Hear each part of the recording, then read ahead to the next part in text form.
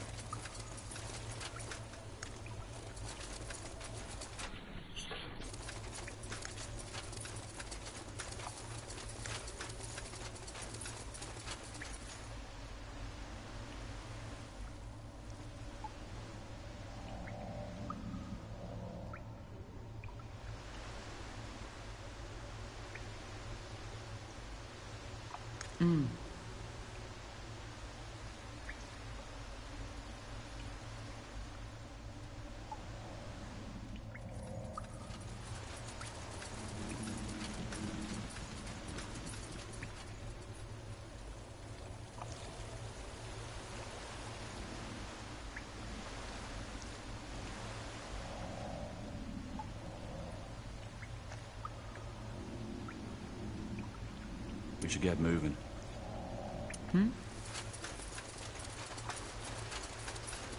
This way, right? Huh. Intriguing.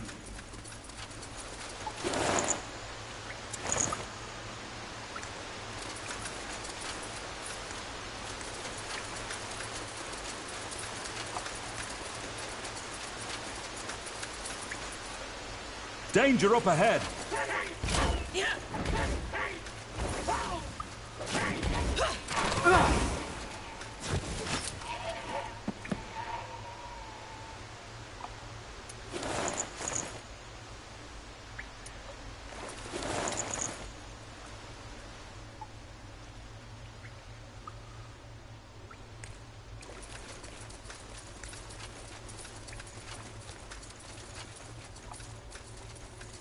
Get ready!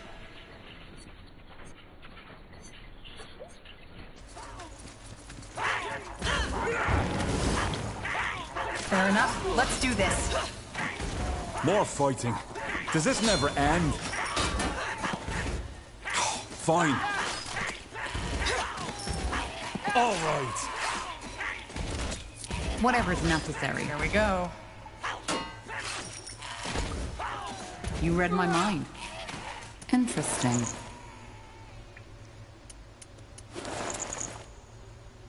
Let's see. Huh. Interesting.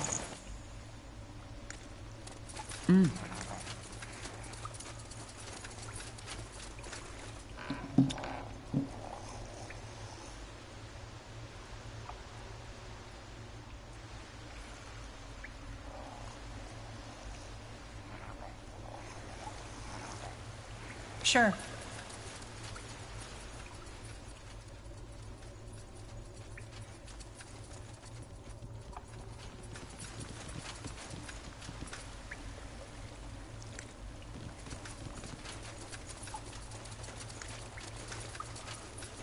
Sounds like a plan.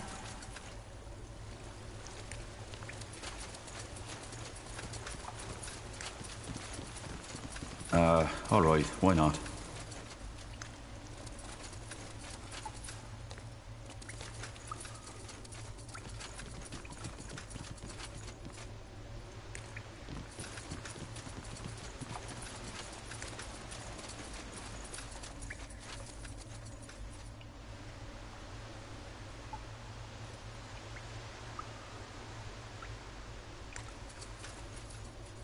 Will do.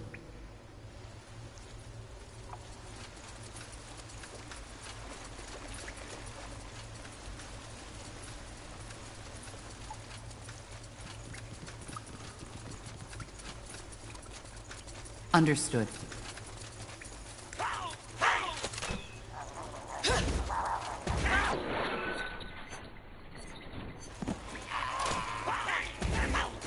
They will fall. I'll keep you shit.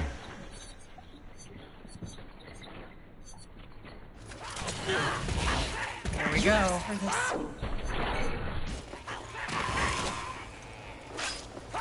Huh?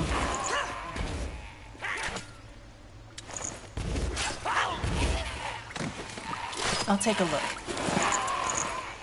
Now would you look at that? Let me see. Huh. Intriguing.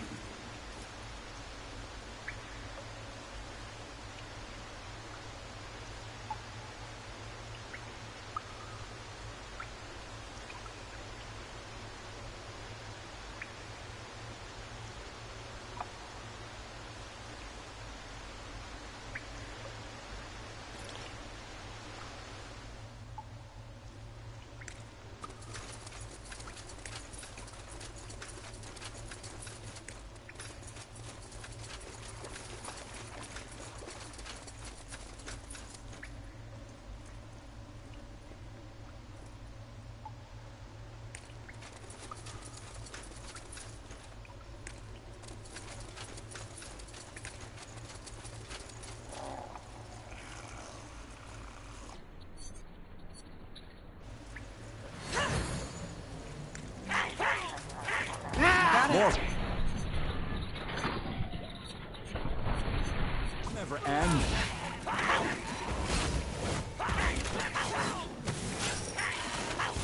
They will fall.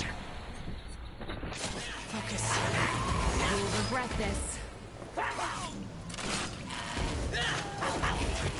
All right.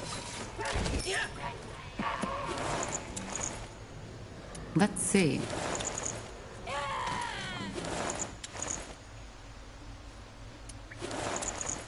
Now would you look at that? Huh. Interesting.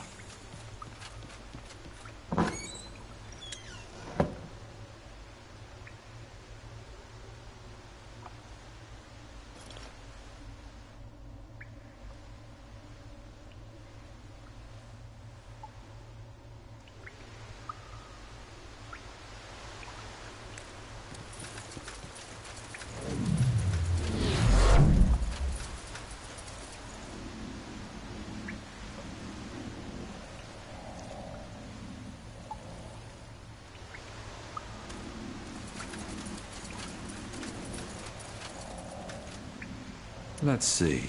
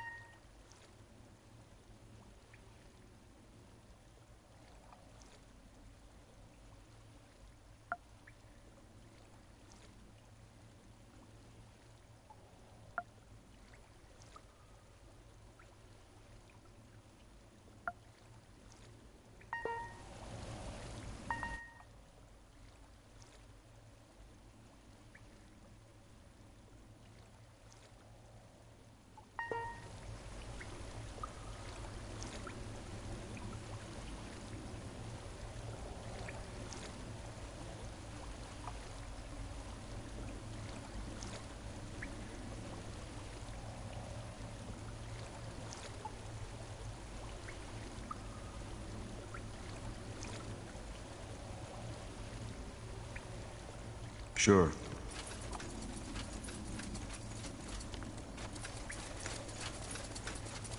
Get ready!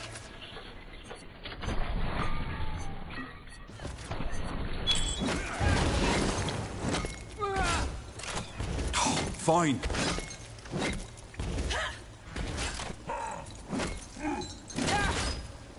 Corporal? Fair enough. Let's do this.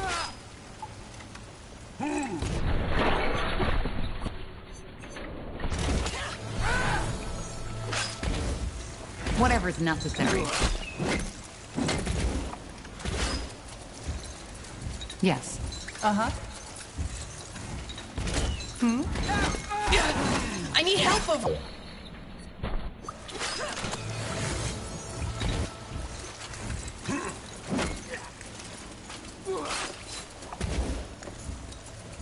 That way?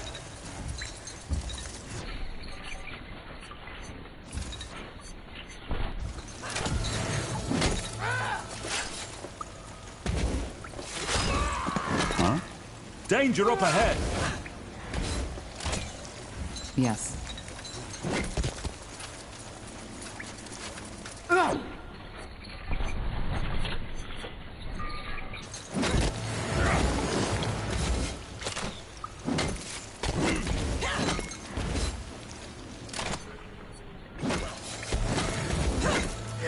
ready!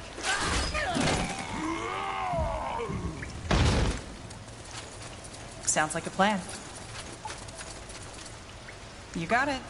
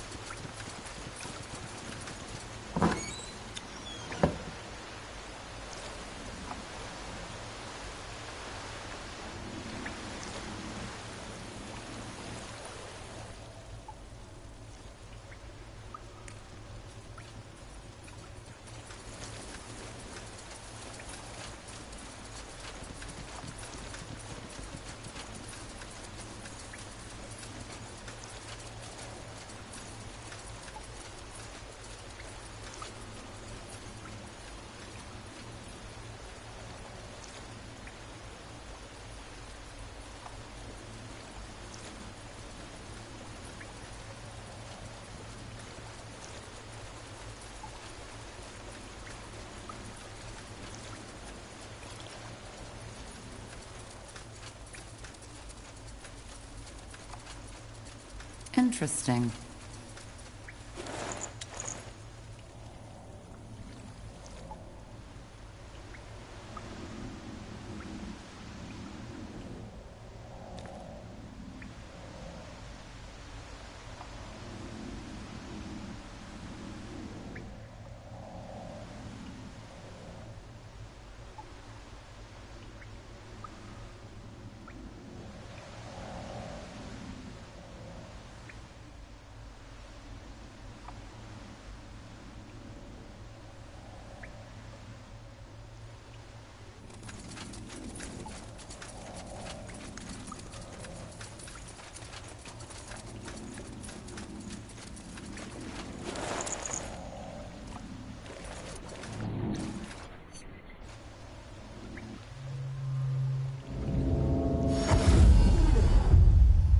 Let's see.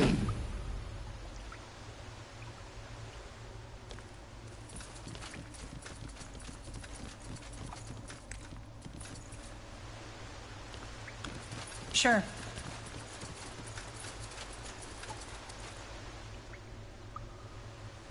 That way?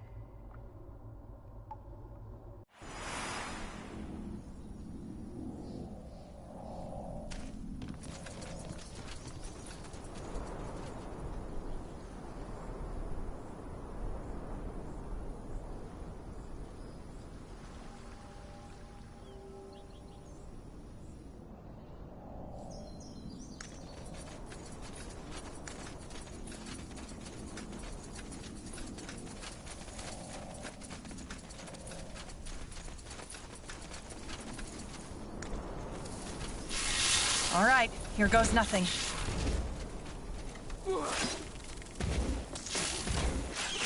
Here we go. You read my mind. Whatever's necessary. More fighting. Does this never end?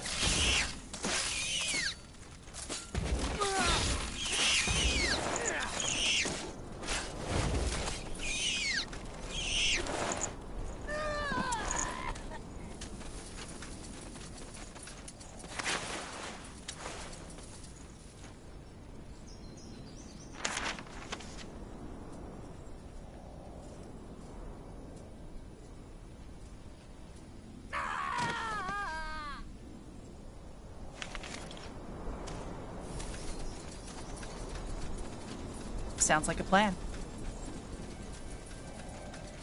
Fair enough. Highwaymen. Let's do this. Wrong place, wrong time, friend. All right. Fine.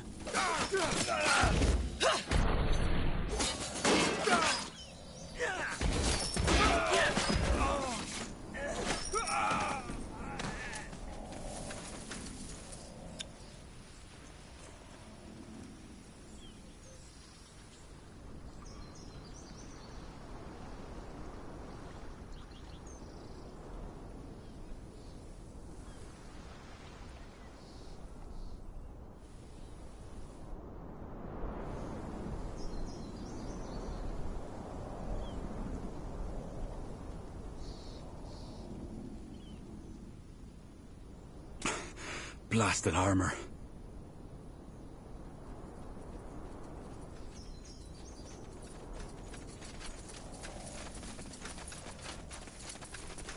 Shh. Can't you see I'm paying my respect?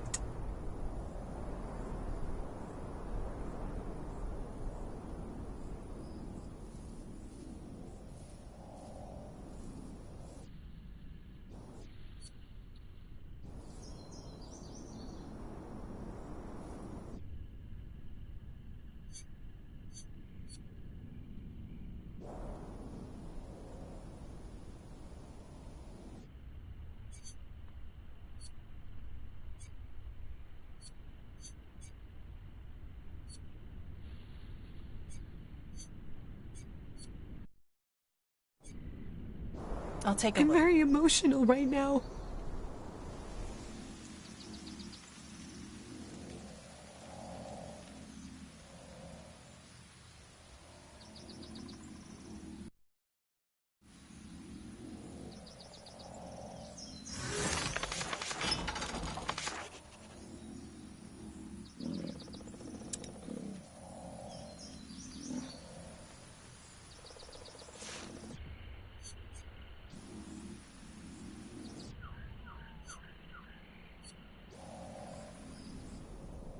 Huh? I'm very emotional right now.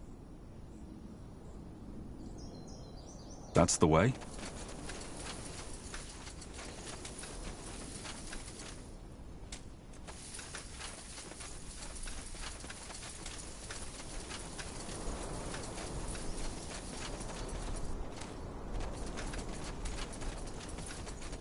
You got it.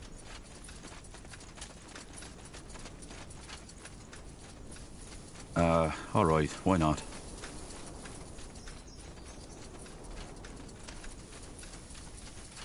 This way, right? Huh. Interesting.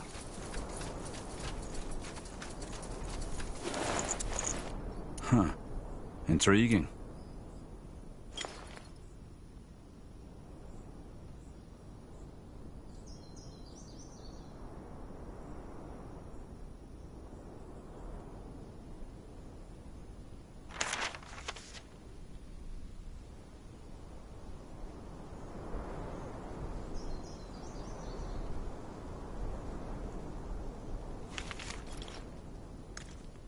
Let's see. Let me see.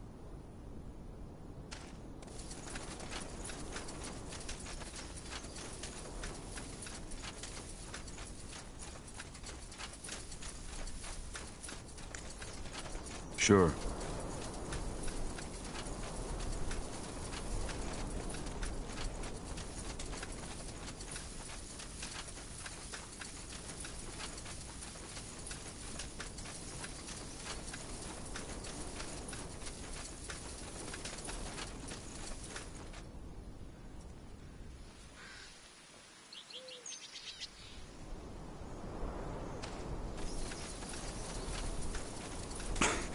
Blasted armor.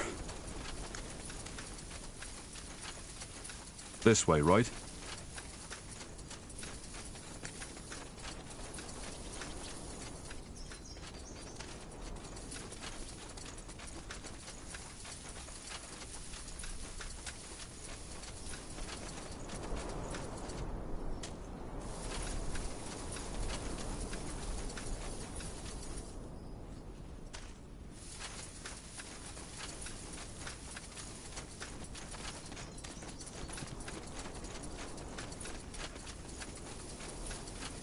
Got it.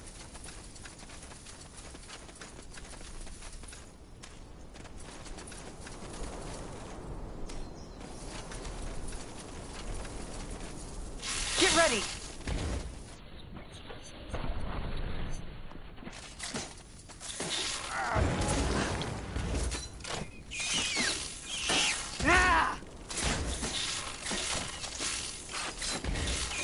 All right, here goes nothing. Regret this.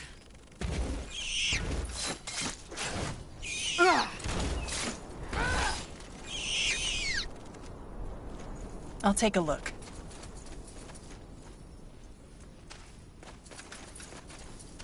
Sure.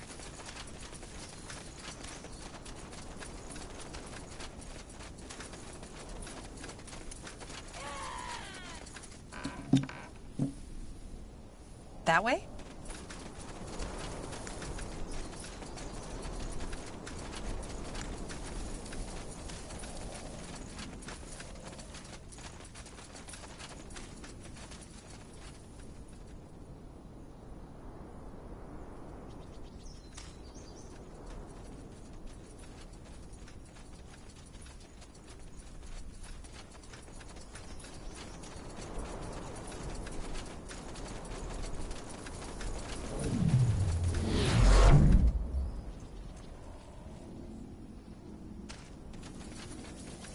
There. That might be the Purifier's camp. Yeah. Let's hope the Mage Brothers are still alive. That's the twins. Shit. I know you are here. What do you want? You should choose your words carefully.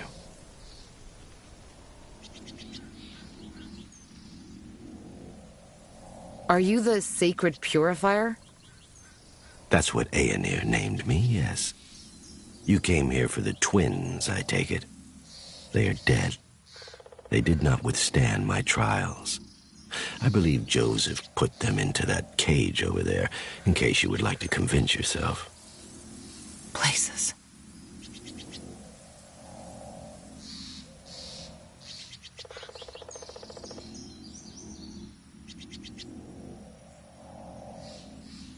So you're killing in the name of the purity?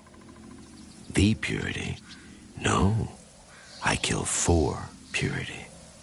I do not know much about this Rondar Lacane and his servants, and it does not matter, because soon my time on this world will end.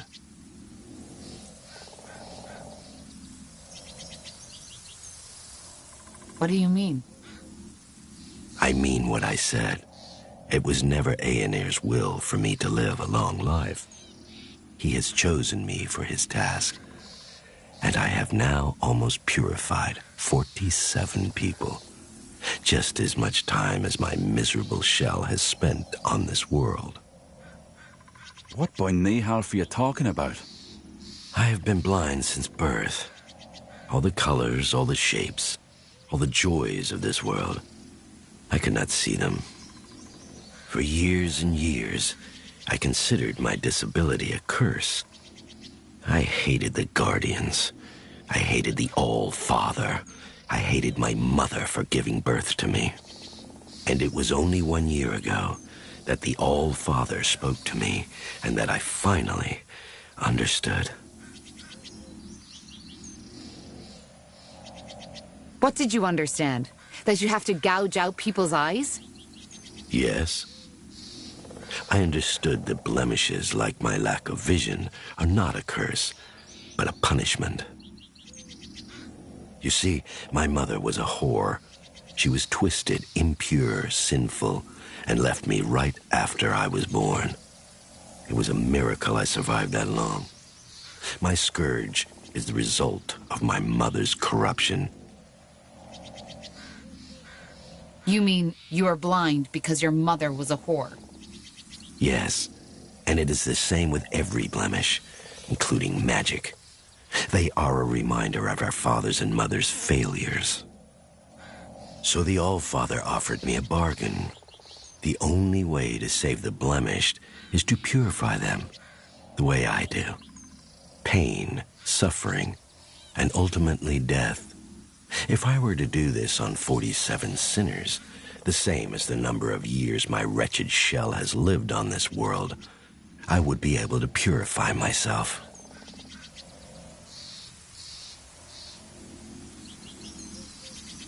But why do you gouge out your victim's eyes? Why would Aenir want that? It is my mark. I am the one Aenir chose to liberate them, so I inflict them with the same blemish that defines me. It is only logical. Well, not really.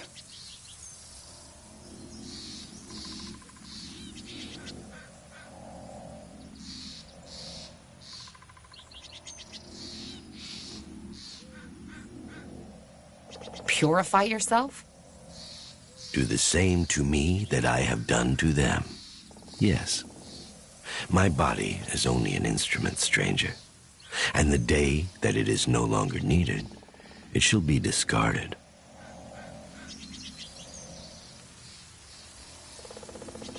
I don't get it. Even if what you said was true, why would you kill the children of the sinners instead of the sinners themselves? It's not their fault they were born that way. You are naive, stranger. There is no fault and no guilt in Aenir's deeds. Yes, these people did not choose to be the way they are, but it does not change their nature. A dog does not choose to go feral, yet it needs to be removed. All right. You will kill no more people. This ends here and now. That was my plan all along.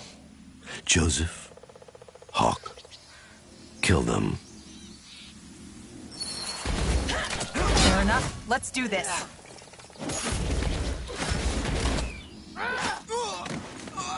Get ready.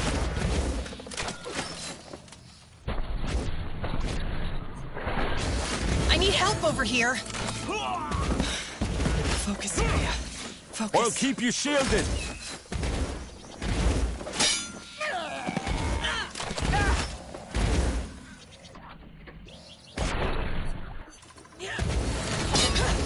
Here we go.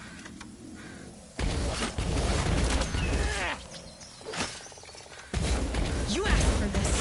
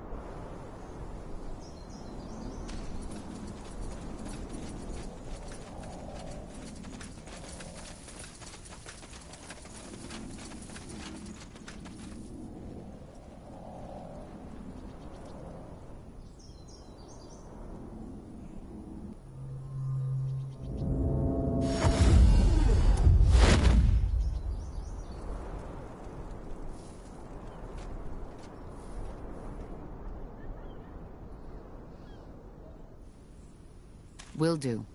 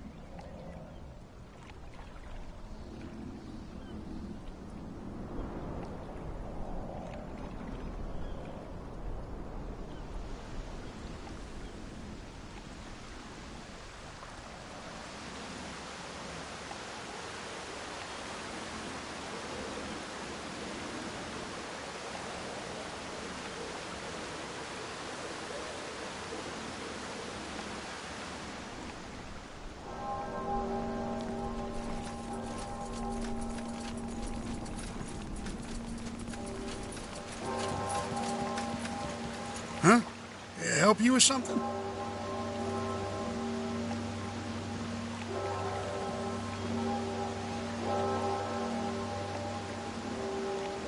That island in the lake.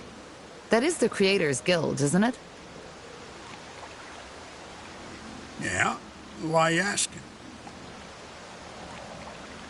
It might be the distance, but it looked a lot more populated when I was last there. That's because after your father's war, a lot of the Creators' mages left. They were afraid of being out in the... so to speak. Why? The Creators Guild didn't participate in the war, did it? Same as Everlight. Yeah, but that didn't stop the common folk and the refugees who came here from blaming them. There were even attacks on the guild. Well, not all the common folk, as you call it, took part in them. I know the Creators' mages haven't ever done anything foul. What happened during that attack was a bloody tragedy. The mayor saw that the people who did it were put on the gallows.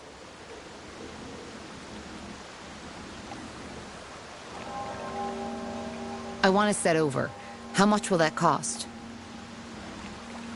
25 gold. And no haggling. I'll be off.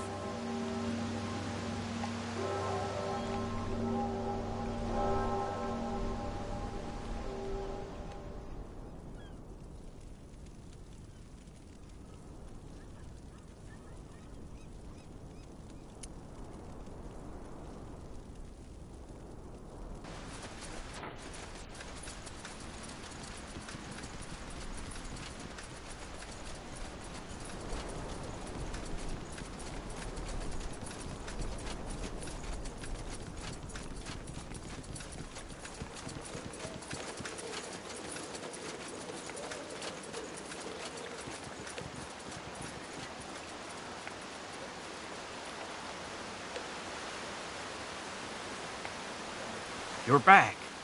So, did you find him?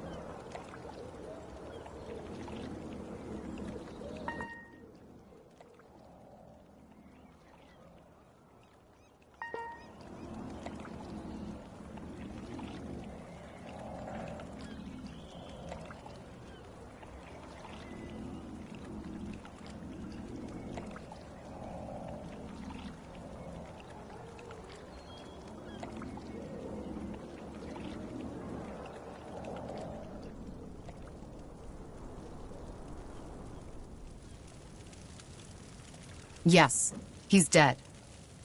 But so are the mages. Blazes.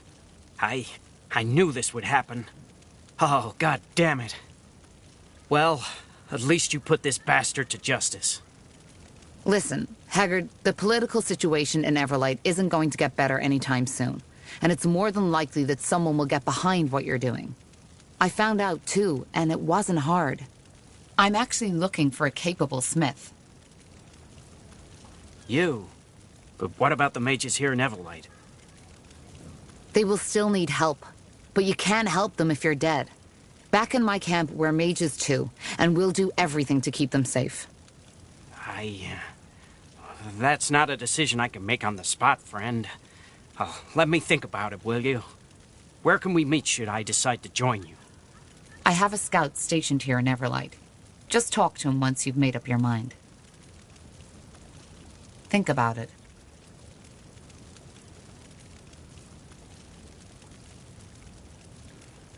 I will.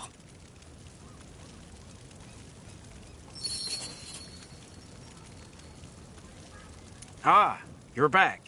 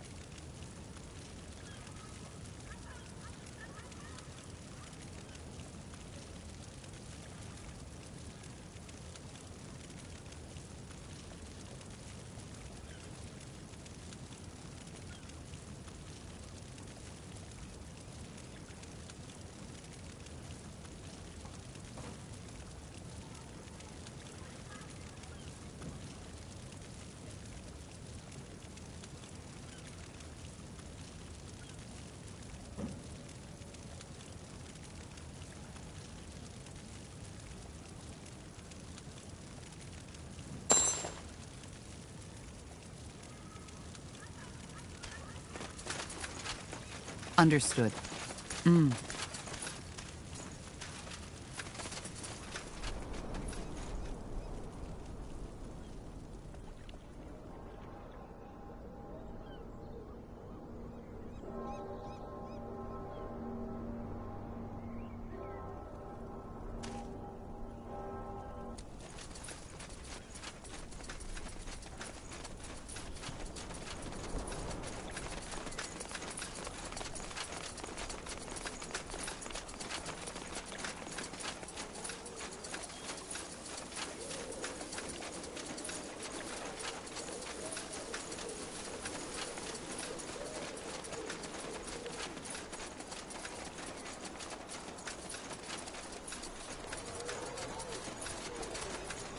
Sure.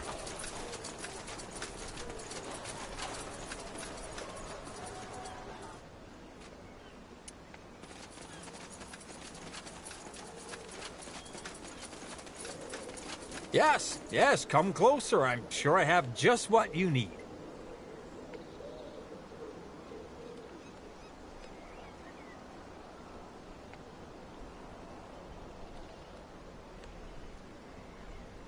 Come again. May Tiara bless your path. The best wares from Kalea to Northander.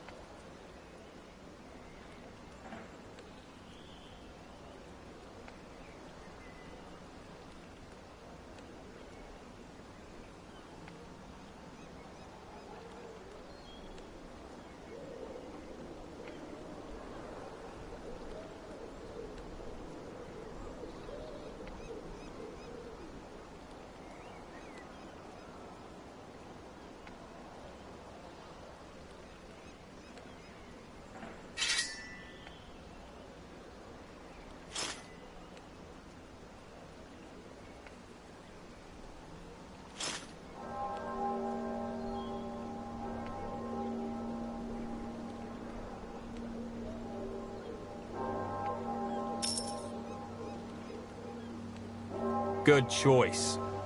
Now would you look at that? Yes, yes, come closer. I'm sure I have just what you need.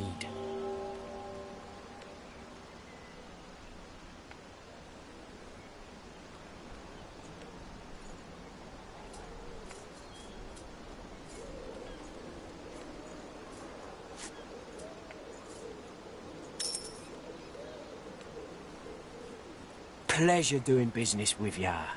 Come again. I'm getting new wares by the next moon's turn.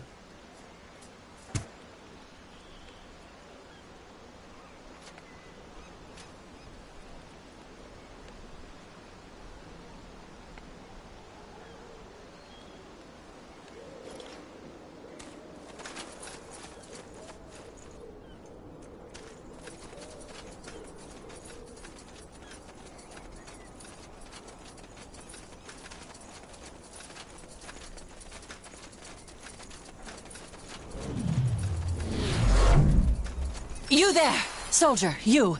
Have you got a moment? Yes? What is it? I need your help.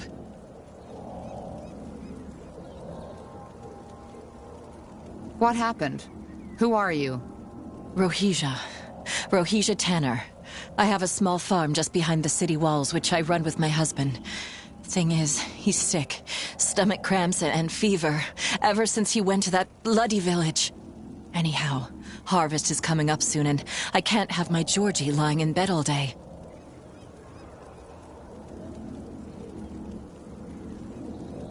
What village? Some muck heap in the middle of Leonider. Lianin, something like that. I'm not sure I'm who you should talk to. There must be a doctor in town. Oh, come on. Do you really trust these quacks? A friend of mine once went to one of them with a gash on her leg and came back with the leg missing. Can you believe that?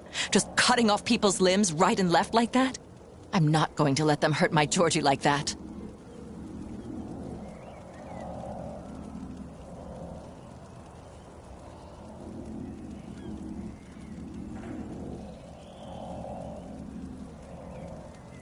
Well, then, just wait it out. I don't see what else you could do. Well, that's where you come in. Holy Frank, the world-renowned traveling healer, was in town a week back. He gave me a secret recipe that works on all stomach ailments, and I'm the first person in the kingdom to be allowed to replicate this holy concoction. Ugh, of course, these so-called doctors have nothing comparable in their satchels. Now the problem is, I have my hands full with running the farm now that Georgie's ill, and I just don't have the time to look for the potion's ingredients myself. And you want us to find them for you, right? That's it. We'll make it worth your while. We have a lot of surplus vegetables and grains we'd be happy to share with you for your help.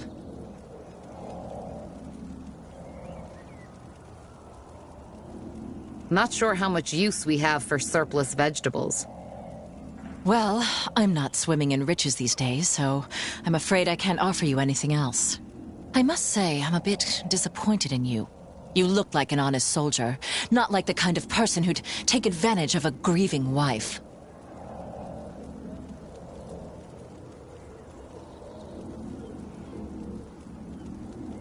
All right, I'll see what I can do.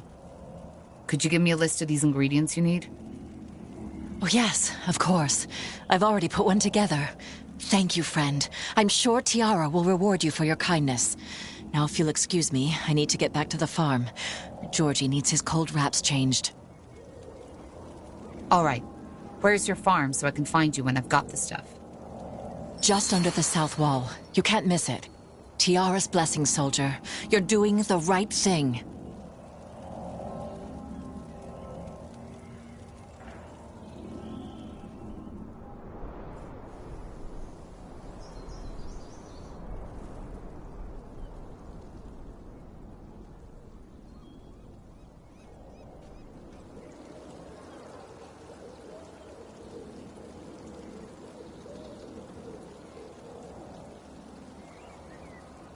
Huh? Quite the character. A good deed a day keeps the dark ones away. Can't hurt to help someone every once in a while.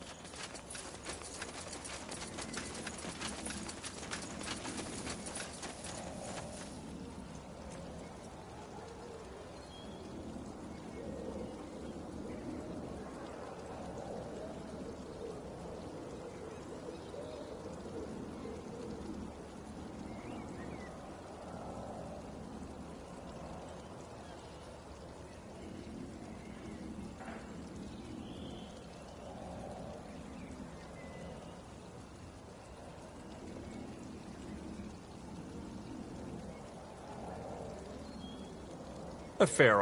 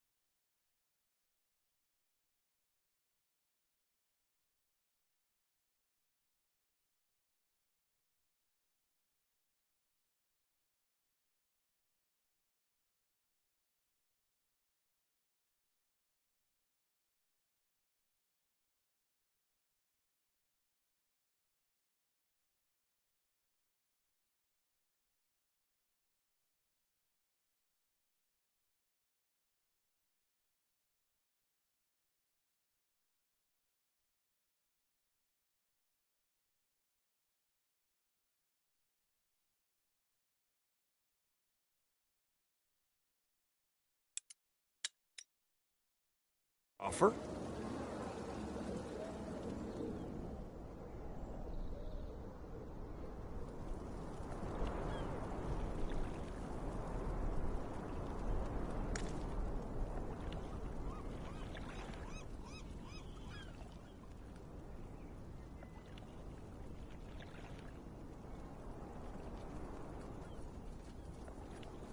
Shady pirates boarding for some sunken mold.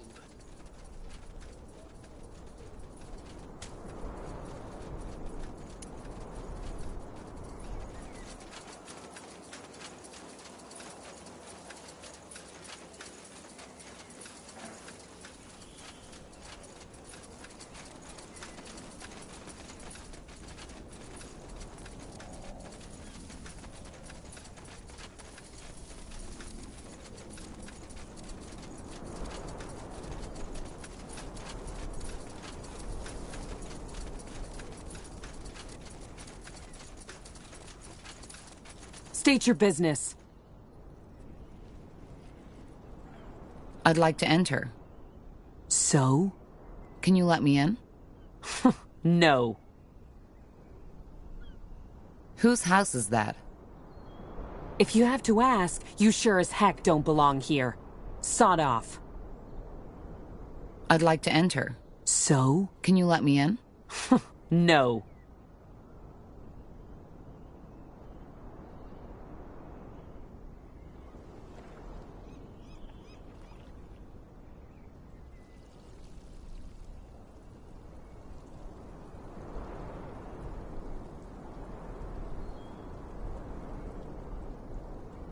Something you need?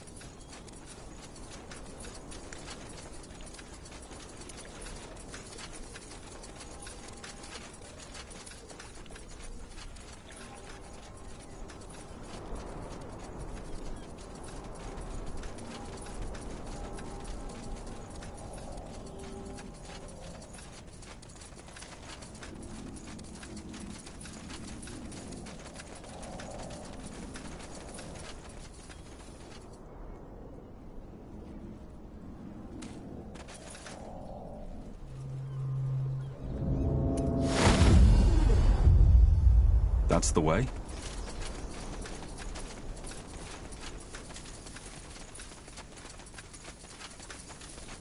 Sounds like a plan. They will fall.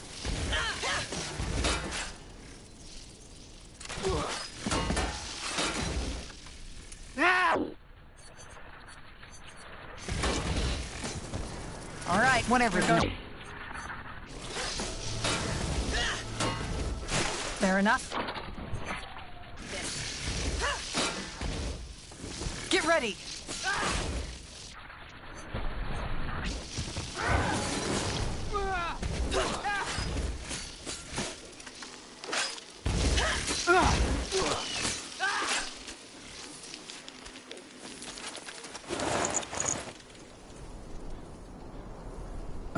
All right, why not? Understood. Huh?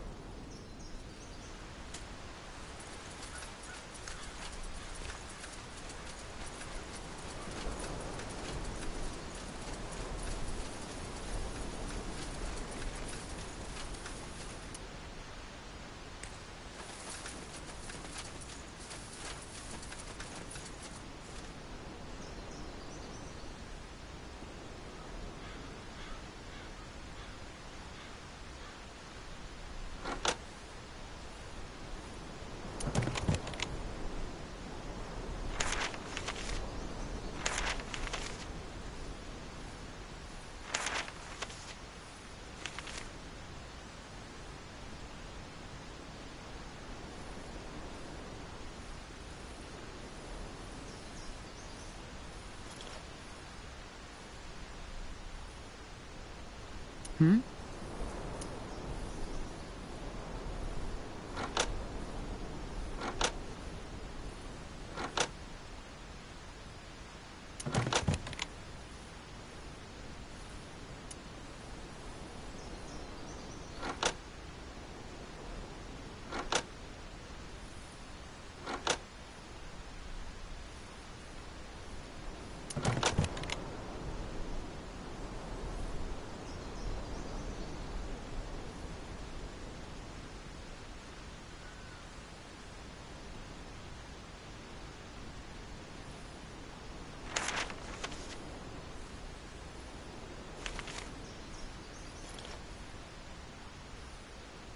What's next?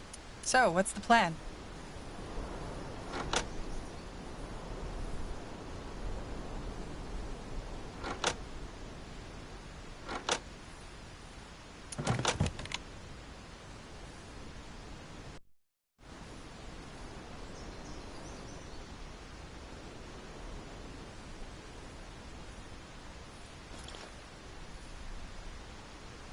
Yes?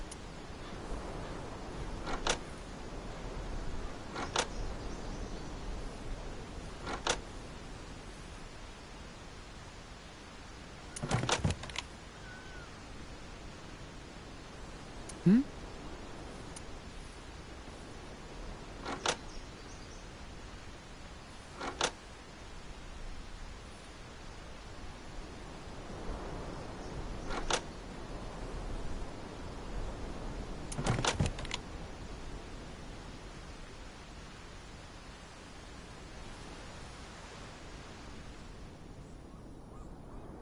What do we need?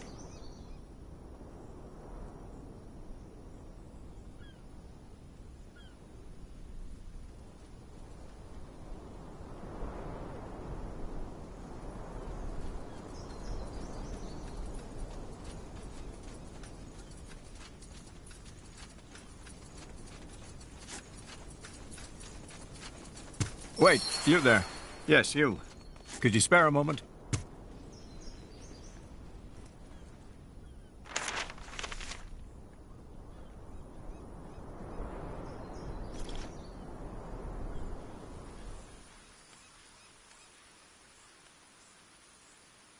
Huh. Wait, you there. Yes, you. Me? Yes. You're military, aren't you? You must be. I can tell by the way you're walking. I am. Yeah, why do you ask? Well, I don't know how to say this, but I could really use your help. My daughter, Rosa, she didn't come back from the river last noon. Now, she was always a stubborn child, but it's been over a day now, and that doesn't seem like her at all. I'd go look for myself, but as you can see, my legs don't work like they should anymore. What are you people doing out here anyway? Isn't it obvious? Waiting for admission. So you were refugees? Yes. Howard folk, to be precise. We made it all the way here just to be told that the city's full. But then again, I get why they're doing this. I really do. Everlight has only so much bread and shelter to spare for strangers with no more belongings. But Rosa gone, that's an entirely different story. What happened to your legs? I'd prefer not to talk about it. It's a painful memory, as you can imagine.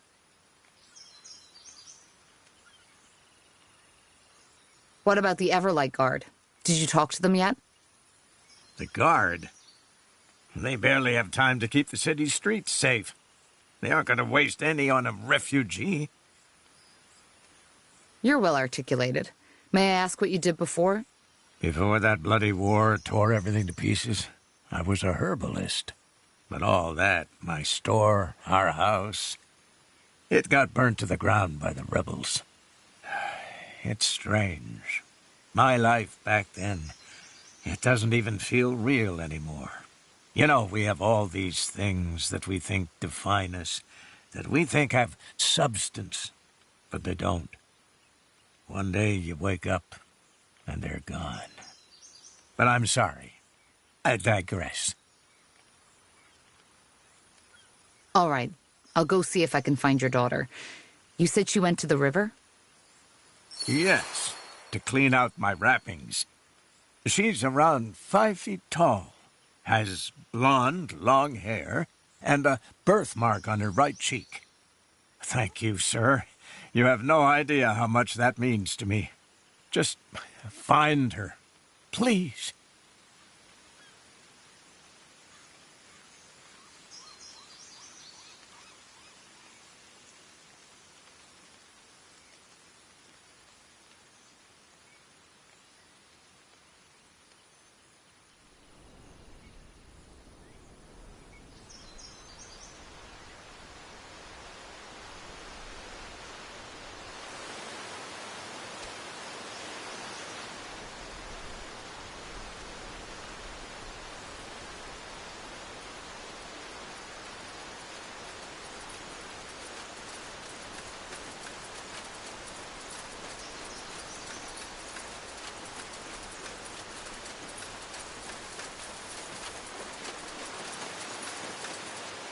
Blazes.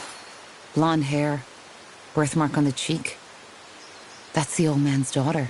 Damn it! The bandits must have kidnapped her. And not just that. Let's go back to the old man.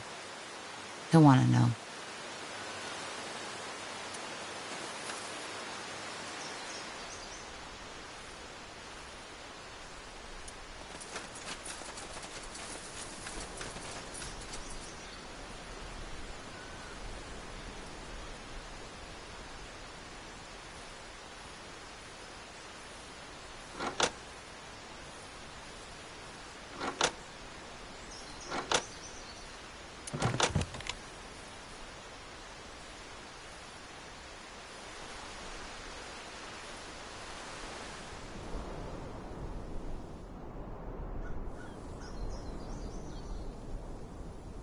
Hmm?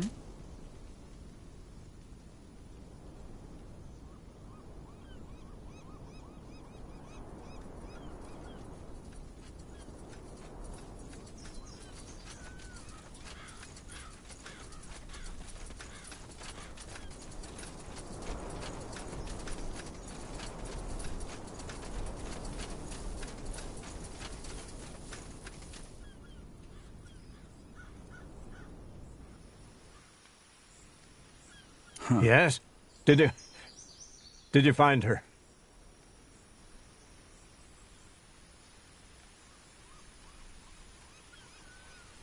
I did. But seems that she got kidnapped by a group of highwaymen. What? What are you saying? Rosa is dead. I'm sorry. But no. No. This isn't possible. Not like this. She can't be. You must have found someone else. I will go look for her myself once the legs have recovered. She's still out there. I can feel it. Just be careful when you do it. The woods are dangerous these days. I know. Thank you nonetheless for your help. I need to rest now. To prepare.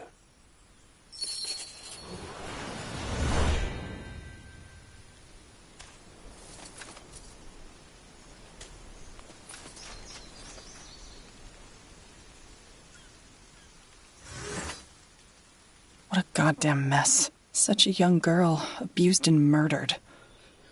Sometimes I wonder what's wrong with this world.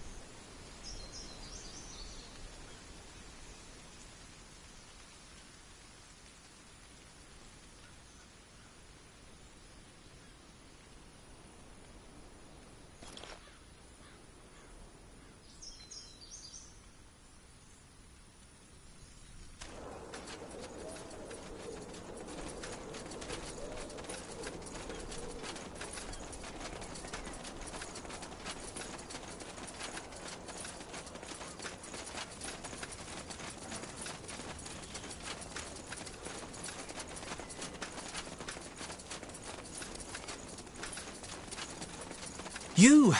Yes, you! Oh, you! Yes, you! Oh, stranger! Would you be so kind and help a wretched man? A terrible curse befell me, and you look bold enough to come to my aid. I cannot eat, I cannot sleep, I cannot smith. You just might be my only hope. Sounds, tragic. What kind of curse is it? A magical one? What? No, no, it is far worse than that. It is the curse of love. My sweet Jane and I are kept from each other by our cruel families. I come from one of the most noble elven families. Yes, I might have chosen the simple life of a blacksmith over the comforts of nobility, but that did not stop my father from meddling in my affairs. My father and Jane's family are plotting against us. Our parents' schemes have gone so far that they do not even allow Jane to see me anymore. I am sure it is her father who is behind it. He simply cannot accept my decision to forfeit the noble life. However, I have devised a plan to reunite Jane and me. But to carry it out, I need your help.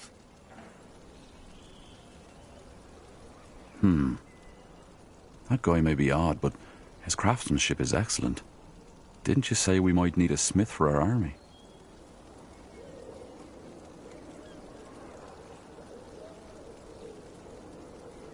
How can I help you? Ask. Ask what? Why, about Jane and me. You must have millions of questions, and I do not blame you.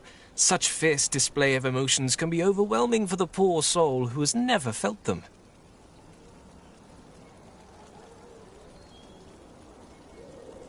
Why did you become a smith and not a nobleman? Oh, it is simple. My father might be a noble, but he has achieved status and respect through hard work and determination. It was always my intention to follow the same path. Wealth makes people complacent. I wanted to earn my keep, and that my father does not see the true virtuous intentions behind my decision saddens me even more. All right, then tell me a bit more about Jane. Oh, where should I start? She is the most divine being ever known to walk the earth. The moment I met her on a sweet summer's day, I knew she was the one. We shared the most beautiful night of fiery passion, and it soon became clear that we were meant to be together.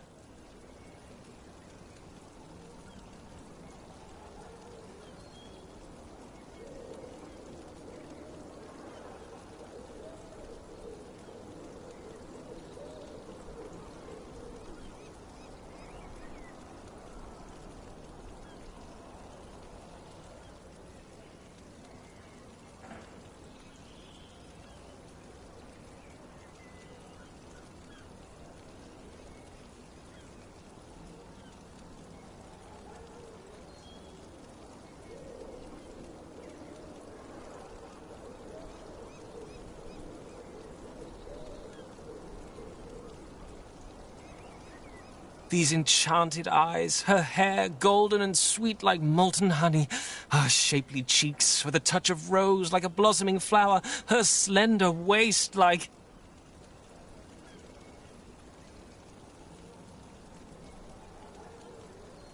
Yeah, I get it. Thanks.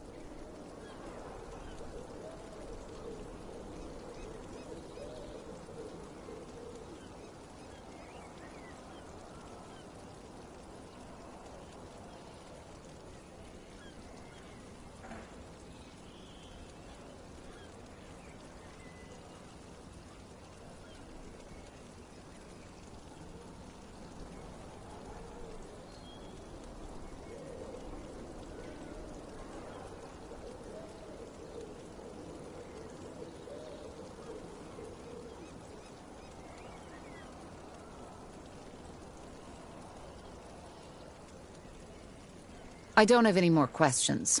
Let's discuss your plan. How do you want me to help you? I'd rather not take on the Everlight nobility. Oh, do not worry. This will not be necessary. All you have to do is deliver this potion to Jane. It's the milk of the poppy mixed with fire nettle, a very potent sleeping potion. Once ingested, it mimics death for around 24 hours. She and I will both drink it, and I paid the mortician to not embalm our bodies and cover up our escape. Tonight, at sunset, we shall both drink it. Then, once we wake up, we will escape this wretched city forever and build a new life in a better world.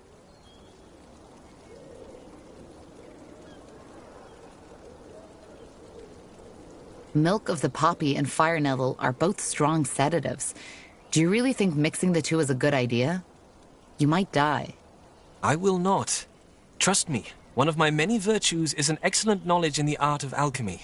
I know what I am doing. Well, okay.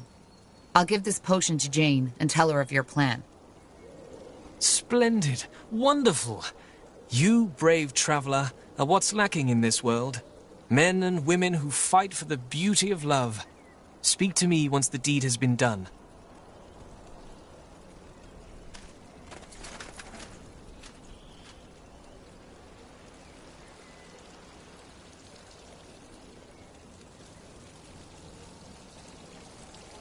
I'll take a look.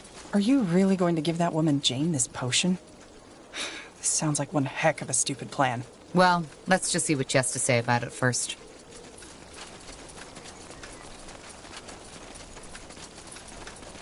There you are. I was wondering when you'd show up. I came as fast as I could. Where are the villagers?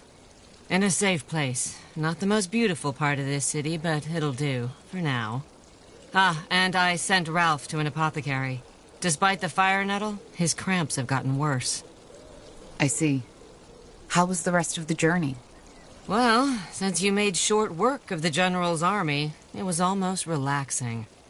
Thanks again. I'm not the most pious of persons, but that the Harbinger sent you, of all people, was a true blessing. I only wish we hadn't lost so many people. I know you did your best, but there's gonna be a lot of grieving in the next moons. Damn that crazy general. What did we do to him? Nothing. Either way, that's not why you're here, right? You kept your promise, and I'll keep mine. Allies. Does that mean you'll introduce me to those friends of yours? Yes. In fact, I've already told him about you. His name is Phelan Argyle, the mayor of this city. You're friends with Everlight's mayor? Well, friends is a big word. Let's just say that he still owed me a favor. Will he meet with me? Yes, just go to his house and tell the guard that you're sent by Clara Farland. She'll let you in. So, I guess this is where we part ways, isn't it? It was a pleasure, Tahar. Thank you for everything. Likewise. What will you and your people do now? Play it by ear, I suppose. That's what I've always been good at.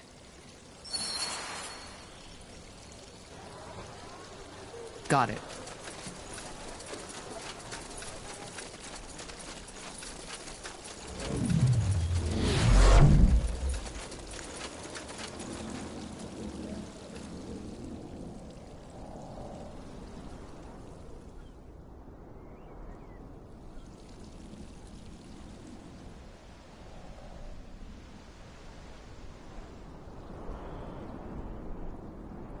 Sure.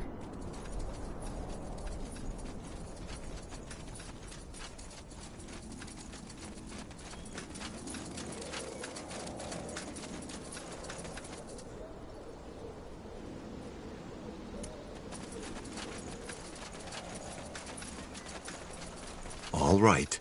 Just... Are you Jane? Yes, I am. Who is asking? A friend. I was sent by Vilron to give you this potion. Vilron? But what's in that flask? I'm sorry, but this is a little odd. Well, it's a sleeping potion. He wants you to take it at sunset tonight, and he will do the same. It will mimic death, so you can escape from your families to be together. Or, at least that was the plan. Oh, I see. Well, I hate to say it, but you're a little misinformed. Vilron and I had a lovely evening together, and yes, we kissed, but that's about it. He's not really my type. Too impulsive, too, syrupy.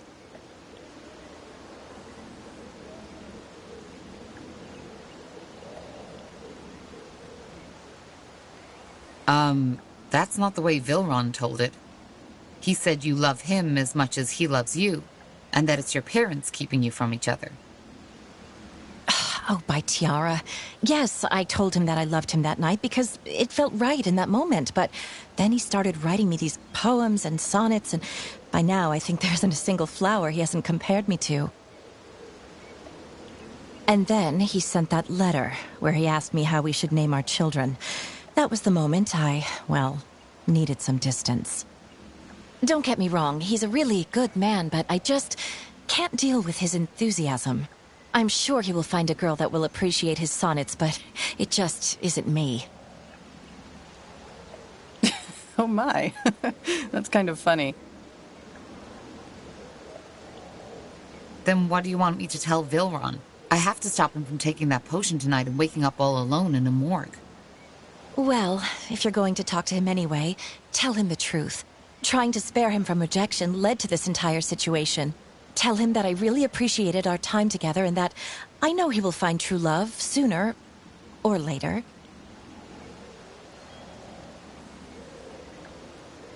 All right, then. Sorry for bothering you. Oh, no, you didn't bother me in the least. This entire situation is unfortunate. Thank you for helping us resolve all this. I was too much of a coward to do it myself. Goodbye.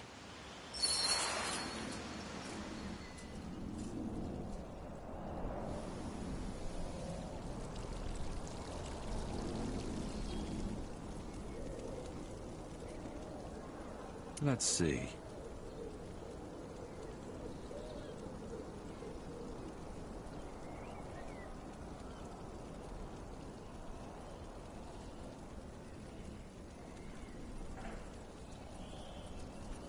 No, Penelope.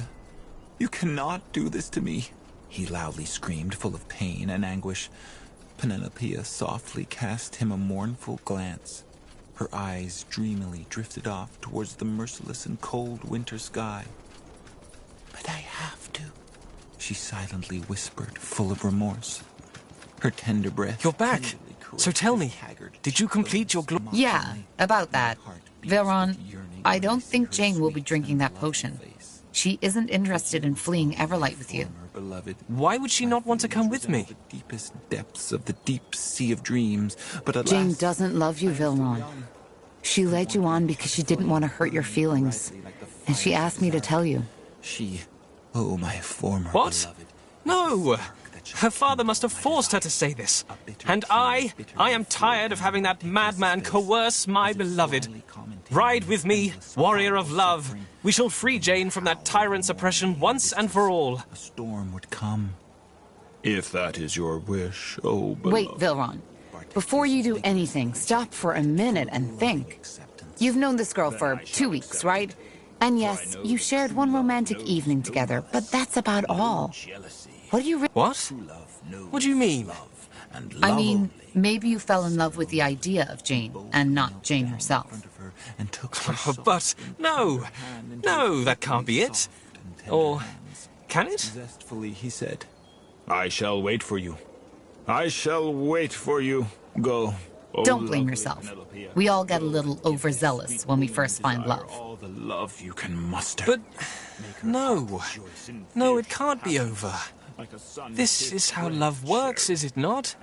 It's what the poets always say and the bards always sing. Stars long have died. Though, maybe there is truth in your words. Maybe I got too excited. Oh, blazes. Why didn't I see this? Oh, god damn it. I can't believe this really happened. Actually, if you want to turn the page and start over, I might have an offer for you. My men are in need of an elven smith in Mullendir. You can come with me and forget about all this. Mullendir? The ancient Shaper city? Yes, we found it. It's a long story, but I can tell you all you need to know on the way. And we can pay you. I don't know. I can't just leave my smithy, can I? Then again, everything here reminds me of her. You don't need to leave forever. Just stay with us until our mission is completed.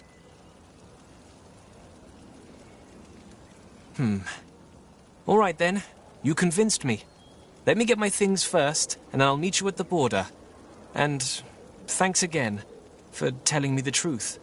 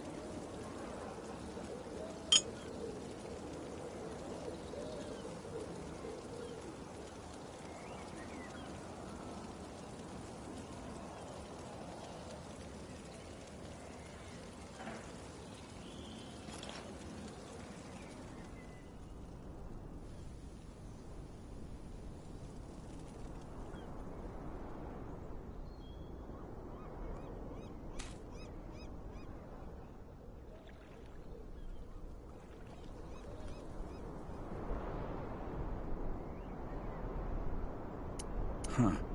Intriguing.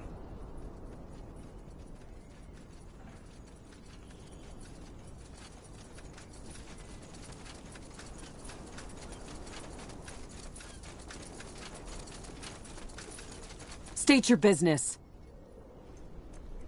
Clara Farlon sent me. Huh. The description fits. Fine, go on in. Argyll is waiting for you. Interesting. As a free city, Everlight's leadership is not chosen by the right of blood, but elected by the town's nobility. The most recent mayor, Fulan Argyll, has been in power for over 7 years now, and is known for his endeavors to drastically reduce crime.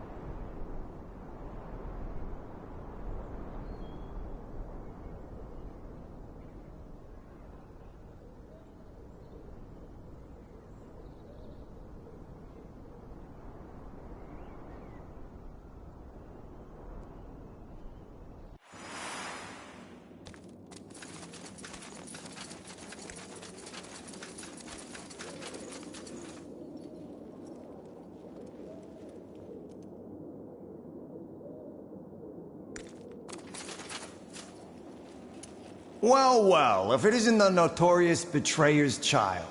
I always wondered what you looked like. I had something different in mind. I'm Fulan Argyll, Mayor of Everlight. Pleased to make your acquaintance. But let us cut to the chase, shall we? Clara has told me you're looking for an ally. One that can help you put an end to the bloodburn.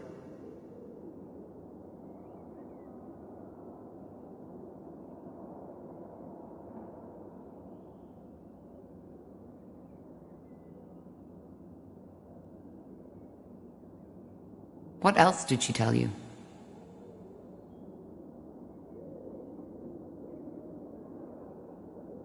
Not much I didn't already know. Who you are, and your involvement in the Mage Wars. And before you say any more, I don't want to know. You don't? No. The less I know, the less dangerous our cooperation is for me. Also, I fully trust Clara's judgment. If she thinks you're worthy of our support, then so do I. For a simple village mayor, Clara has a lot of friends in high places. Simple village mayor? Is that who she is now? Amusing. Well, who is she? Someone who was once very powerful but decided to quit. That's all I can tell you without her consent. So, can you help us? I believe I can. Let me introduce you to the Wayfarers.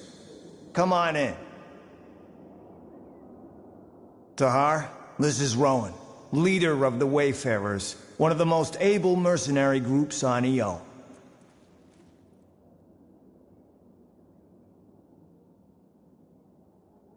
Pleasure to... Wait. Tahar? I take it you were acquainted already? This man used to be my father's right hand during the Mage Wars. He was the one who told him of my plans to leave the rebels. Interesting. Don't act so surprised, Argyll. You knew of my past. And you also know that I'm the only reason this war is over. If I hadn't told the Crown of Asamo's attack on the keep, he would have won. So yes, Tahar, you're right. I told Asamo about your betrayal. But ever since then, I've tried to repent.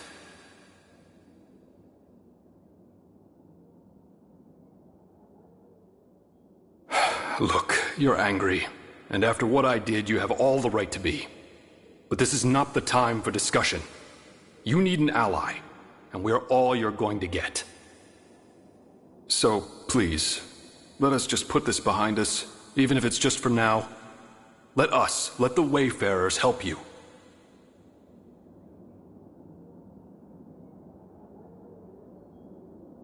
So you warned the Royal Army of the attack? Yes. It took me some time to realize how rotten our movement had become. But when I did, I acted. Just like you.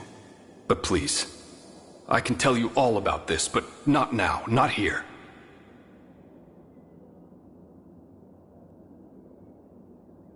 Who in blazes are the Wayfarers? Mercenaries, as Argal said. I founded them right after the war. Mercenaries? Yes. But that's just how we pay for our shelter and our food. Most of the time, the Wayfarers are helping people. Refugees, farmers, homeless. We're protecting those who the Crown has forgotten. Very poetic. And how do I know you're telling the truth? He is. Thanks. Look, Tahar, I know I messed up. I served a monster for over 6 years of my life. But I regret it. And I'm trying to make amends.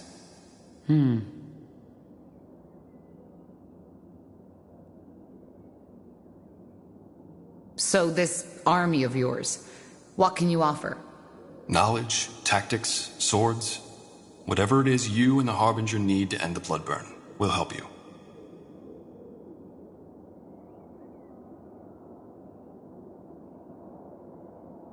Fine, but we'll have a lot to talk about, Rowan. Yes, I know. Well, that's settled then. But as much as I appreciate your presence, I would like you, Rowan, to hear, and your soldiers, to leave this city as soon as possible. An army the size of the Wayfarers will draw the Royal Army's attention sooner or later. And that's something neither of us want to happen. Right. I'll see you around then.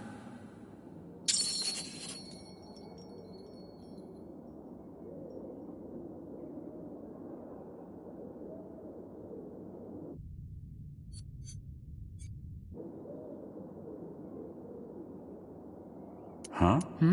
If it isn't the pariah. I didn't expect you back so soon. What do you need?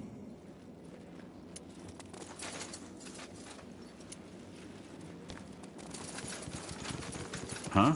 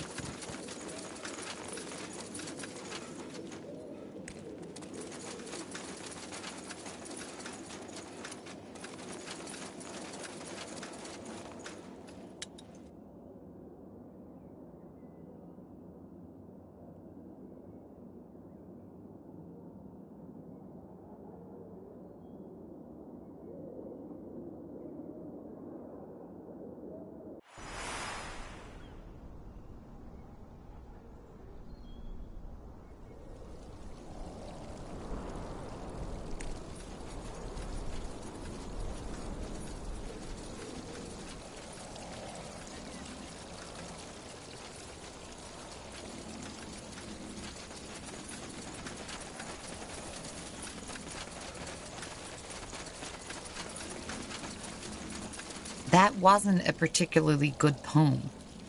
Rats with their hairy, ugly butts. They gnawed on our nuts, dangling dead between our legs. But maybe we fend them off next.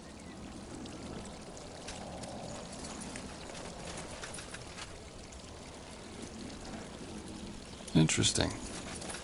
This blasted elf, he just won't shut his trap. What's wrong? He's been citing poems for days. They don't make sense, and they are horrendous. Someone should either pay him to leave or show him we don't want him here. Someone should either pay him to leave or show him we don't want him here.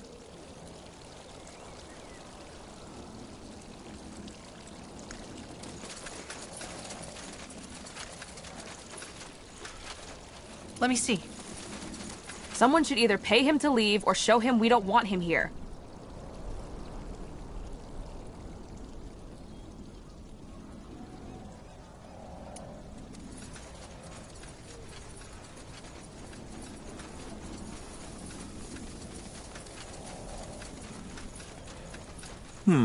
What is it? What was that? What did you just read?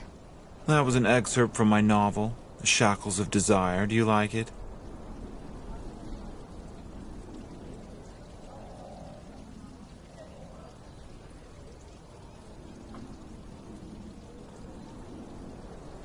You should cut back on the adverbs a little. What? No. I need to communicate what my characters are feeling. What do you think the readers are? Telepaths? In a book, there's only the writing that can carry information, unlike in the plays. But who am I even talking to? It's obvious you're a simpleton. Just move along, will you? I have hearts to kindle. That way?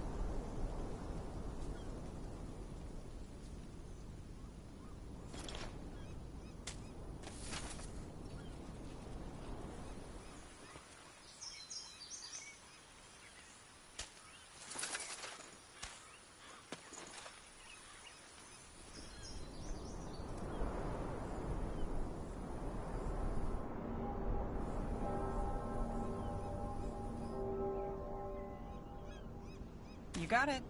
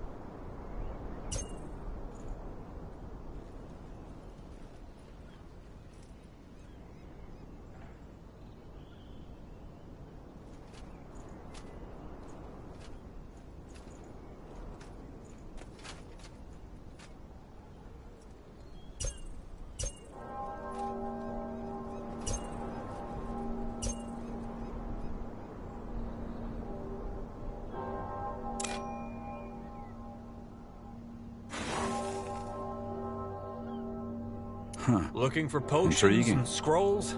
I'm sure I have just what you need. Let's see.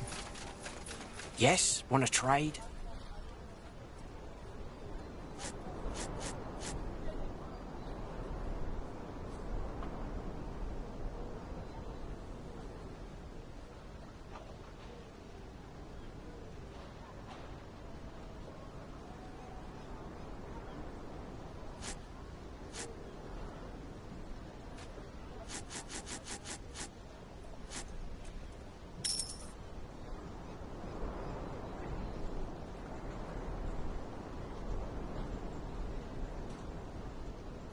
You know how to bargain, don't you?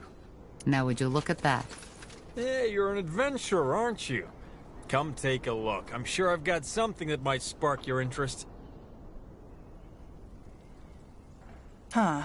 Interesting.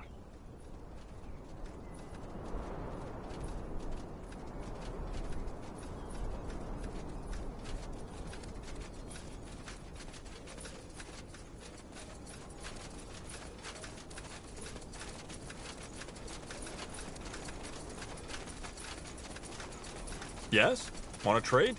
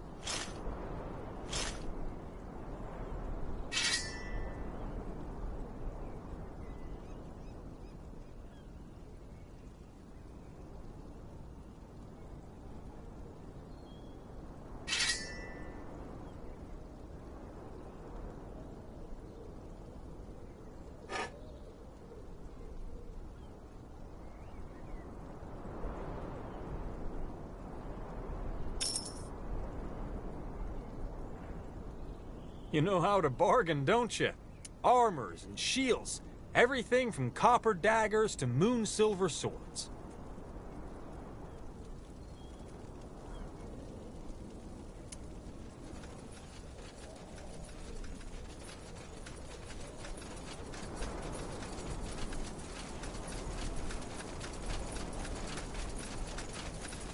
Axes, daggers, swords, everything for the wary traveler.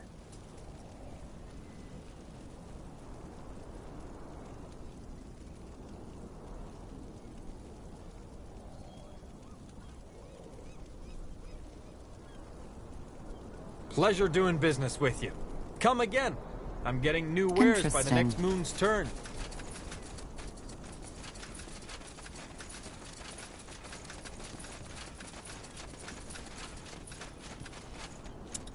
The hardest thing about business is minding your own. There are few cities where this proverb rings truer than in Everlight. With an underworld almost as large as a surface city, a provider can be found for almost every dark desire. However, the syndicates and gangs of Everlight have mastered the art of staying out of sight. Mostly, they do their business either behind closed doors or in the innumerable tunnels and sewers that run under the city like a web of veins, oozing with black blood.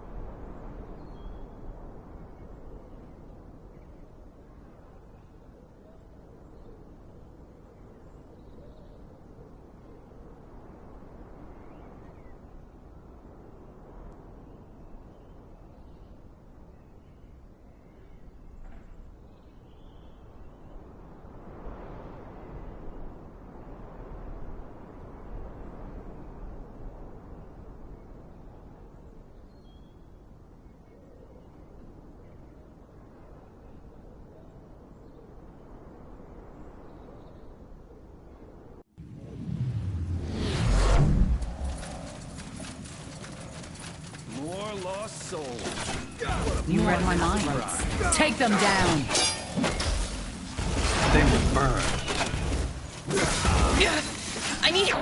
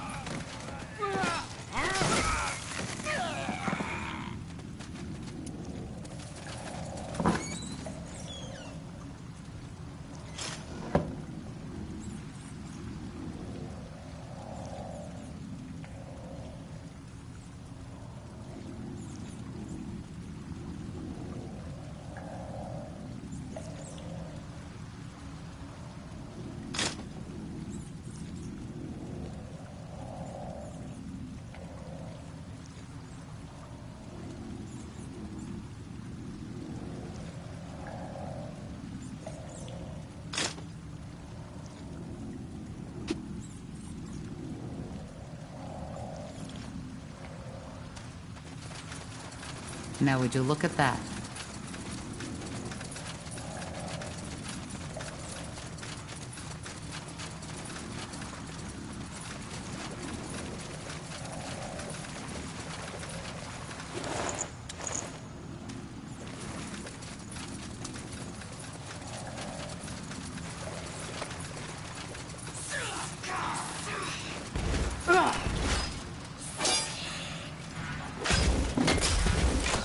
Whatever's necessary. Fine.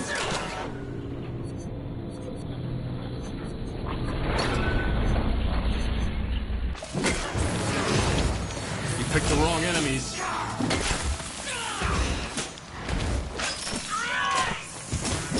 Fair enough. Let's do this.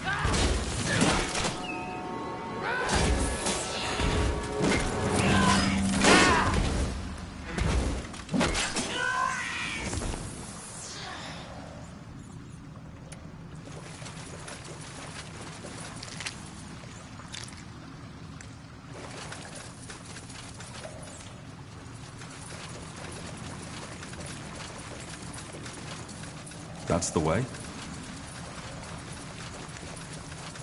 Sure. Look at that, boy. Danger up ahead. We're in for some fun.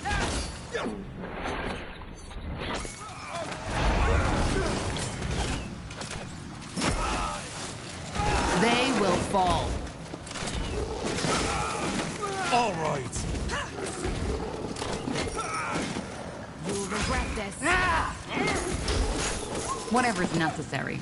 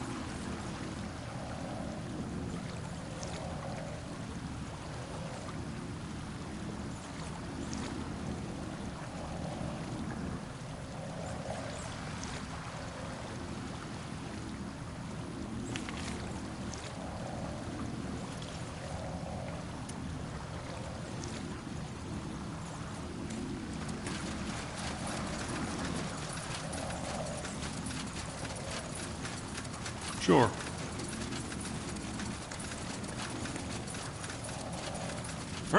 You read my mind.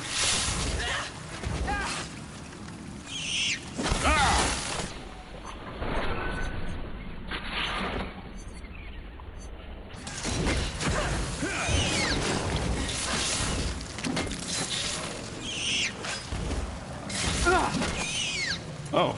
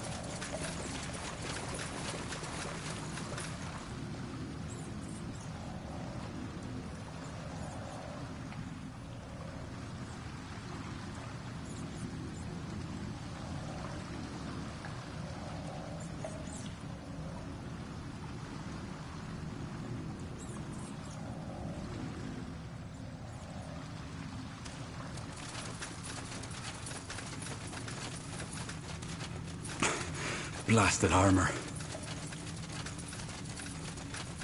Wrong place, wrong time. Let's see. Bandits up ahead. We'll make short work of them. More fighting. Does this never end?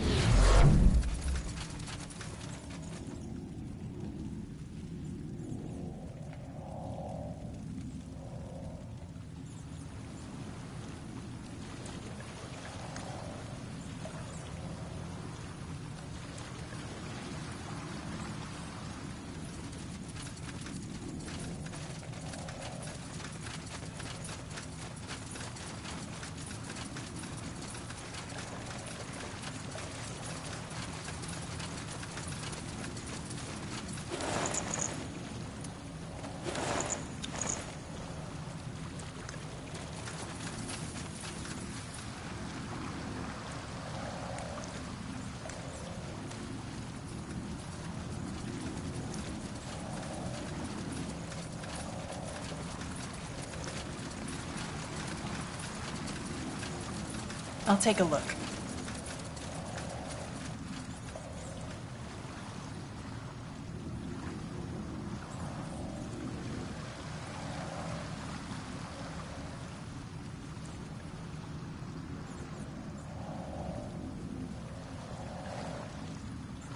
Huh.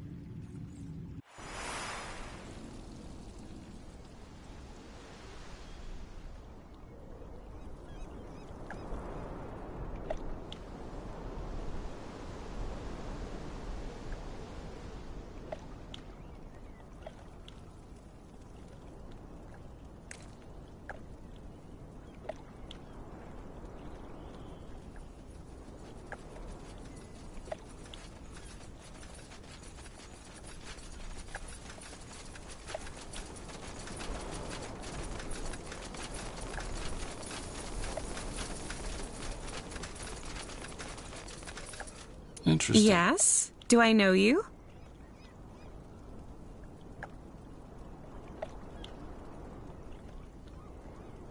Greetings, milady. could you spare a moment? I'm here to discuss an urgent matter. We're really doing this, aren't we? Tiara, help us. Sure. What is it? I don't really know how to say this, but I need a lock of your hair. It's for a magical potion. Hair? For a potion? Don't ask. Well, fine. I won't. But it will cost you. And no, don't give me that look. What you're asking of me is strange enough as it is. All right. Is this enough? Let me see. Yes, fair enough. One moment, if you will. Here you go. Now, excuse me, I have business to attend to.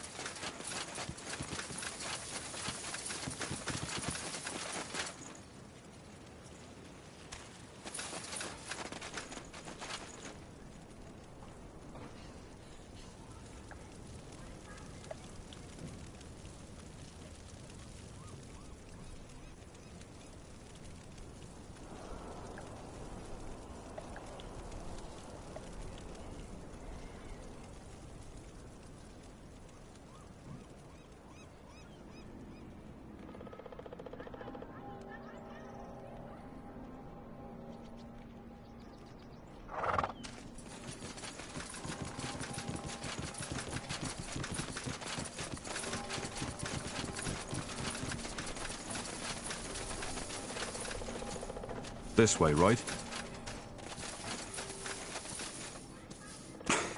Blasted armor.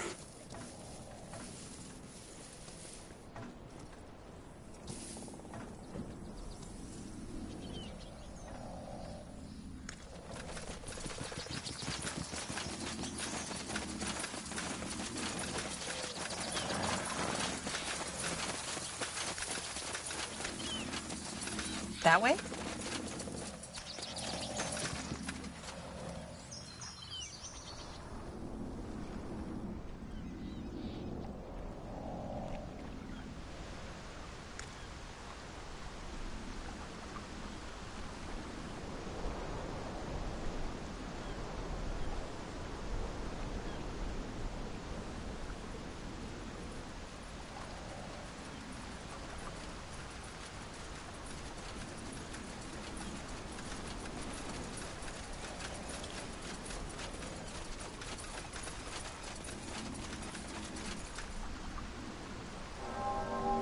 Corporal?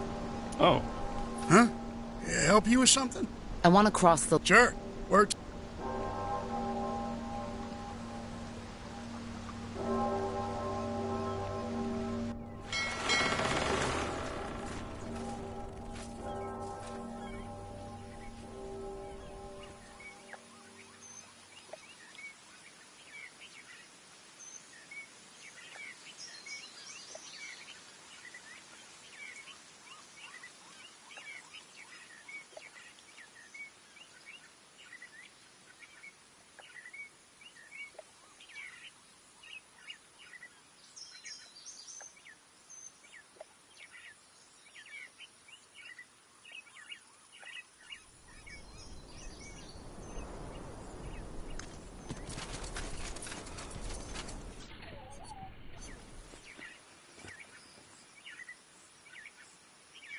Yes?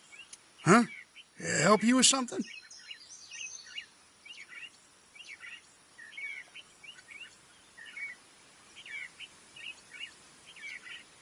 That island in the lake. That is the Creators Guild, isn't it? Yeah? Why are you asking? It might be the distance, but it looked a lot more populated when I was last there. That's because after your father's war, a lot of the creators... Why? The Creators Guild... Yeah, but... I'll be off.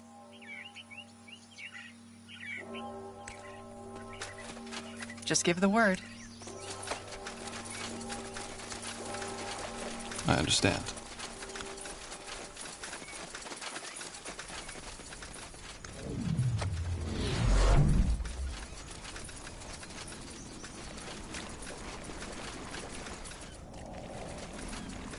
Will do.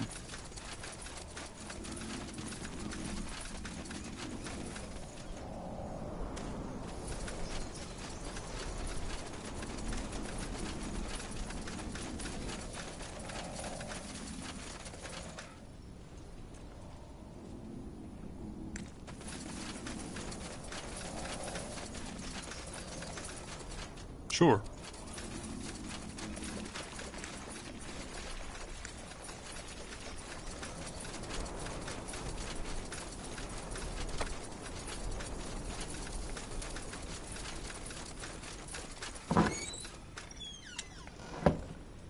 Sounds like a plan.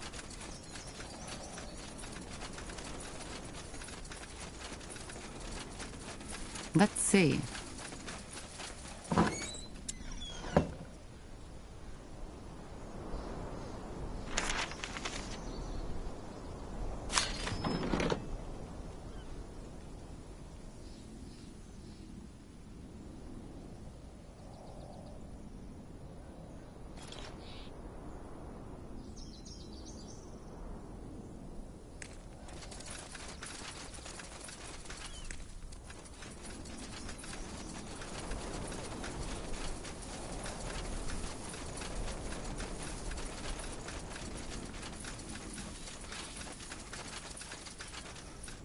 Interesting.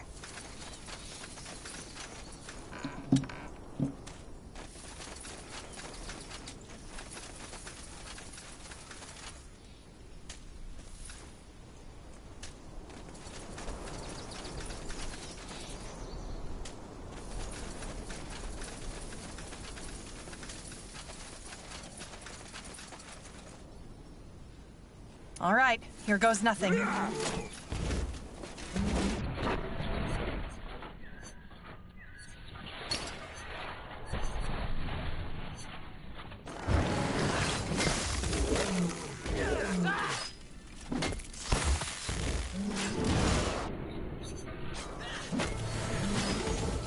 Here we go.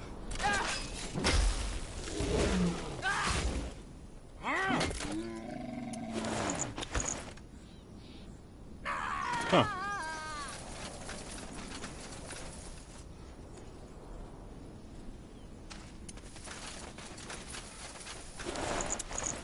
Got it.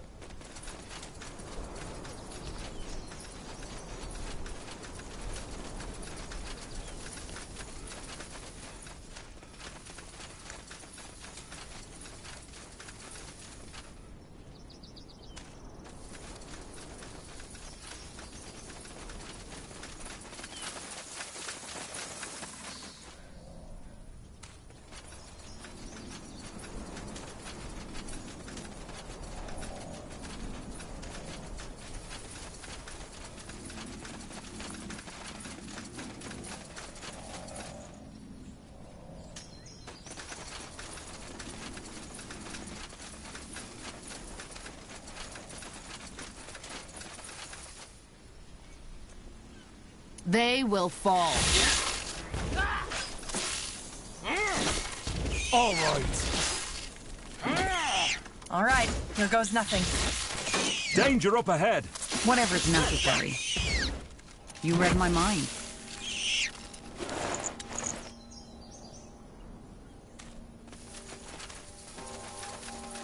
That way. All right.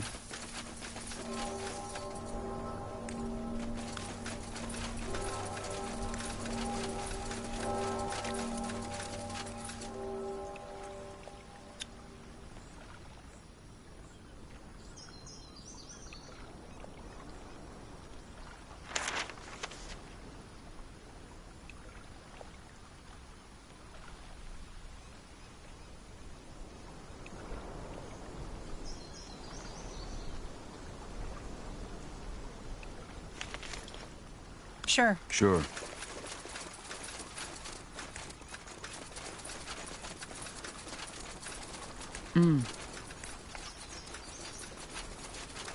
Get ready! Walking corpses. Take them down. I'll keep you shielded. Fine. Focus, Harry.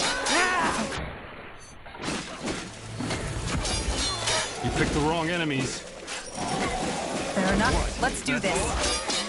Whatever's necessary. Here we go.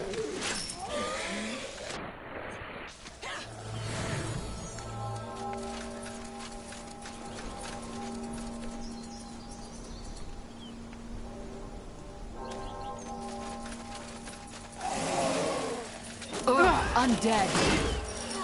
All right, here goes nothing.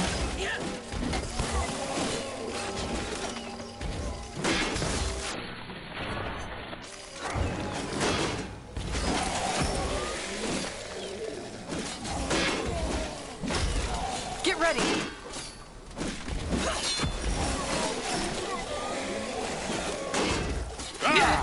I need help over here. Danger up ahead. They killed one of our heroes. Come on. Don't die on us now. Come on. Don't die on us now. Help, please.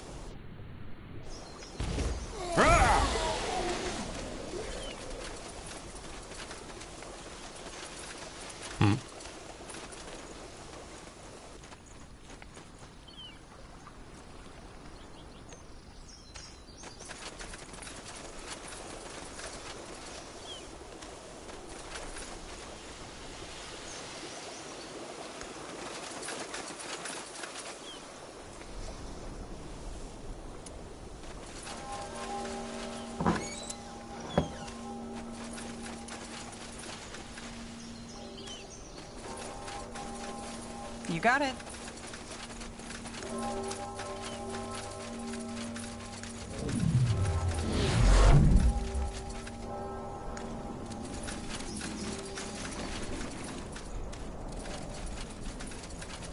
Sure.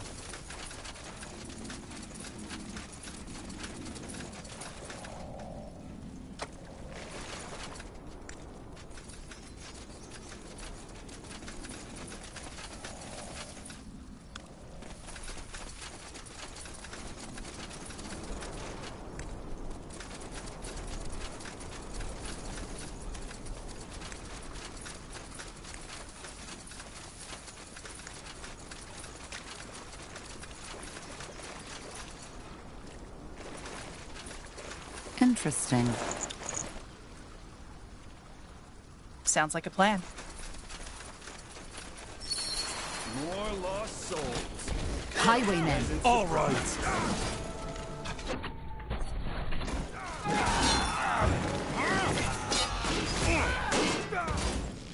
They will fall.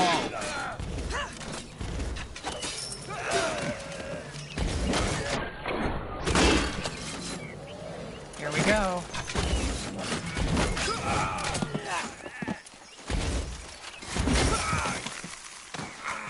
Saved by a pale skin. Huh, I didn't expect that. If it wasn't for you, I'd be on some human's dinner plate by tonight. Thank you, friend. My name is Kier, of the Dustcrawler tribe. My pleasure. What do you mean, on some human's dinner plate? Well, it's a bit disturbing. Shortly put, there's a gang of human criminals who capture and butcher orcs and sell their meat as wyvern meat. It looks almost the same, so nobody can tell. What the? Are you joking? If I were, would I be sitting in a cage and be covered in blood? No, I'm not. I know how absurd it sounds, but apparently these paleskins make a ton of money that way.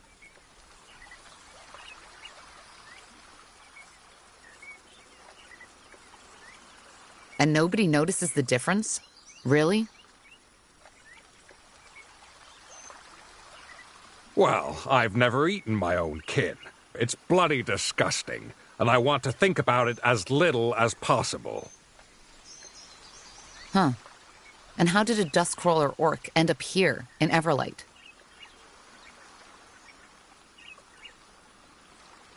I was trying to put an end to this.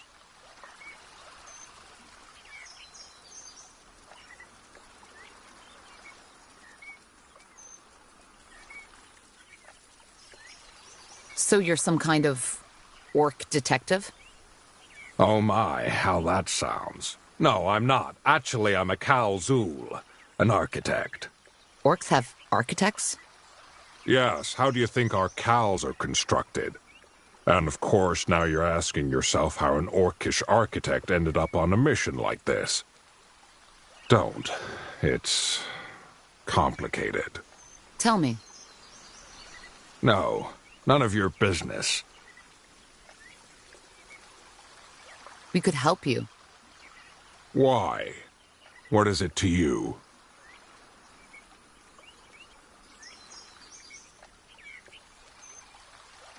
This country has enough troubles already, especially when it comes to political tensions. No need to add an orc murdering gang to the list of our problems.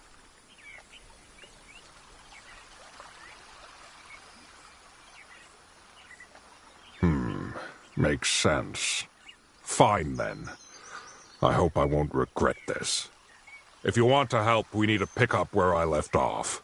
Evidence. So you're trying to get the Everlight Guard to deal with it? Yes. I'm just one orc, and even if I knew where their hideout was, I can't just run in there swinging my axe around like a maniac and expecting not to die a fool's death. I don't trust these guards. But as of now, they seem to be my only chance. True. Do you have any idea where we could start looking for evidence?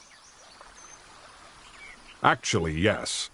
I managed to intercept correspondence between one of their thugs and the leader. It should be enough to convince the guards of their presence. However, the thugs took all of my belongings when they ambushed me. Makes sense, I guess. An orc headed for a slaughterhouse doesn't need his books and valuables with him.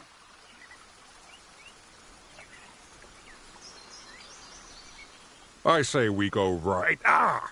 Balrak! Bloody wound. No offense, but I don't think you should join us just now. Maybe later. I'm afraid that's true. Let us get your possessions for you.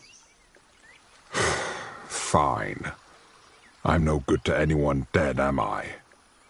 I think I heard them talk about some camp near the old mines.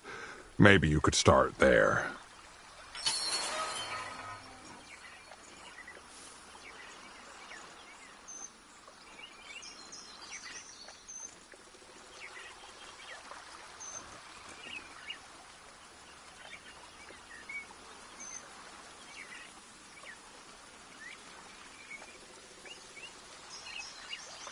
Huh.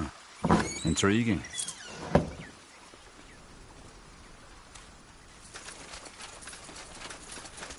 That way?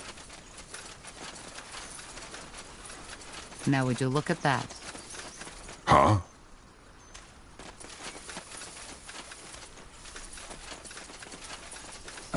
All right, why not?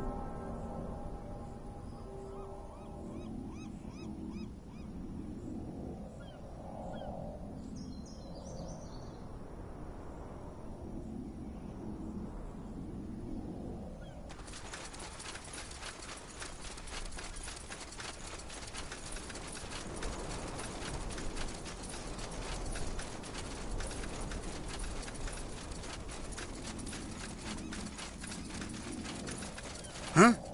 Help you with something? I want to cross the lake. Sure.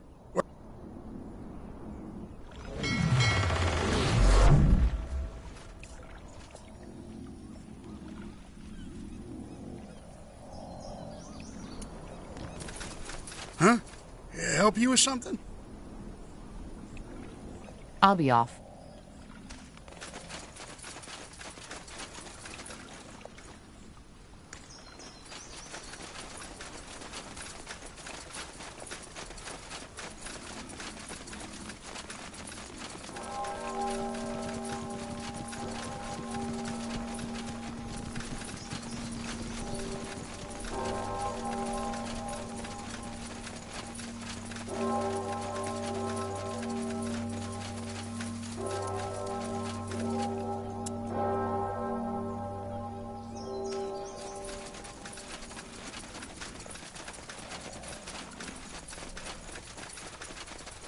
Interesting. Got it.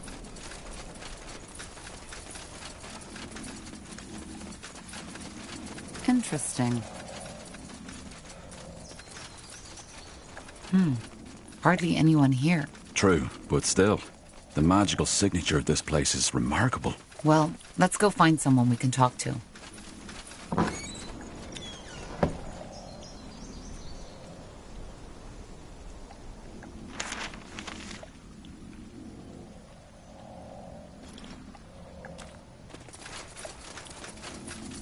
That's the way? Understood.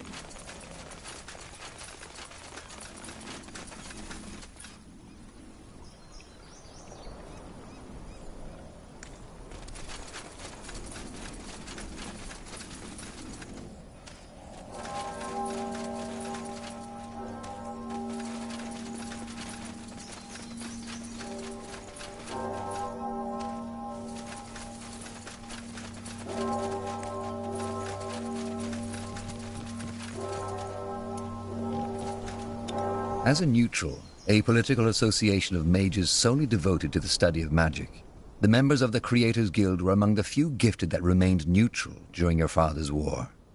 Though not comparable to the great universities of Kalaya, it is safe to say that Fiara owes many of its magical and technological advancements to them.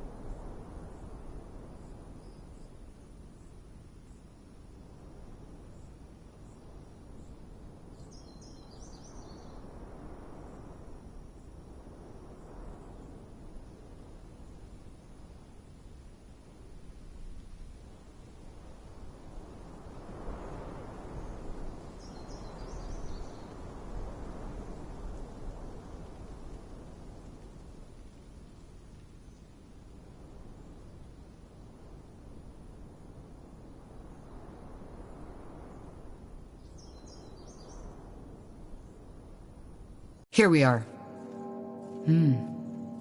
Impressive. And there's people down the hall. We should...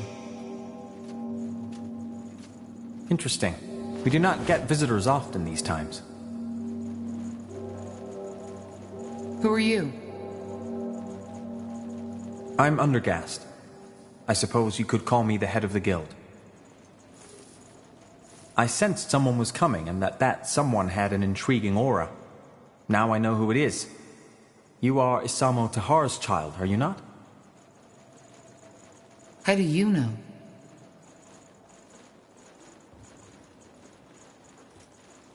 Well, I have studied Isamo Tahar's magic quite extensively, especially since the end of the Mage Wars. He was a remarkable man. Yours and his magical aura have a lot of similarities.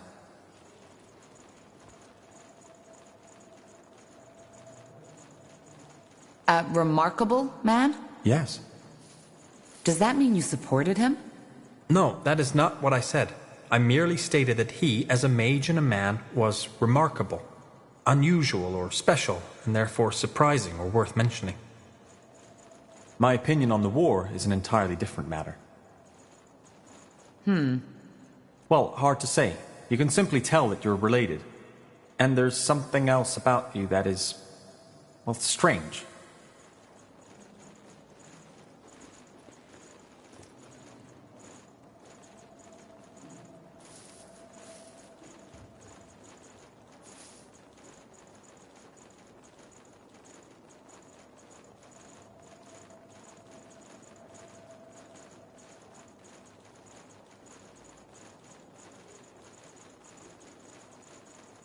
I get that a lot.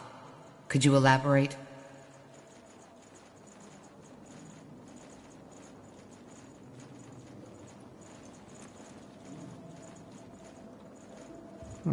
It is hard to say. There's something peculiar about you. An oddity in your aura which I cannot make sense of. I'm sorry. Either way, I assume you are here for a reason. How may we, the little that is left of us, help you? I was wondering if you could tell me more about the Creators Guild.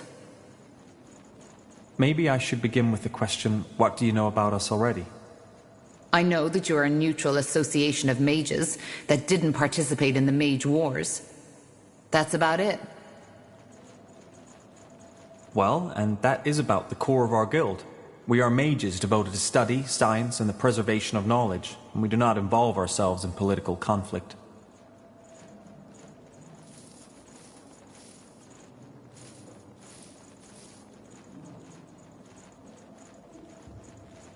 We were founded in the year 231 by a woman named Goddess Bowdry.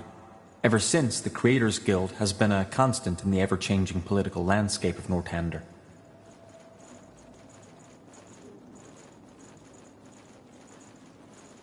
So you are the leader of the guild? Well, I do not see myself as such, but yes, the majority of the guild considers me its leader. The ferryman told me about an attack on the guild after the Mage Wars. He said it was the reason there are so few mages left on this island. Yes, but it was not just the attack. There was also an internal disagreement.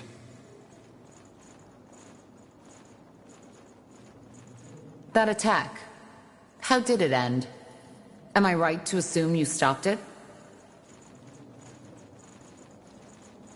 Of course. They were trying to kill us, so we fought back and killed them instead. At least until their morale was broken. Looking back, I think that this display of power was something we should have done earlier. Only because we were peaceful, the people who attacked us assumed that we were defenseless. They will not make the same mistake again.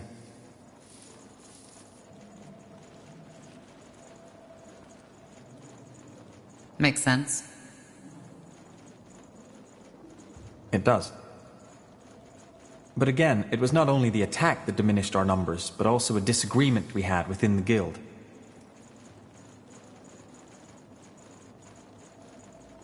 What kind of disagreement? I would prefer not to talk about it.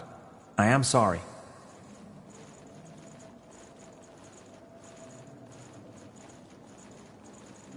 Actually, we're here for a reason. We're investigating the Bloodburn. Is there anything you or your guild knows about it? The Bloodburn? You're studying it? I guess you could say that. Yes.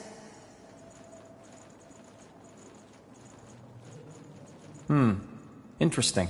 No, we do not know more about it than most alchemists or apothecaries at this point, though our general consensus is that we doubt the corporeal origin of the plague.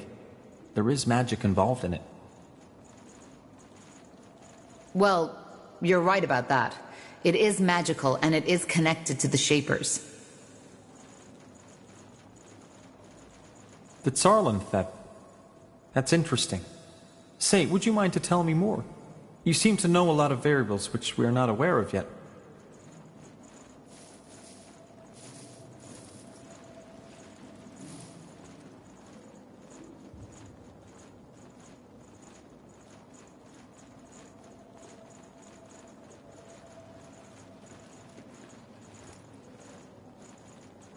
I'll tell you, but we should find somewhere to sit. It's a long story. Of course.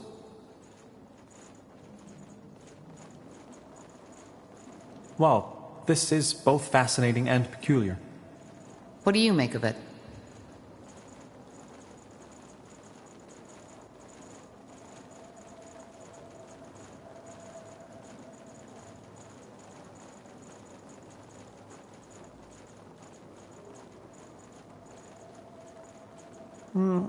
I do not believe in visions and prophecy, unless they come from a dreamweaver, so I'm uncertain. There is no arguing that this man Rondar Lacane knew more about the Bloodburn than most people, and his clues led you to Mullendeer, which is nothing short of impressive.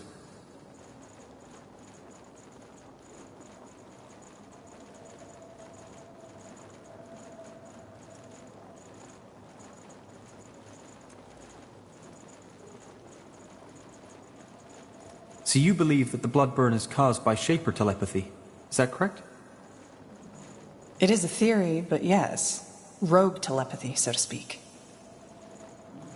I see. I would like to come with you. What? I was clear, was I not? I would like to come with you. Your story is nothing short of fascinating. The Shaper City, the Bloodburn, and this Nexus. I would like to accompany you and help. I have a wide knowledge of the magic and the Shapers, and have a strong interest in finding a cure for the Bloodburn.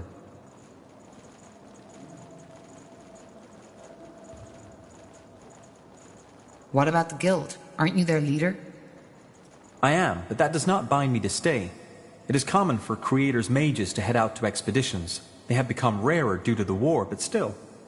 There is nothing stopping me from coming back when our business is concluded.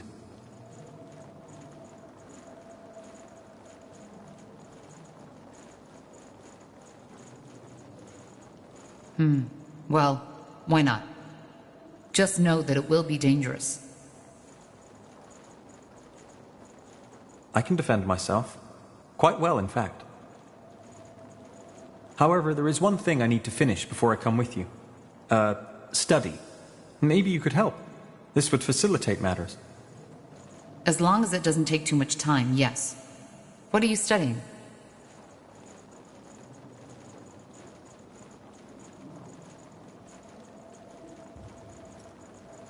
Simple. I have always been fascinated by the notion of sentience and the mind in general.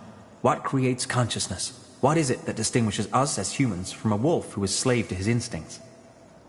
Quite recently, a group of refugees who arrived in Everlight told me of a bizarre sight. They said that a stone golem took over the abandoned mine near the gates and has grown a soul, and apparently has been trading with the villagers and even befriended one of them. It all seems highly unlikely, but I want to investigate it.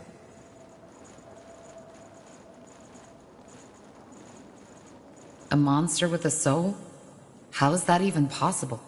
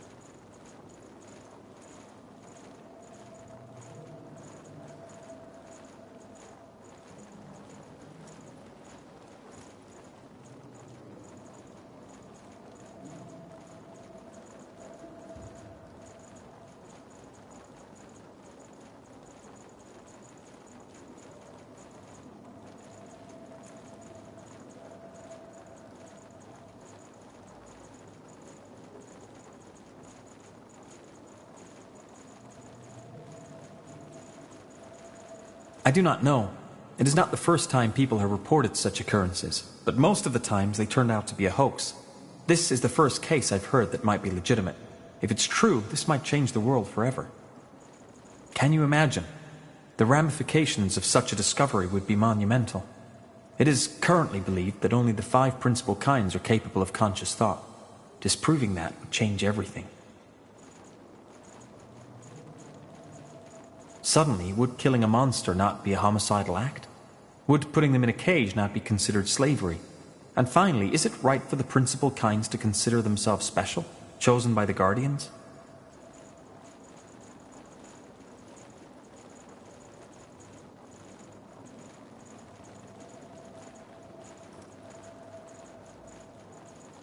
What do you need my help with? Well, this is all an exciting scholarly prospect, but a golem is still a golem. So if the monster goes feral, I will require assistance. I can defend myself, but still it would be unwise to go there alone. I will get prepared and meet you at the mine. Do you know where it is? Tell me. Up north, at the top of the Iskander mountain. I will go as soon as possible. Fair enough. I'll see you there.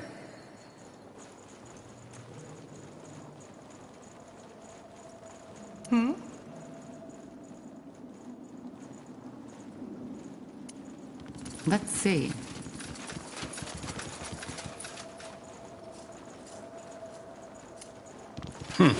Odd fellow.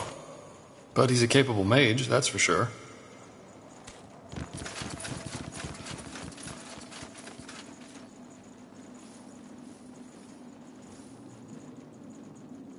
Huh. Interesting.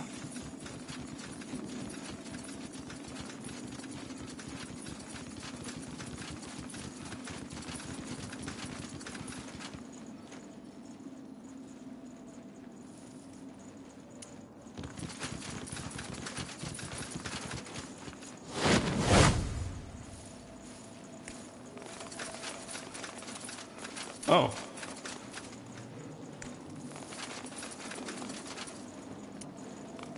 The best wares from Kalea to Northander.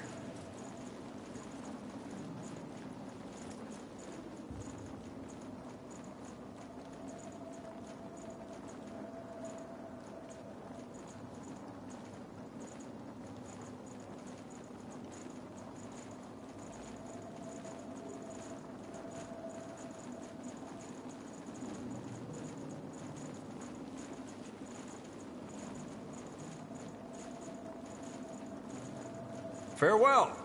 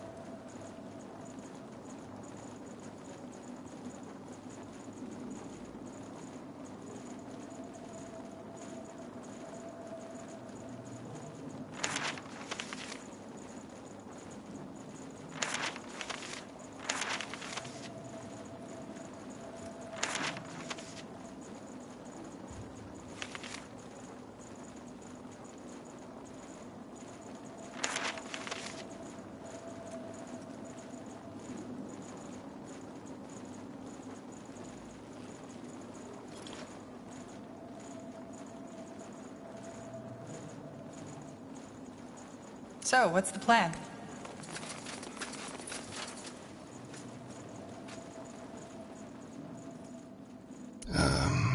Yes?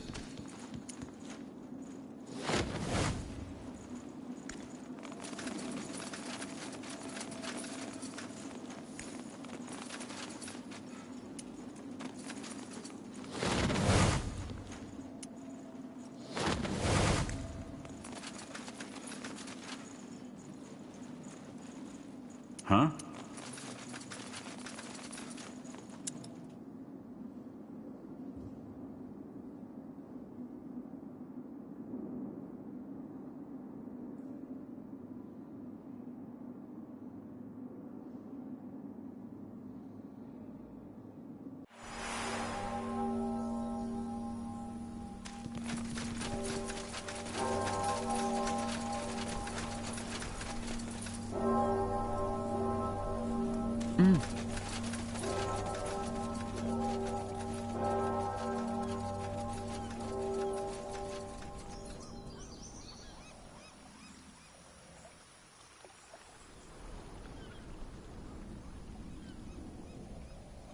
Interesting. Huh? Help you with something? I want to cross the lake. Sure. Work.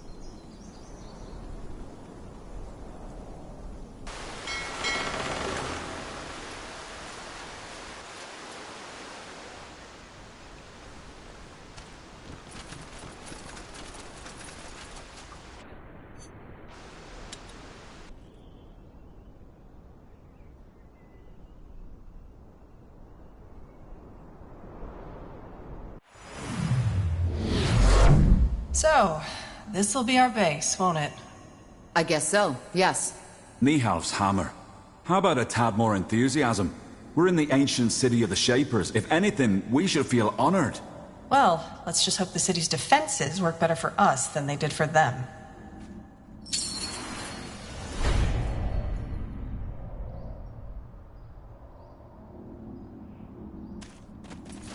Made yourself comfortable. So, this is it, isn't it? Our base of operations? So it seems. An ancient Shaper city on a quest to find a cure for the bloodburn. And we're... It sounds crazy if you say it like that. Just some weeks ago, I thought I'd be in Greyfell now, trying to make a fresh start as an innkeep. Innkeep? Hey, don't laugh. What's wrong with some honest work after years of defiling on the road?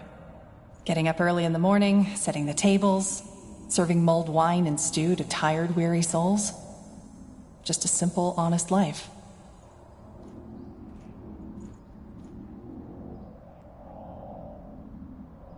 Innkeeping is fun, until you find yourself on your knees at dawn, cleaning up the puddles of vomit and beer these tired, weary souls left behind when they were done carousing. Quite the cynic, aren't you? So you'd leave it all behind? The adventuring? You know. People always act as if these decisions are final. The only way to find out how much I'd like that kind of life is by taking a chance, isn't it? And if one day I wake up and find myself in need of a change, I can still pack up my things and hit the road again. Upsides of elven blood. There's plenty of time. For what it's worth, I enjoy your company. Sure you do. Who else would patch you up after the next monumental battle? Anyway, talk later, shall we? I'm sure you've got battles to prepare.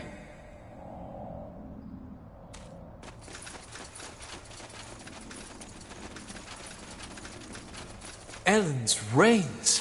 What a journey. But I must admit, this city is a marvel. Such beauty. It almost makes me forget the reason I'm here. Are you still, I shall forever be heartbroken. But none of that matters anymore. If the fire in her heart does not burn as brightly for me as mine does for her, then so be it. Tell me, do you mind if I stick around for a while longer? Iskander isn't safe these days, especially not for a vagabond elf, and there's no way on Io I'm going back into that accursed city. Even if the darkest alleys of Everlight carry her flowery scent, even the most mischievous of voices whisper her lovely words, even... Maybe you could even help us out with your skills. Of course, though there aren't many elves around yet that I could help, don't you think? That will change. Just set up your forge around here somewhere. I will. Goodbye, Tahar, and thank you again for being there when my heart needed mending. Made yourself comfortable? Comfortable? Believe me, being comfortable is the last thing on my mind right now. Just look at this place. A Shaper city. Don't you feel it too? This sense of divinity? You seem to be quite excited to be here. Why, of course I am. Tahar, I'm not sure if you understand how much this means to me. The forgotten city of Mullendir, the heritage of the Shapers. Since my childhood days, I've dreamed of this. I suppose what I'm trying to say is, thank you. You and the Harbinger have made this dream come true.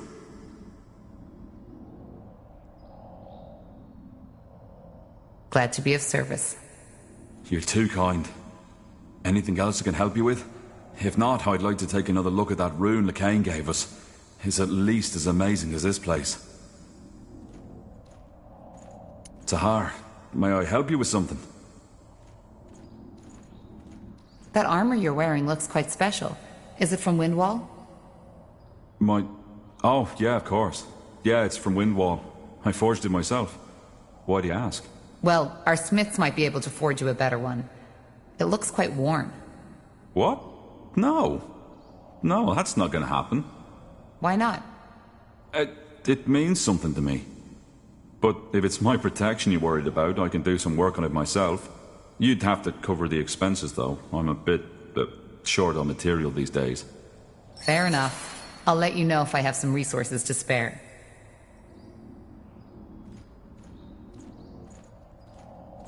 I found some materials. Could you use these to upgrade your armor? Yeah, wait. What's that?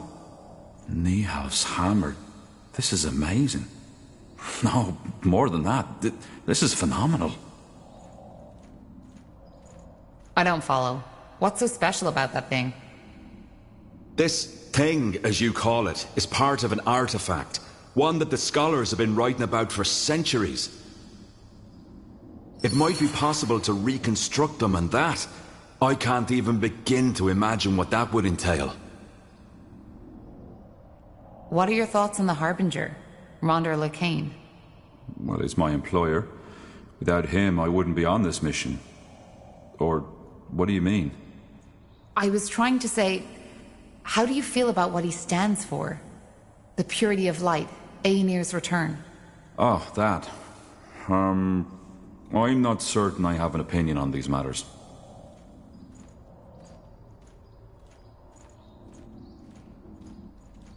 Don't you care who you're working for? Truth be told, not that much. Making a living as an archaeologist is hard enough as it is. I can't afford to be picky. And in all honesty, aren't Lacane and his fellows just more of the same? There have always been cults who weren't happy with the Guardians and believed they had found the true and only God.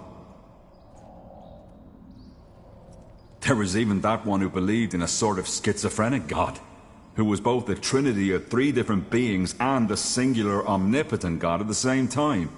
However that's supposed to work. Sounds funny when you think about it, but those lads were dead serious.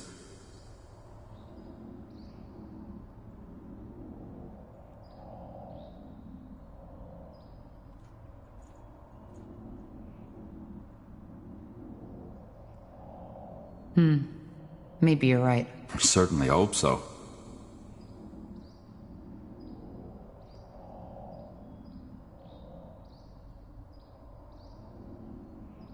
Goodbye.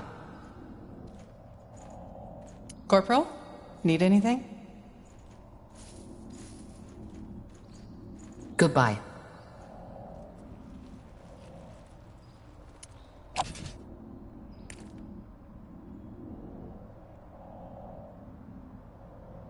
Yes. Now would you look at that? Maybe you could even help us out with your skills.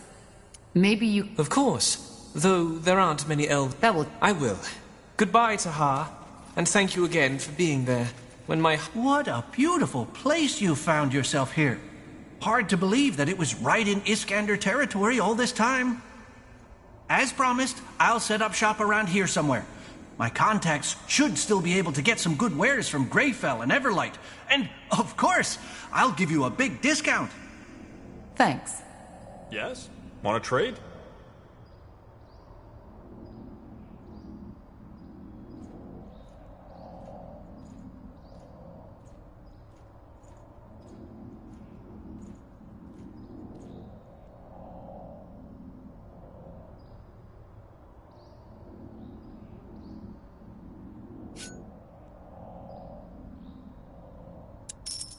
Pleasure doing business with you.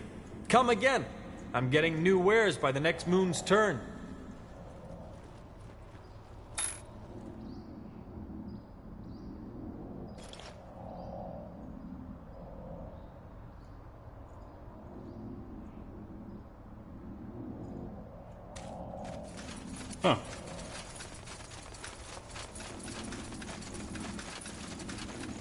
finally out of this blasted city. What a mess. How are you settling in? Well, I'm still trying to get used to the idea that I'll be working in an old Shaper ruin from now on. Either way, I promised you my help, and here I am. Give me some material and some coin, and I promise you that I'll fabricate the finest weapons and armors you have ever seen. Good.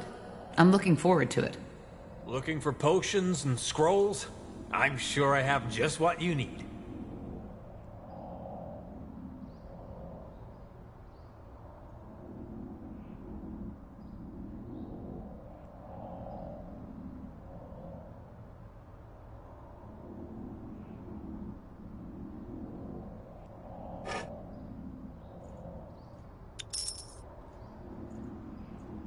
A fair offer.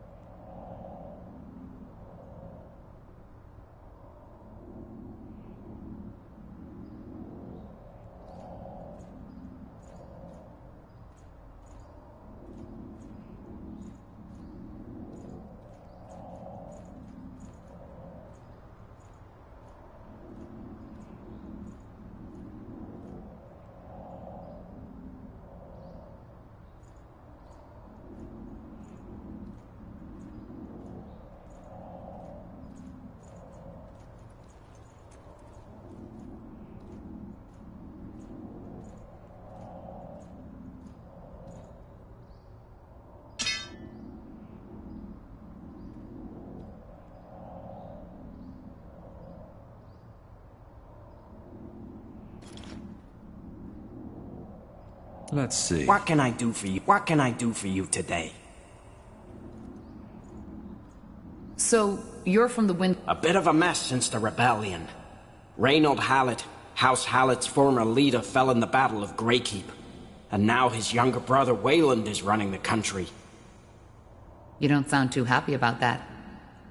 Well, word has it he's too emotional and too inexperienced, and from what I've seen, the rumors are true. He cares more about old family feuds, such as the one between House Hallett and House Wolfgar, rather than the well-being of their lands. But I guess there isn't much we can do about it.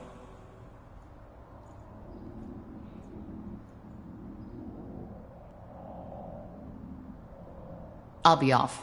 Thanks for your help, Haggard. Sure. May Nihalf guide your blade.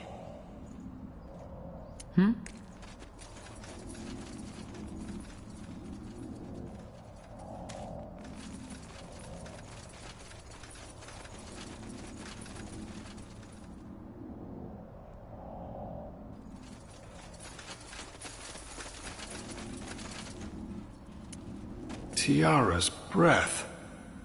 You haven't promised too much, Tahar. This place is incredible. Just wait until you see it in action. Just don't forget we're here for a purpose. I won't. I'll go talk to Flynn now. We need to find a good place to set up camp. And, if you want to talk, you know, about the past, then feel free to come by.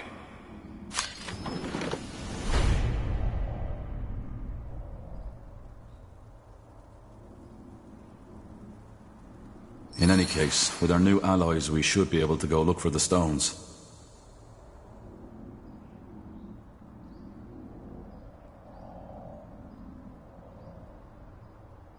Yeah, do you need something? I'm a tad busy. What exactly is it that fascinates you about the Shapers? Oh, Tahar, that's quite a topic. I don't mind sharing, but are you sure you want to go there? Huh, if that's the case, then maybe... No hard feelings. Time's of the essence, isn't it?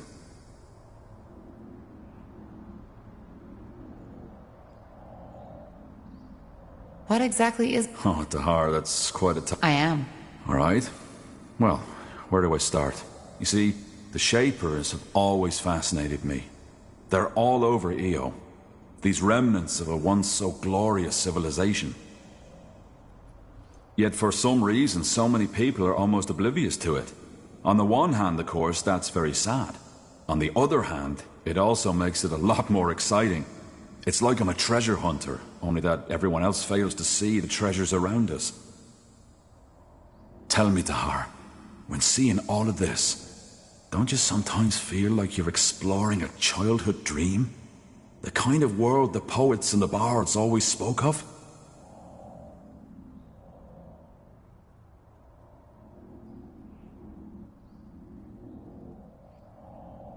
Sometimes, yes. It's dark. Absolutely. But this childish fascination was only the spark. The more I studied the Shapers, the more enthralled I became with their culture. Did you know that at the pinnacle of their existence, they ruled over all of Io? A global empire with no one to oppose them. You seem to consider that a good thing. Oh, good, bad, the world doesn't work like that. Of course, there are writings that hint at the fact that the Shaper Empire wasn't all rainbows and unicorns, but still it was stable. And it persisted for tens of thousands of years. Can you imagine? All this knowledge, all this art, all this wisdom. Nothing in the Io of today can match that. Nothing. It's like comparing a sea full of secrets with a puddle of muddy water.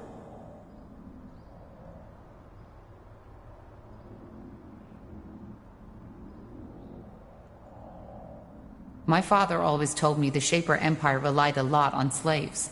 What? No, that's rubbish. The Shapers had castes, yes, and it's probably the lower castes your father was referring to. But to call these slaves is like calling, say, a tanner who was born outside a royal family a slave, just because he'll never be a king. And even the very lowest caste, the Zalanyur, always had enough to eat, a roof over their heads, and could, without paying a single coin, get themselves healed by a cleric if they needed to. So if you think that's unjust, go ahead. Ask an Everlight beggar which era he'd rather live in. He's not a slave, yes, but in some ways he's worse off. And yet, they died out. Yeah. Great mystery. Most scholars think it was the dragons. They do, but I doubt it. You saw what the Shapers were capable of. Even a race as powerful as the dragons couldn't have wiped them out. And you see the shape this city is in, Tahar. There's no traces of fire and destruction.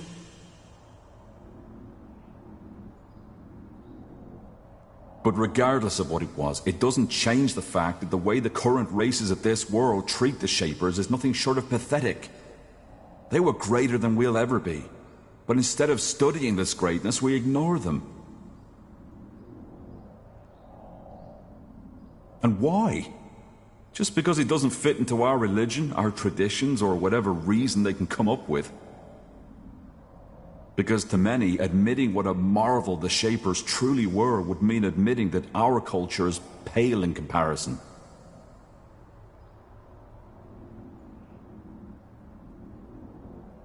Is our world really that bad? That depends on your expectations. We could do worse, certainly, but if this is as good as we can get, then I have nothing to feel but pity.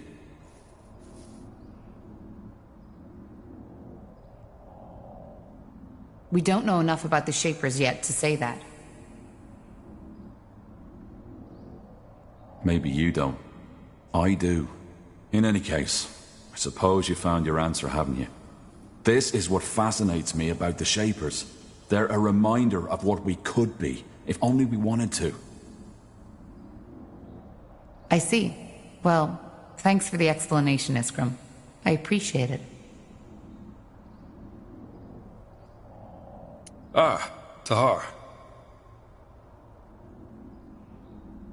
Seems your men have made themselves comfortable. Yeah, they have. But blazes, Tahar. I know I've said it before, but this place is incredible. It's also a very good base of operations. Should we make enemies, and I hope it doesn't come to that, we're well prepared. But I'm guessing that's not what you came here for. You want to talk, right? About what I did 8 years ago?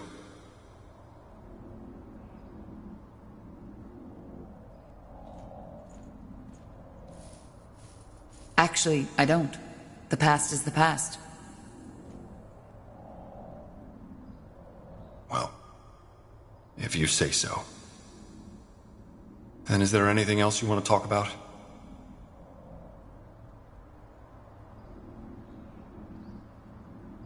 I'll be off.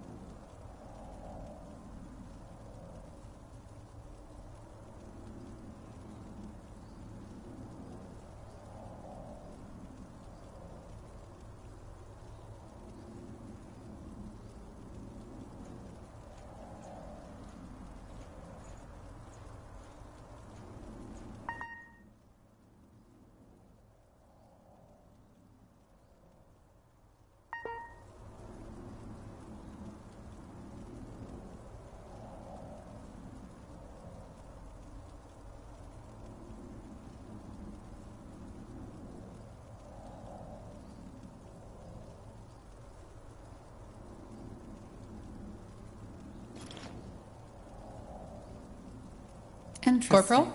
Need anything? Tell me about your time on the road. What was it like? Is that a command, Corporal?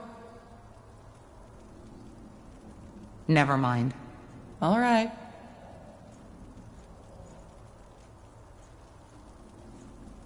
Goodbye.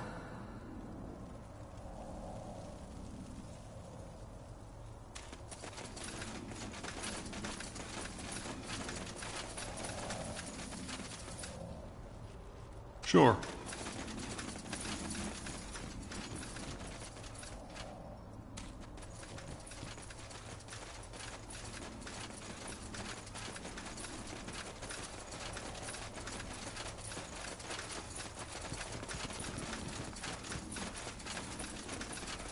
Now would you look at that?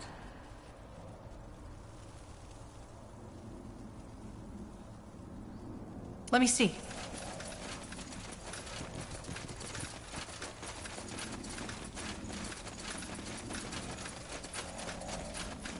Now look at that. The fabled Corporal. Good to finally meet you in person. I'm Flynn, second in command of the Wayfarers. I have to say, for someone who only led a puny Nortander division once, you're doing quite a good job leading an army so far. Not of them saying I couldn't do better, but still, Anyway, if you come to arm our men, I strongly suggest you do so. But you're armed already, aren't you?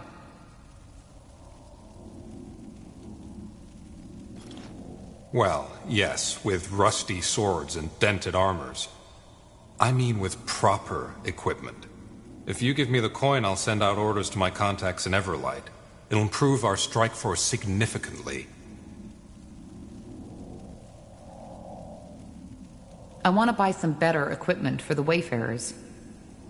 Music to my ears. What did you have in mind?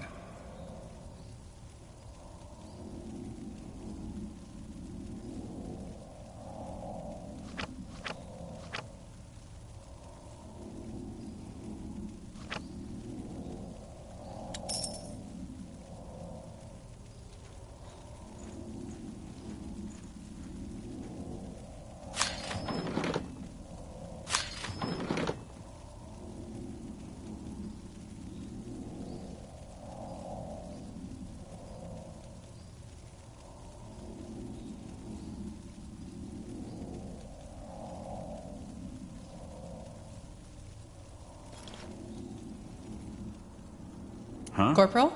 Need anything? Tell me about your time. Is that a command, Corporal? Please. All right. But I'm afraid there isn't so much to tell. Have you ever been on the road by yourself?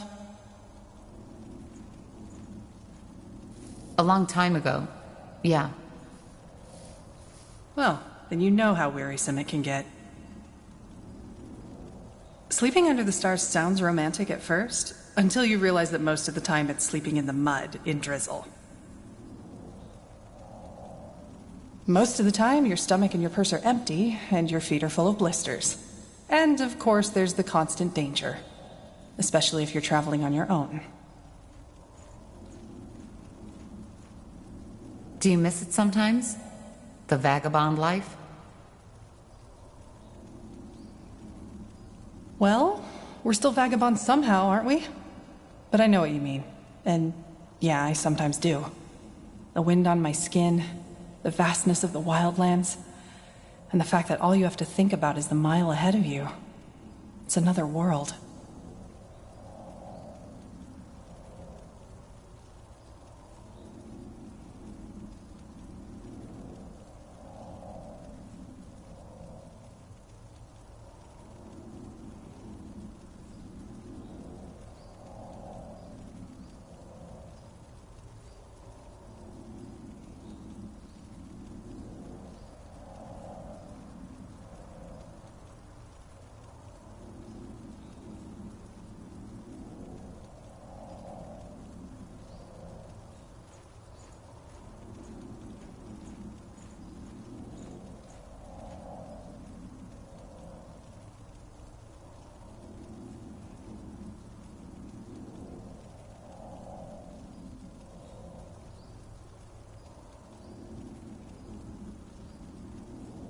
There was this one night I'll never forget. I had made a camp at a clearing, set up campfire, and I was leaning against a tree, slowly drifting toward sleep. Then, all of a sudden, it started to rain. Not just the usual drizzle, it was bucketing down, drowning everything, the earth, the noise, the plants around me.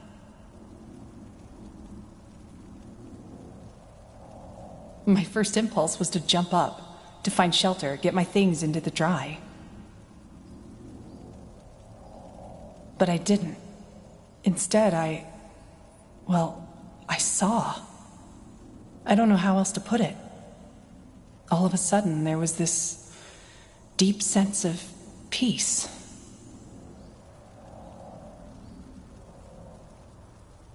As if all my life I had been chasing something without knowing it myself.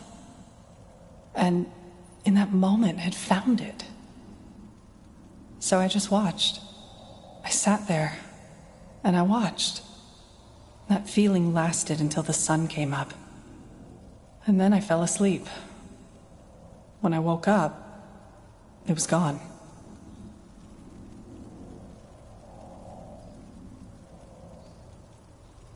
That sounds beautiful. And a bit dramatic. But yeah, it was beautiful. I've never felt something like that again. And what do you make of it, now? Truth be told, I don't know. But it changed something. Even though I cannot say what it is.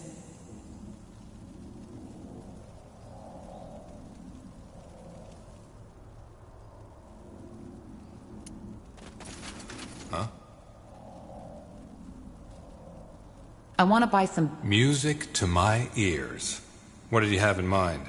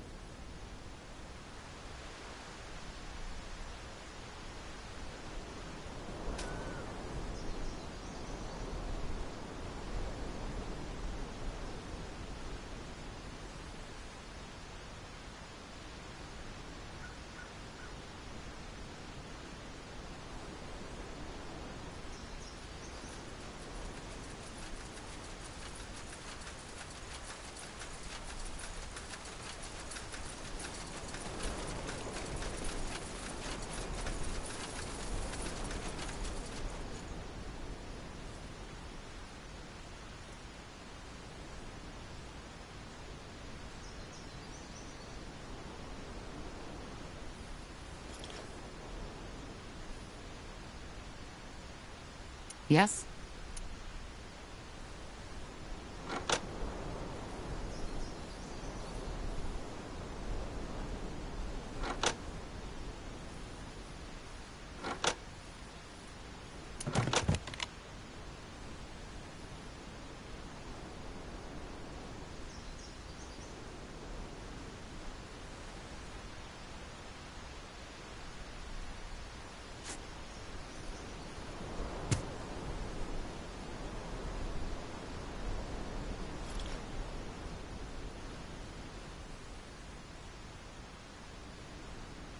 Let's see.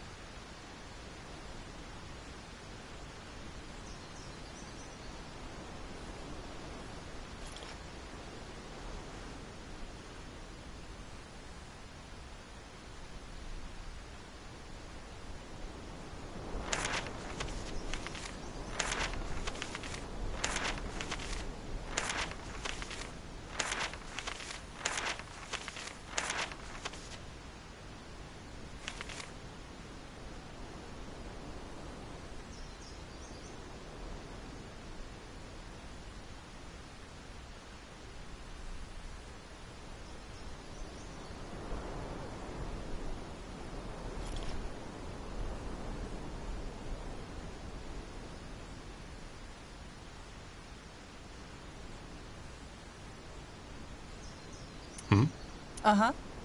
Oh. Blasted armor.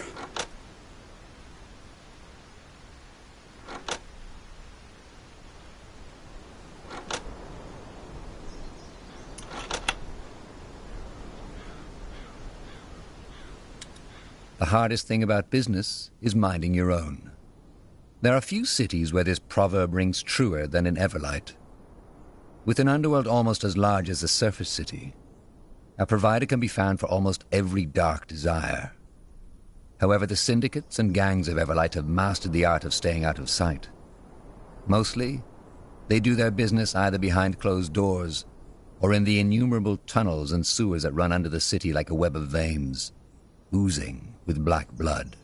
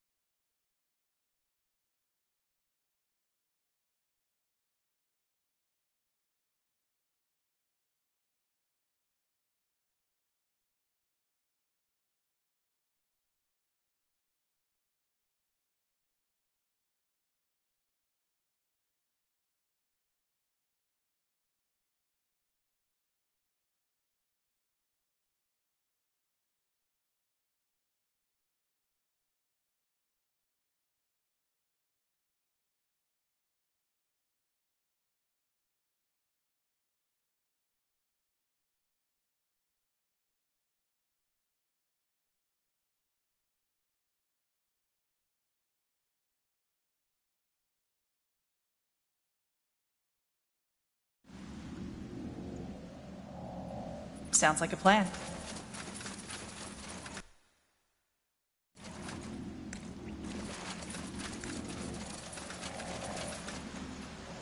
They More will burn. cutthroats. Take them down. Friend. Fair enough. More Let's do Does this never end? You read my mind. Whatever's necessary. I need help over Well, here. keep you shielded. They killed one of our heroes. Come on! Don't die on us now!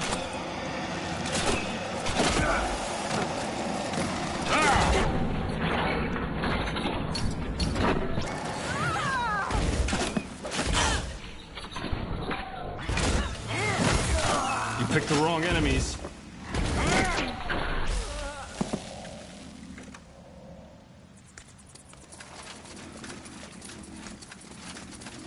Huh.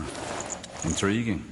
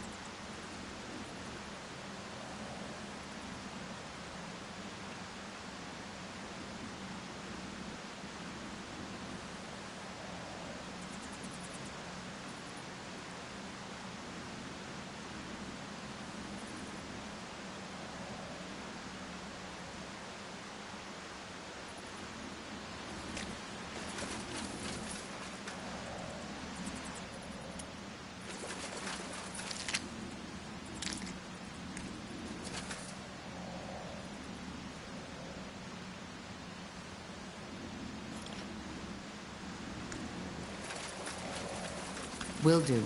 Just give the word.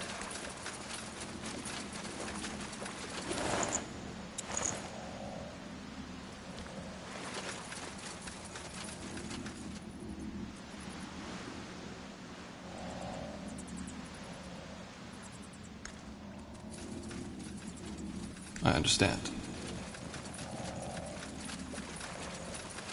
You got it. Got it.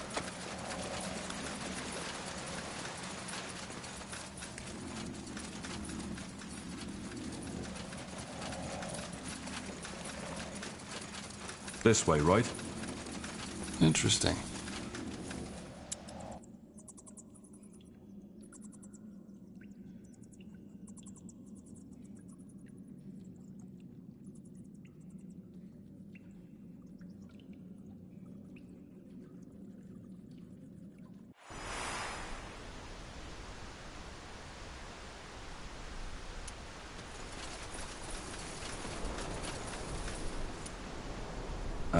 All right, why not?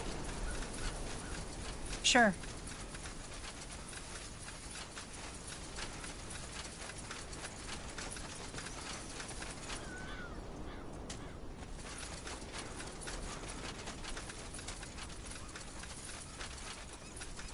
Sure.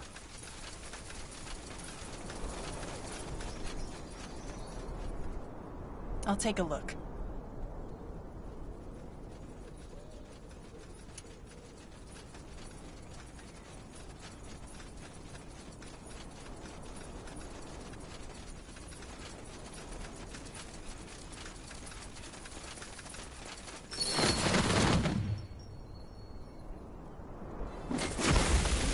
We'll make short work of them. No!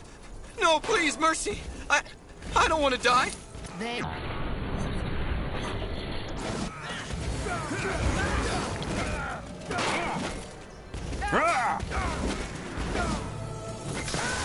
All right. We'll make here goes short work nothing. of them. Here we go. Pick the wrong enemies.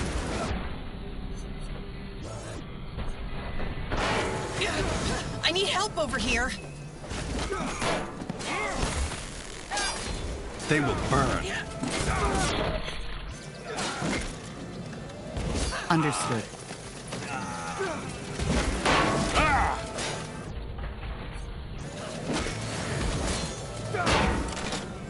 All right.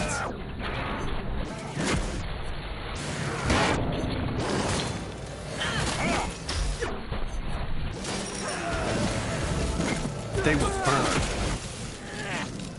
You'll regret this.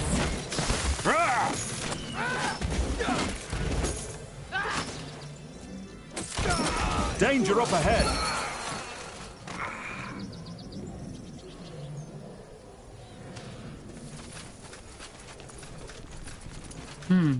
No sign of Undergast. He must have gone in already. Come, let's take a look.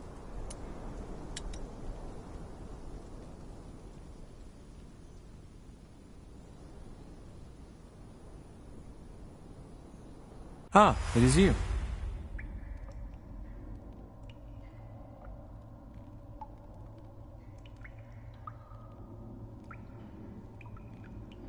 Didn't you say in front of the mine? I did, but then I realized that it might be wise to scout ahead in order to get a clearer picture of the situation. Come, let us go. The golem and its supposed friend should be further down the mine.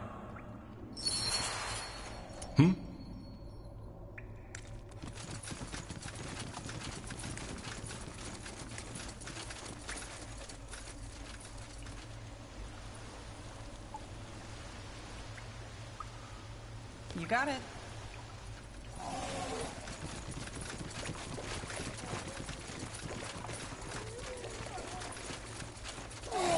More fighting. Does this never end?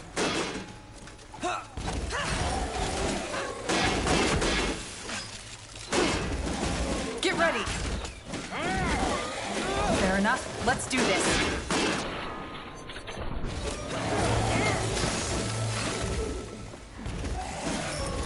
Fine. I did not expect so many creatures. Strange. That way?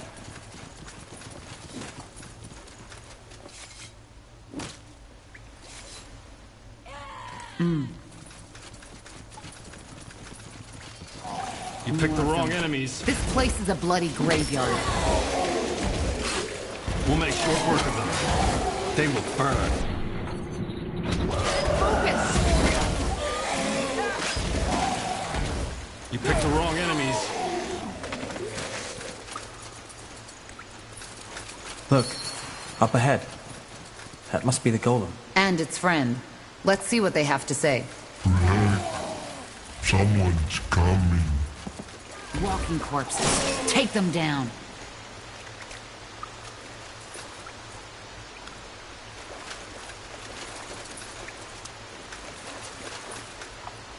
Now would you look at that? Greetings. Are you? Rick, who are they? I'm afraid. Don't worry, Hubert. They are not here to hurt you. Judging by the sounds of fighting we heard, I take it you took care of those undead. If so, you have my thanks. They appeared out of nowhere just a couple of days ago and locked us in. They're dead. We're here to ask you some questions about your... friend. I figured. So I'm guessing you heard the rumors, right? Yes, this is the golem with a soul. And yes, I am the odd fellow protecting him. But before I tell you anything, promise me that you won't hurt him. I know he might look intimidating, but he's actually quite sensitive. I promise. Good. That's... good. So, what do you want to know? You didn't come here to take him away, did you?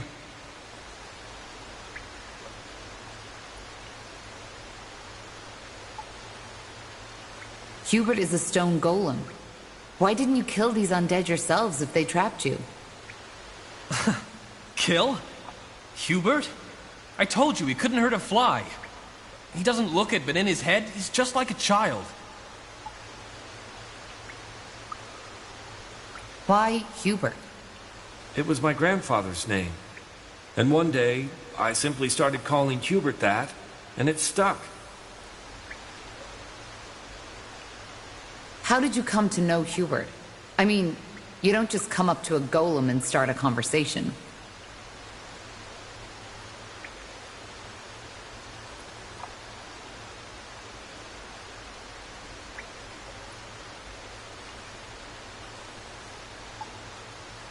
Right. You don't. I found him laying half dead just outside this mine. Some creature drained him of his essence, a ghost or something. Darkness came and stole my light. It hurt. It hurt so bad. I know, Hubert, but it's over now. For some reason, I immediately noticed that Hubert was different. In every other situation, I would have simply turned away and alarmed the guard, but I just couldn't. So I went into the city to find a mage. Who? Joseph. His name was Joseph. He is not with the Creators Guild. And this Joseph agreed to help you. Well, he still owed me a favor, so... Yes, I asked him to heal Hubert. And even though he told me it was dangerous, he eventually did it. When it was done, he told me to get away as soon as possible, as it might wake up again soon. But just like when I had first seen him there, I simply knew that there was something in him. Something that made him more than just a construct. So I waited, and it turned out I was right.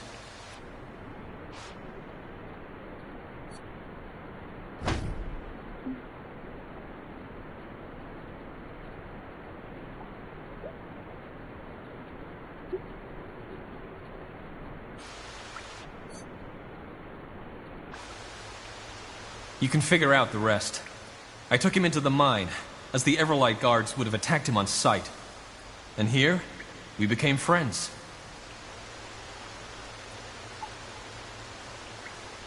So you took him into the cave to protect him? Yes.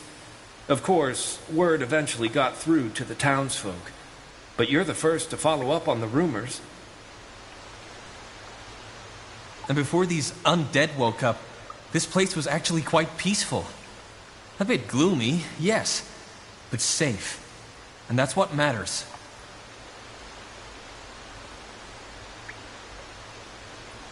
What? And simply knowing he was different was enough for you to take on a golem?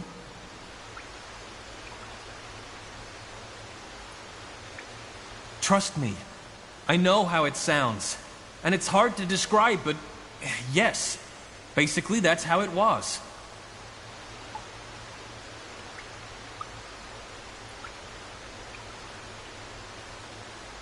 How long ago is it that you found him? Let me think. Almost 4 moons now. How did you become friends, though? Rick, friendly. Rick, always friendly. Rick, care for me. Well, maybe friendship isn't the proper word for it. It's more like I care for him, the way a father cares for a child. And yes, I know how funny that sounds considering Hubert's size.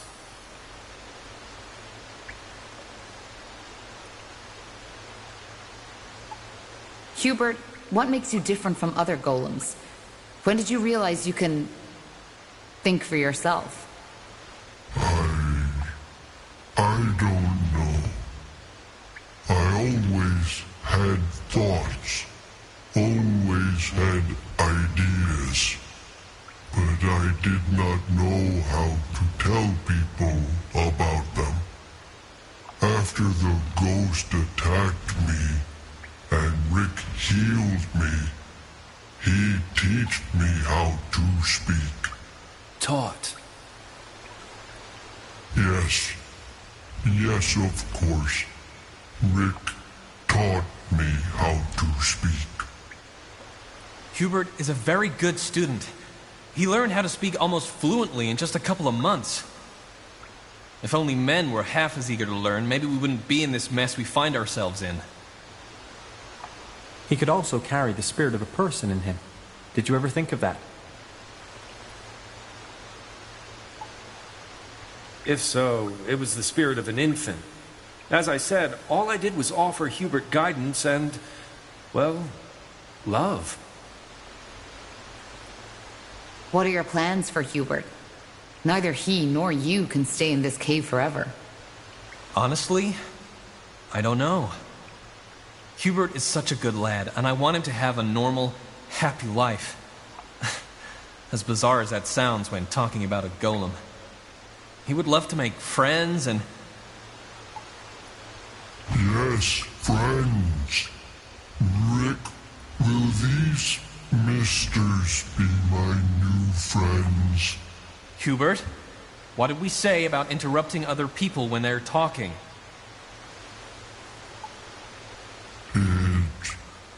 It's rude. And it makes people sad. Do you want me to be sad, Hubert? No, Rick.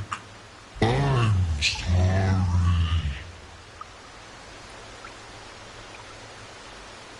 Apology accepted. Just don't do that again. Anyway, I try not to think about it. And until you showed up and killed those undead, I wasn't even sure we'd ever make it out of that cave again.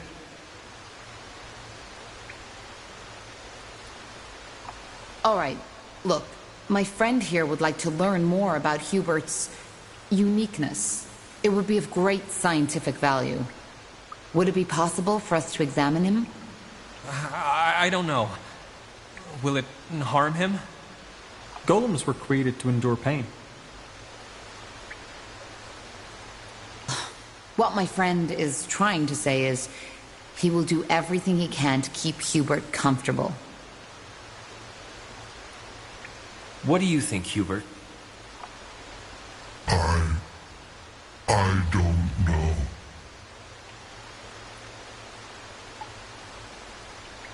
Fine. If you think it will help us understand Hubert better, then I don't want to be an obstacle. Go ahead.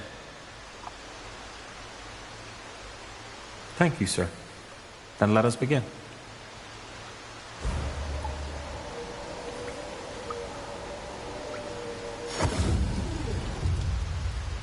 Interesting. Truly interesting. Hubert, I am done. You can rest now. It wasn't bad, Rick. It tickled a little, but it didn't hurt. So, what did you find out? Not much. But let me discuss it with my companion first. Tahar, if you please.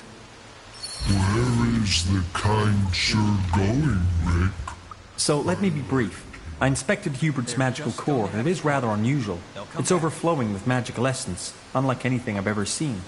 My theory is that his remarkable intelligence comes from this irregularity. Unfortunately, I believe that the very same irregularity is also dangerous. The essence within him seems unstable. It is very likely that it will eventually get out of control and cause an explosion unlike anything this land has ever seen. To me, it appears we have two options. We can destroy the golem, or take it back to the guild and try to harness its power, with the chance to stabilize the core and allow it to live. I do not think I should make that choice.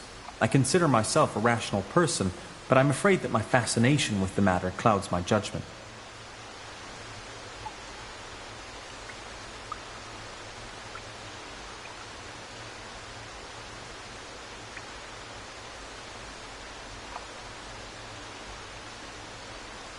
What do you mean by harness his power? Well, the possibilities are endless. If we can replicate the structure of its core and stabilize it, it has the potential to change the world. We might even be able to recreate it, thus giving us a power source with the chance to recreate life.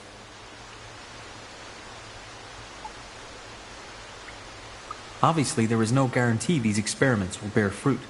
We would also be risking blowing Everlight to smithereens in the process. If I had to make a guess, I would say that there is a 40% chance that the golem will be stabilized, and we will be able to harness the core. A 40% chance that it will die in perceived agony, and a 20% chance of triggering the devastating explosion.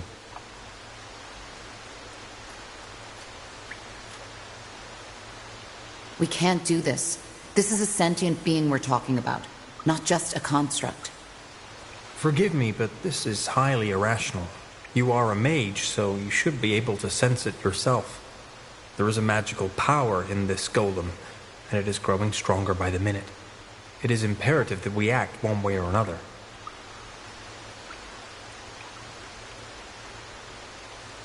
He's right, Tahar. Charming as he is, Hubert is a walking time bomb. Not doing anything would be imposing a death sentence on all of Everlight.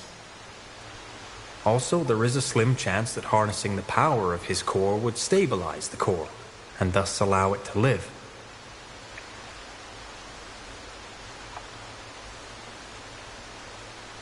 Couldn't we just take him somewhere secluded and leave him be? I'm afraid that's out of the question. We just don't know what the long-term effect of this instability would be. He could, for example, become feral and use his incredible power to wipe out a city or two. Killing him is the merciful option if his welfare is your primary concern.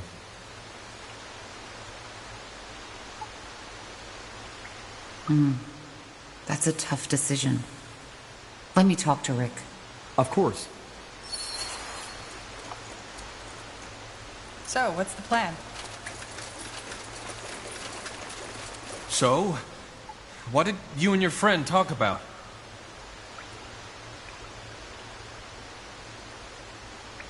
Well, there's no good way to say this.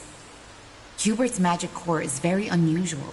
It's overflowing with energy, and while this energy is what makes him sentient, it also makes him dangerous. If we let Hubert stay here, the core might eventually become unstable and explode. The only way to save him is to take him to the Creators Guild, where they can try to control his power. Thing is, it might be a painful experience for Hubert. I'm sorry, but it's the only way. The alternative would be to kill him. You bloody monster! No! There's no way I'm letting you do this! He's a person, damn it, not some toy for some mages to tinker with! You'll have to kill me first! Rick, you're outnumbered, and I'm offering you and Hubert a chance. Don't you see it? You can either die here like a fool, or make sure Hubert gets through the entire ordeal together with you. Well, I guess you're right, aren't you? I don't have a chance against you all. But let me say this. If I learn that anything happens to Hubert, I will come and hunt you down, even if it costs my life. Hubert, it's time to go. We're moving into a new home. What?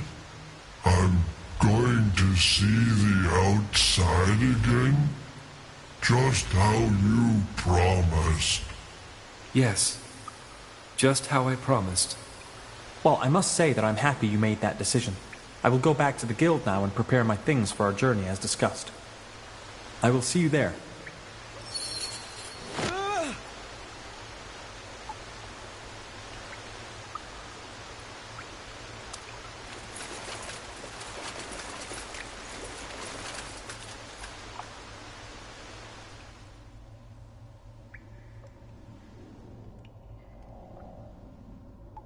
Interesting.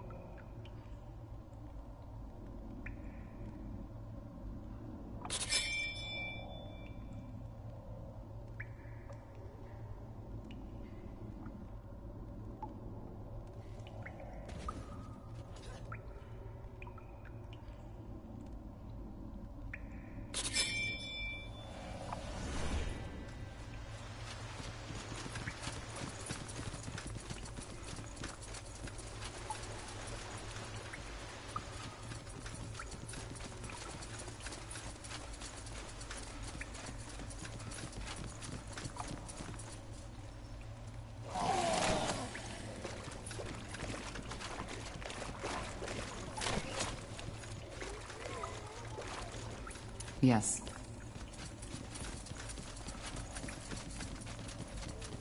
Sure.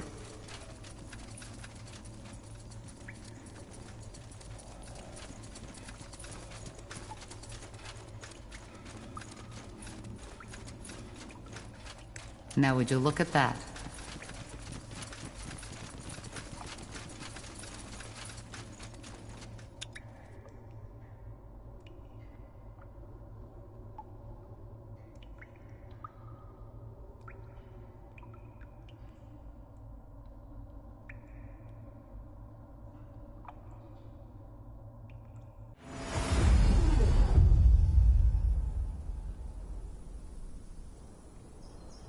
Got it. Let's see. No! No, please, mercy! I don't want to die! Then you better talk. We want information on your syndicate. Yes, of course. What do you want to know?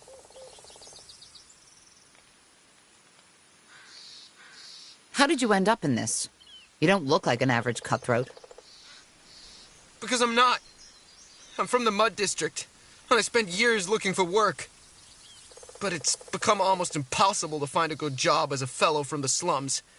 Then that man Finn showed up in the Shangiga, and, well, the pay was good, and it took me a while until I realized that it wasn't Wyvern meat we were selling. How did this all start? Who in blazes came up with the idea of murdering orcs and selling their meat?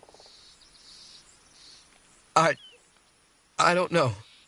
Really? Yes, really.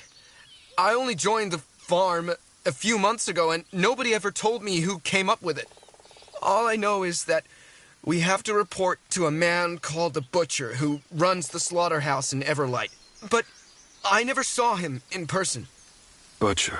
Slaughterhouse. If this wasn't really happening, it would be almost funny. I'm sorry. Where are your headquarters? You mean the slaughterhouse?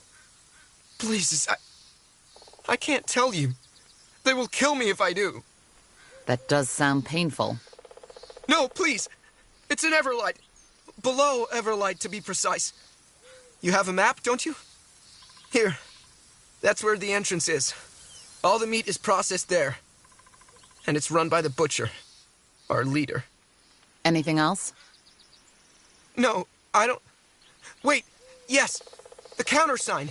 You need to remember the countersign. You need to answer, "I'm here for the produce," when they ask you, "What's your business?" I'm here for the produce. All right. Now, what should I do with you? What?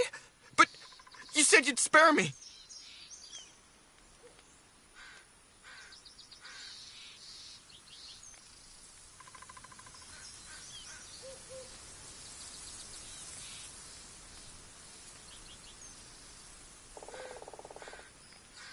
Get out of my sight.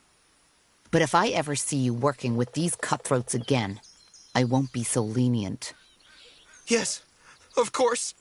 I was done with this life anyway. Goodbye, soldier. And thank you for your mercy.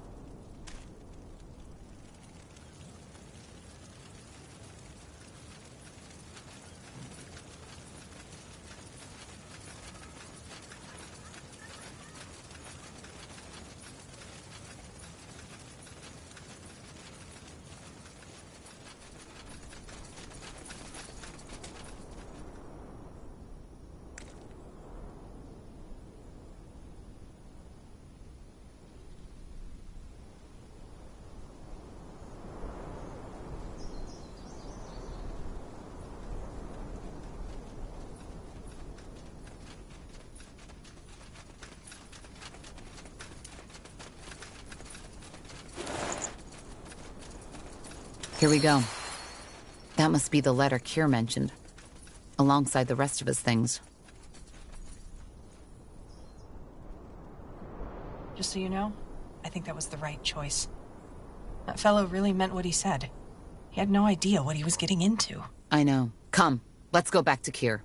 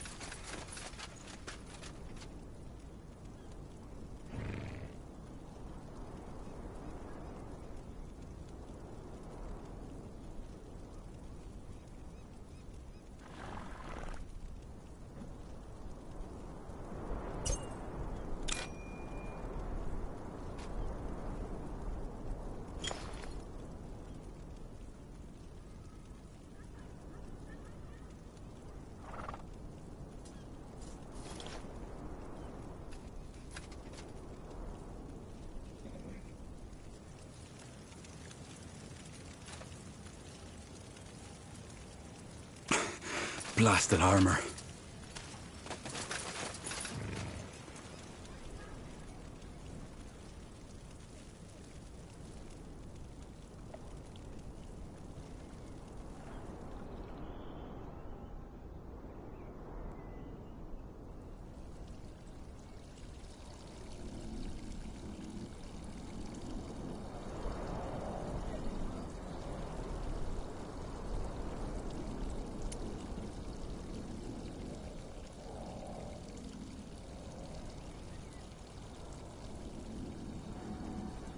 Huh?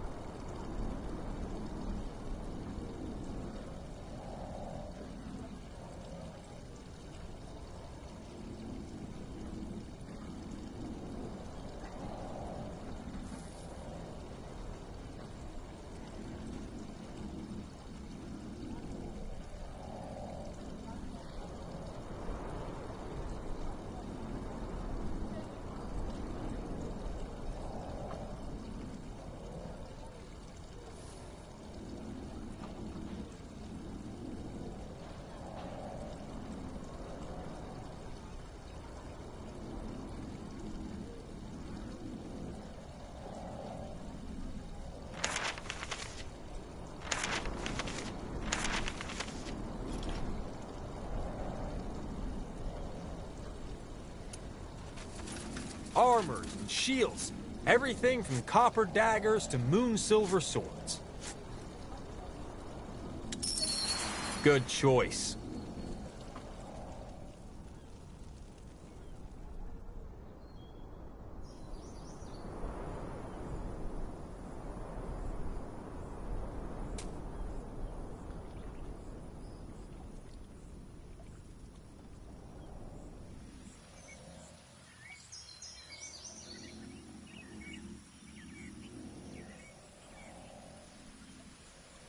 Sure.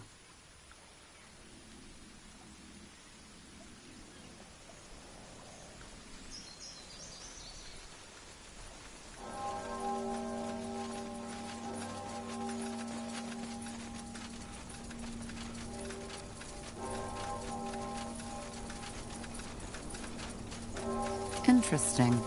Huh. Oh, you're back. So I take it you found everything. The fever's gotten a bit worse while you were gone, so you came just in time. Rosie,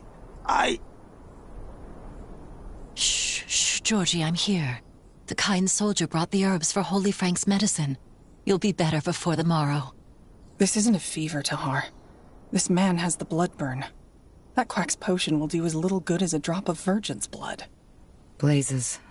You're right. What? Did you say something?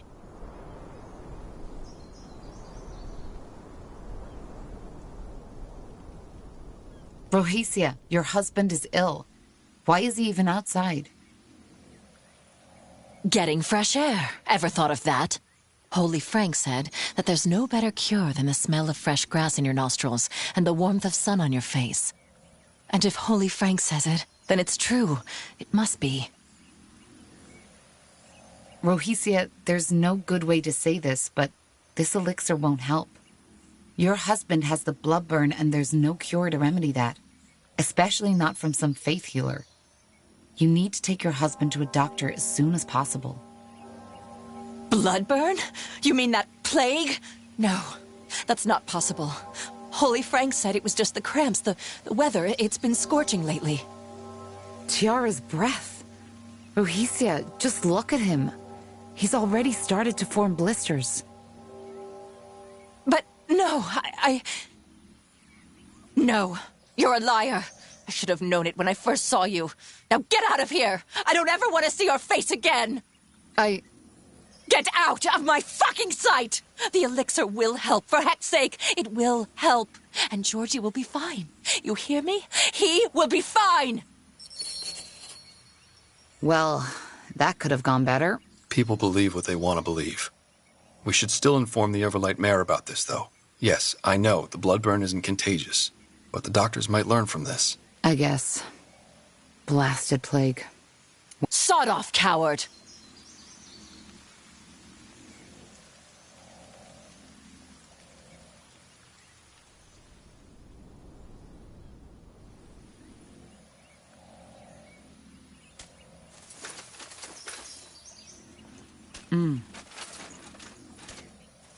Sounds like a plan. All right, why not?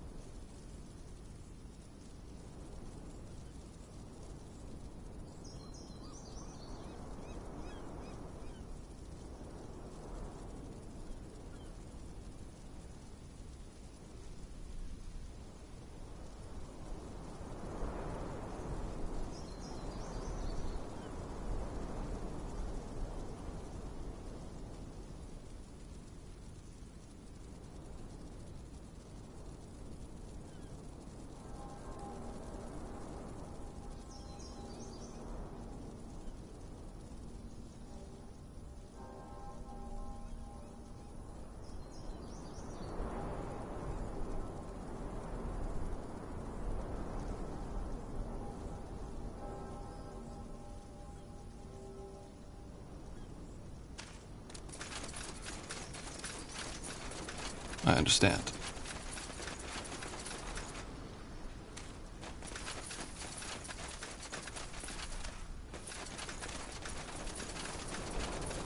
Let's see. Look at that. My pale-skinned friends return. Had any luck? I think so. Are these your things? Let me see. Yes, they are. I have to say, I'm surprised. My experience with pale skin so far has been that you talk a lot and act very little.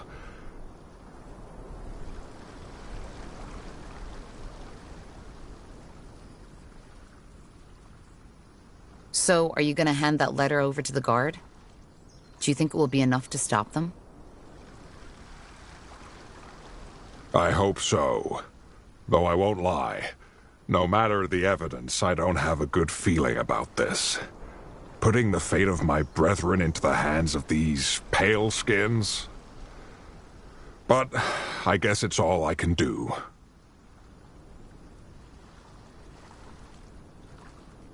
Listen, there's no guarantee the Guard will take down the Syndicate, even if we provide them with the evidence. I actually convinced one of their thugs to tell me the location of their hideout.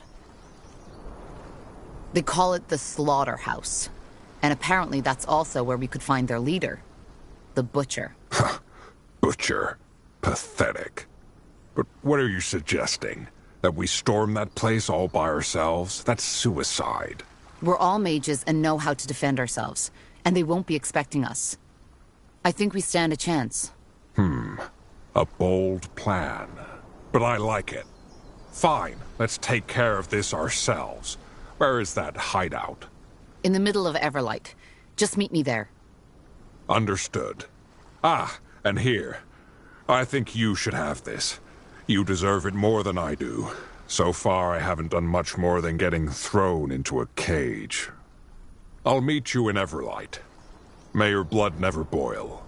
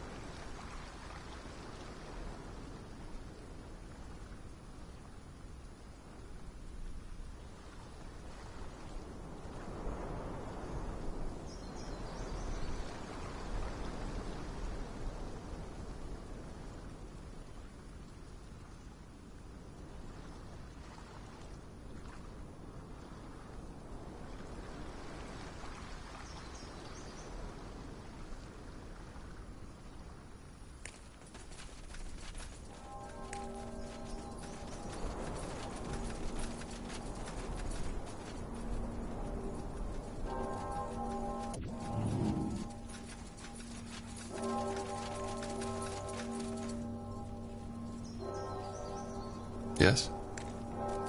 This way, right?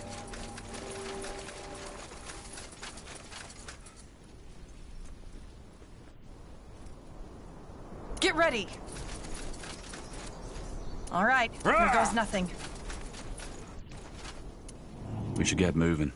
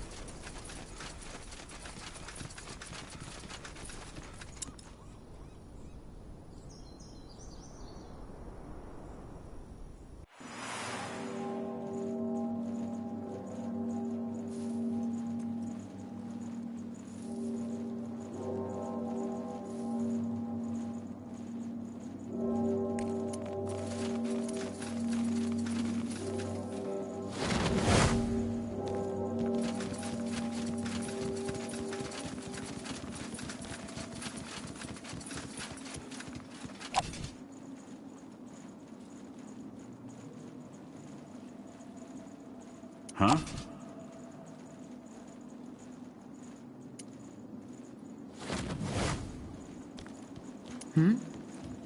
Huh. Intriguing.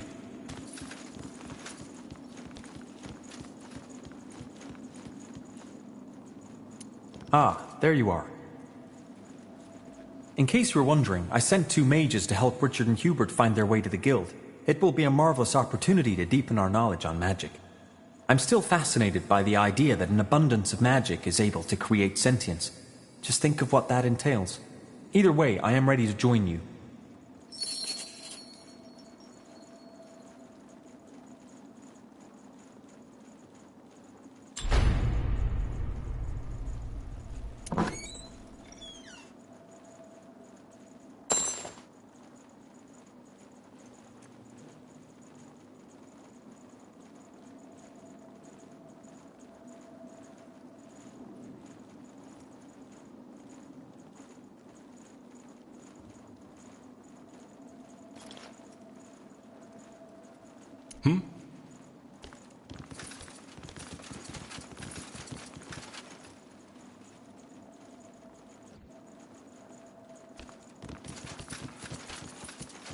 The power struggle ignited her own social and financial troubles. In the end.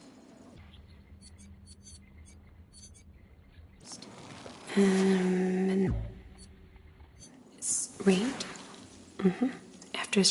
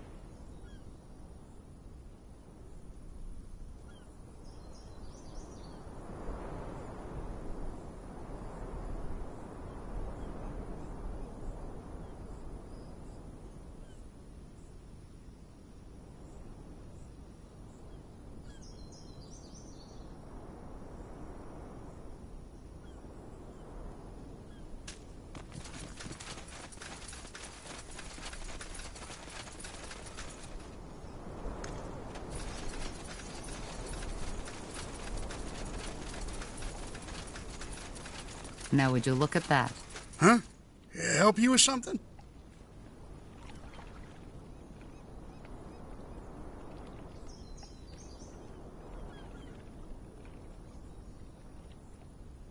I want to cross the lake.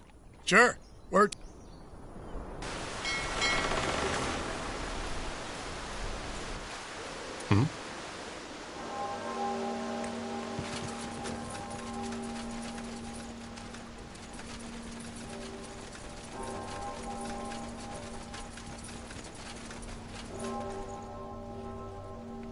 Will do. I'll take a look. Ah, there you are. So, where is that slaughterhouse? I'll show you. Follow me. Okay, I've been thinking. It's probably best if we try to maintain cover as long as possible. The sooner we start the killing, the more likely it is that their leader will get away. What do you suggest, then? Simple. Tell the guards that I'm your prisoner, and that you brought me to the hideout for slaughter. If we do it right, then we might be able to get to the butcher without raising suspicion. Sounds like a plan. Let's go.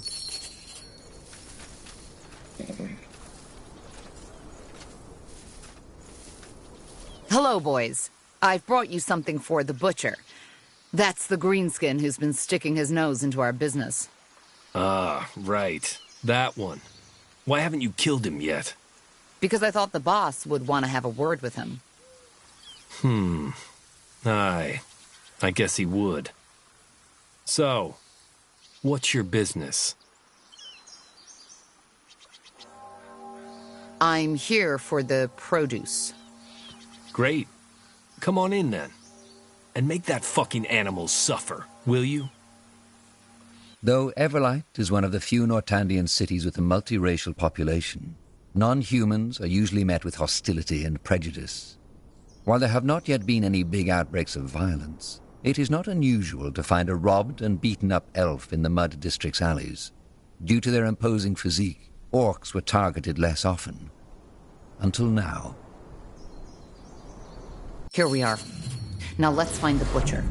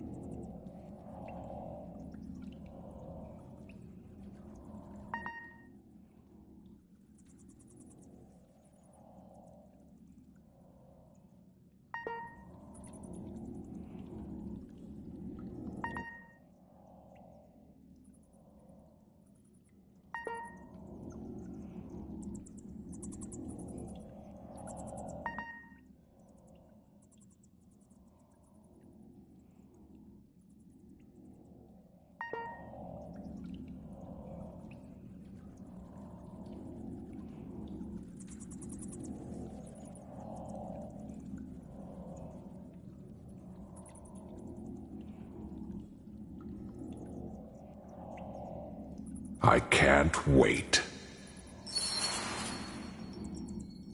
Yes?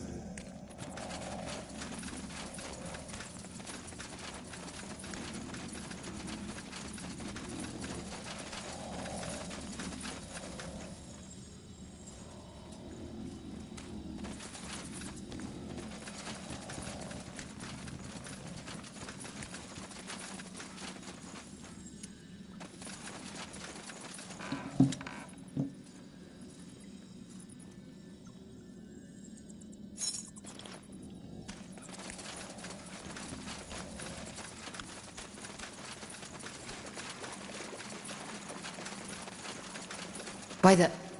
an orc? You got it.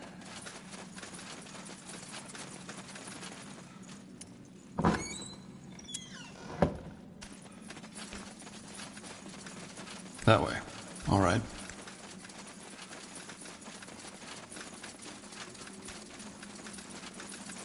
There we go.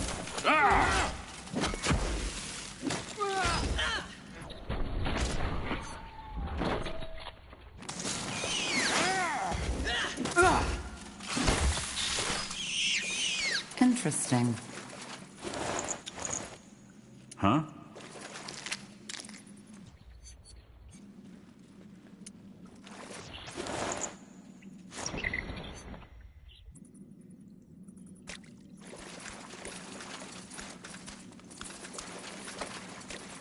That's the way?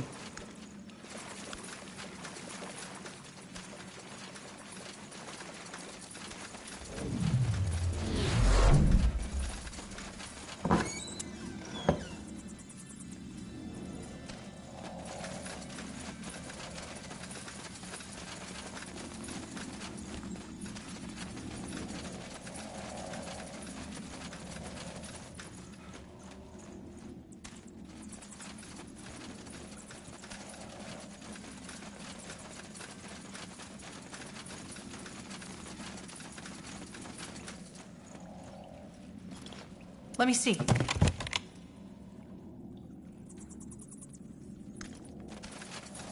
Sure.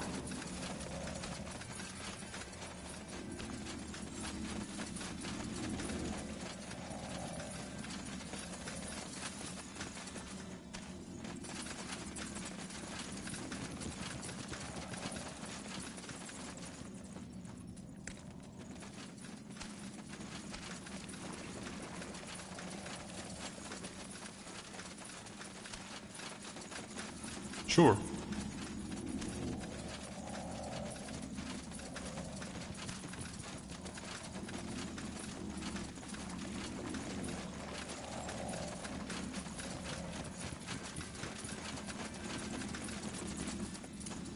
So, I'm guessing you're the butcher.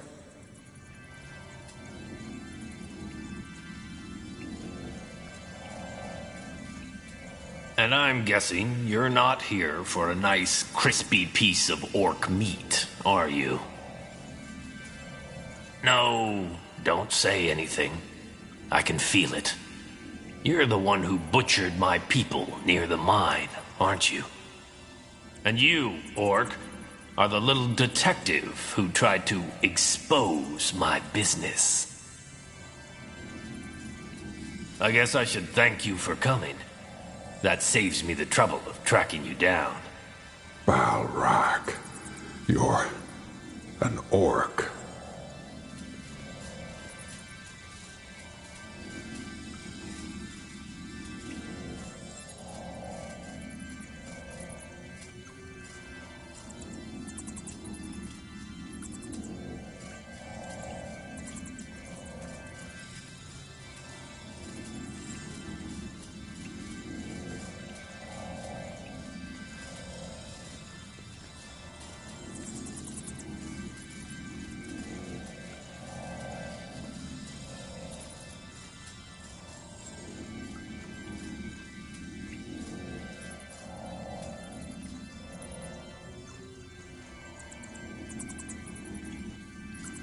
Well observed, scum.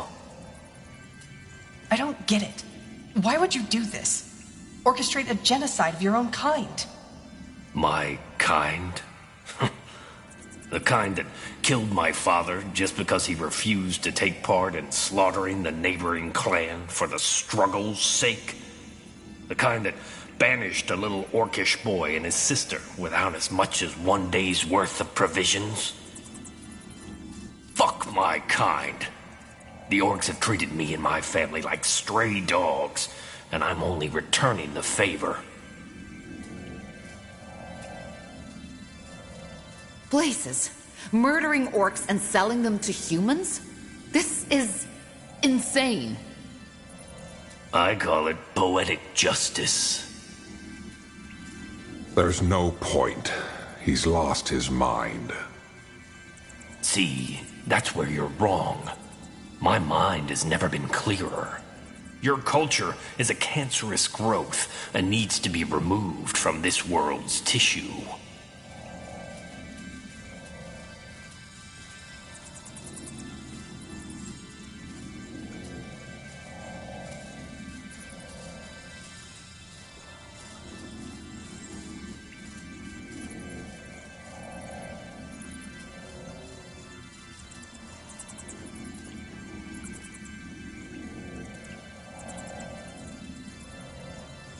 If your clan mistreated you, there are other ways of getting back at them.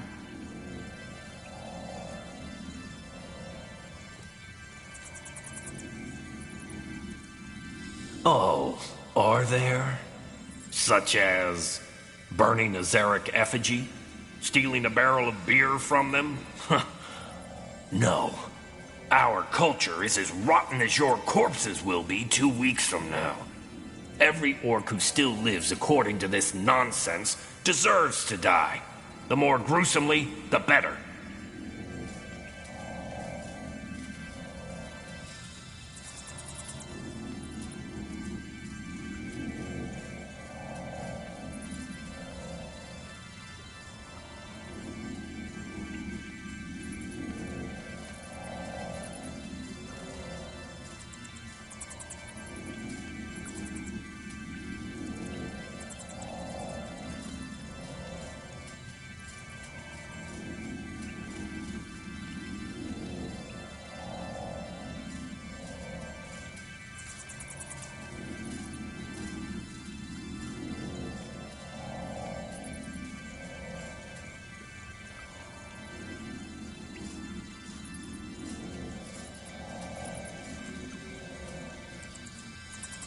If your clan mistreated you, there are other ways of getting back at them. Oh, are there? Such as burning a Zarek effigy? Stealing a barrel of beer from them? No. Our culture is as rotten as your corpses will be 2 weeks from now. I've heard enough. This ends here. With pleasure. Get them, boys. Fresh meat. You read my mind.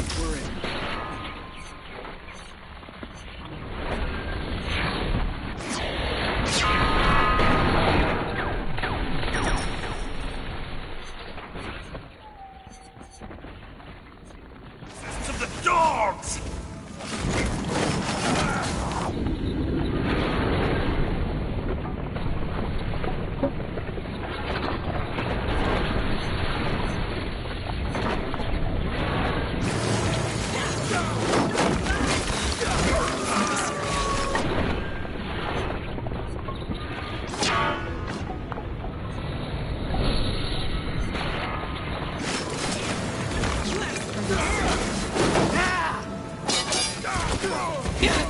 I need help over here. I'll keep you shielded. Whatever's necessary.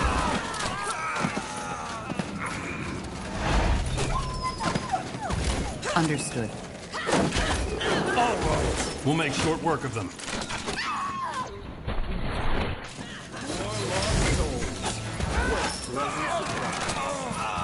All right, here goes nothing.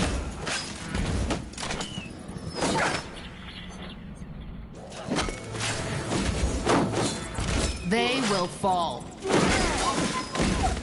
Fine. Let's see. Huh. Interesting.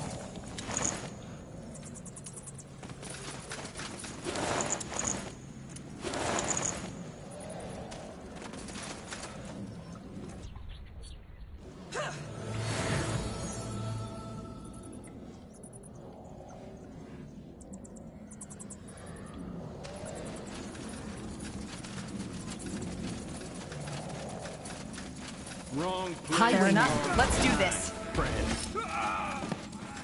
Whatever's necessary. War fighting. Does this never end?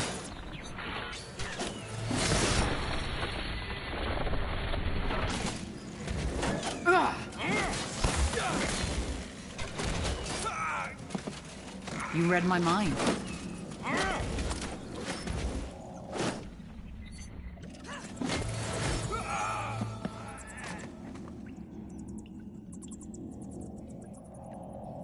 Sure.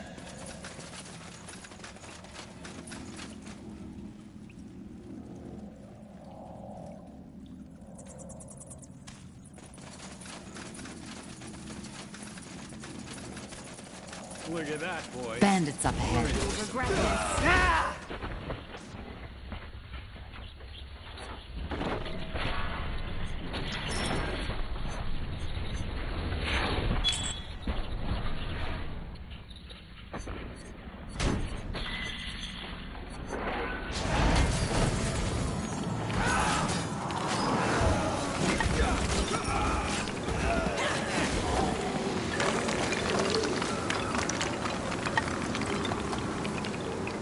This way, right?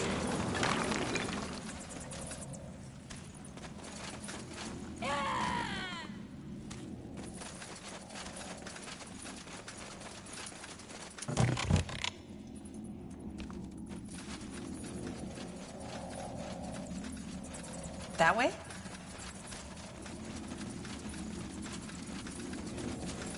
More lost souls. What a Highwaymen. pleasant surprise. They...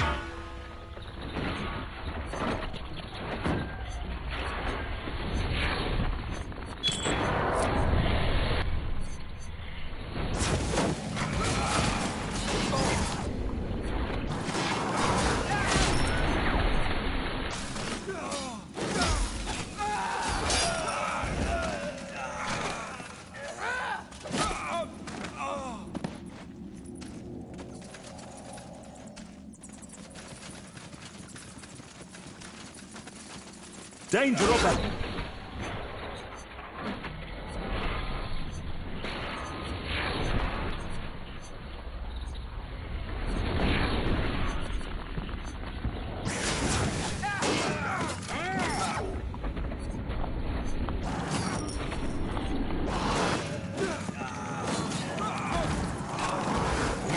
That's all?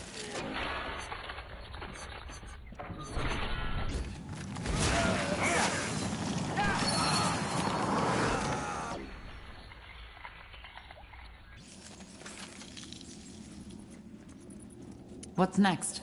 I'll take a look. And it's over. Zarek's fangs. This was madness. I couldn't agree more. Yeah. I guess it's best if we forget about this as fast as we can. Either way, I will be forever grateful for what you did for me today. Before you go, please, take this. It's the least I can do after you risked your life for my kind. Also,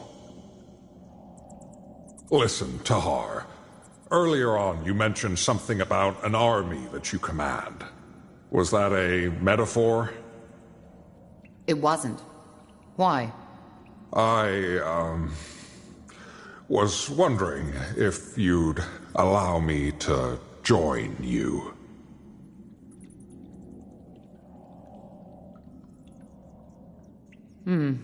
Well, if you're an architect, your talents might actually come in handy. If you want to join, bring that evidence to the guard, and then join me at the border. I will do that. Thank you, Tahar. I appreciate it. And I promise I won't be a burden. May your blood never boil. We'll talk later.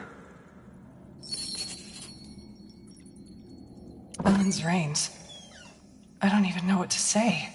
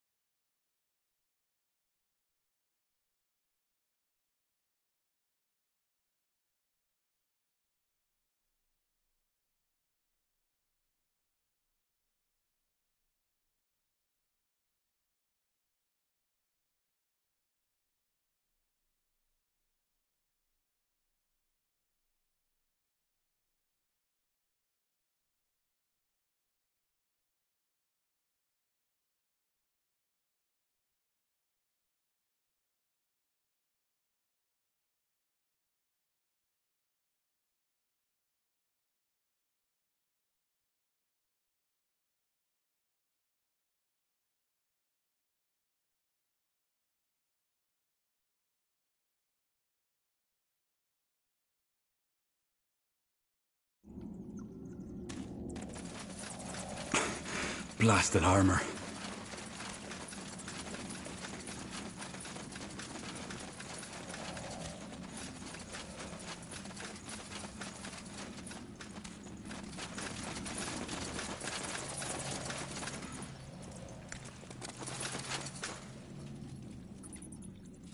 Sounds like a plan.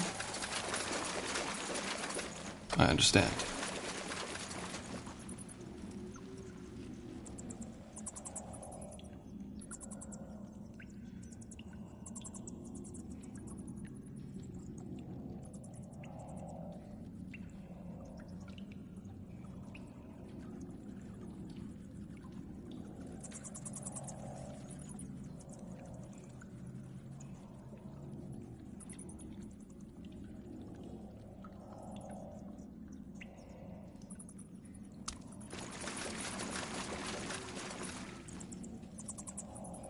All right, why not? Sure.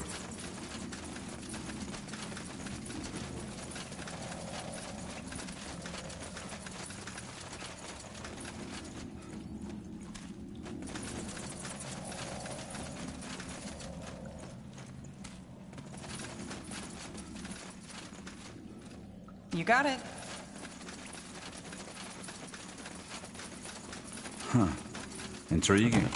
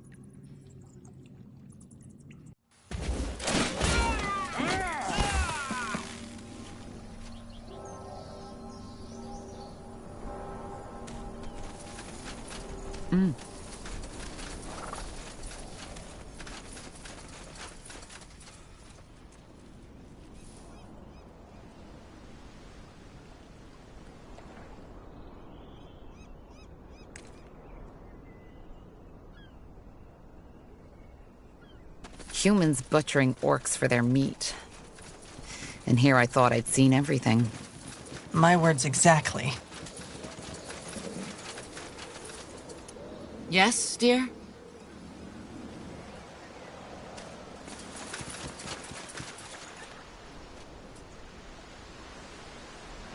Got it.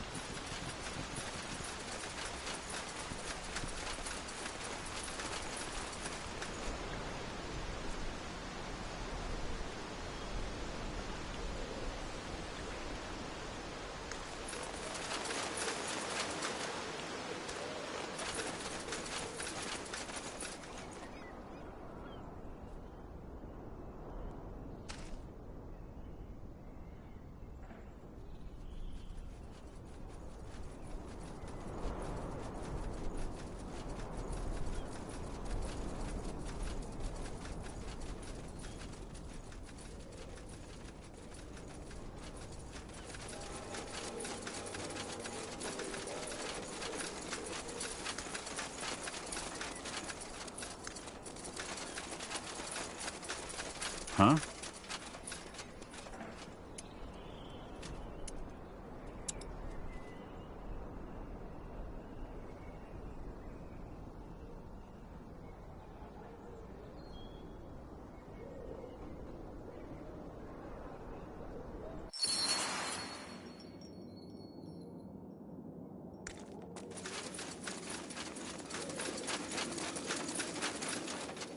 Let me see. If it... The pariah. I didn't expect you back so soon. What do you need? I'm here because I came across a victim of bloodburn. One of the farmers in the outskirts seems to exhibit symptoms of late-stage bloodburn. I think it's best if your men look into that. Bloodburn. I see. Thank you for reporting this to me. Learning more about this blasted disease is a difficult task. If more people were so quick to report the cases, we'd surely know more about it by now.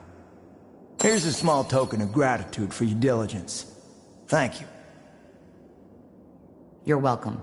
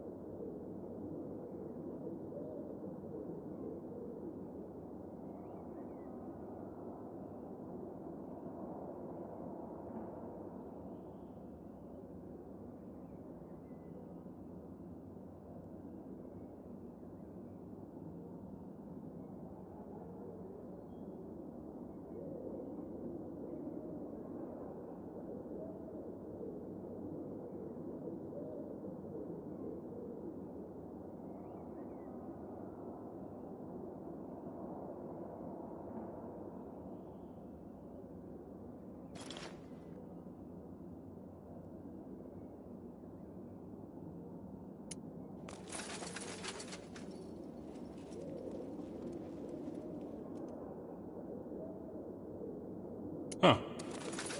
If it isn't the pariah. I didn't expect you back so soon. What do you need?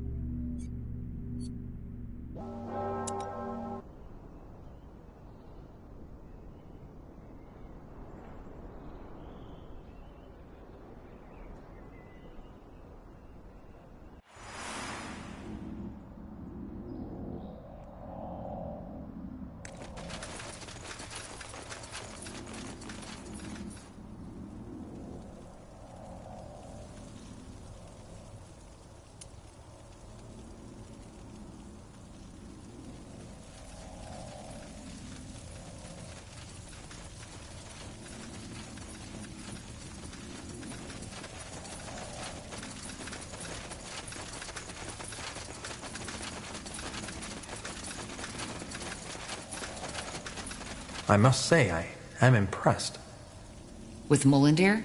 Yes, it's quite a sight. I still can't believe we're the first ones who found this place. It seems unlikely, yes, but yet it happened. Isgrim, the dwarf, told me about it. He said that the rock illusion shielding the entrance vanished as soon as you spoke the words, and that it did not react to Isgrim himself. Tell me, Tahar, what do you make of that?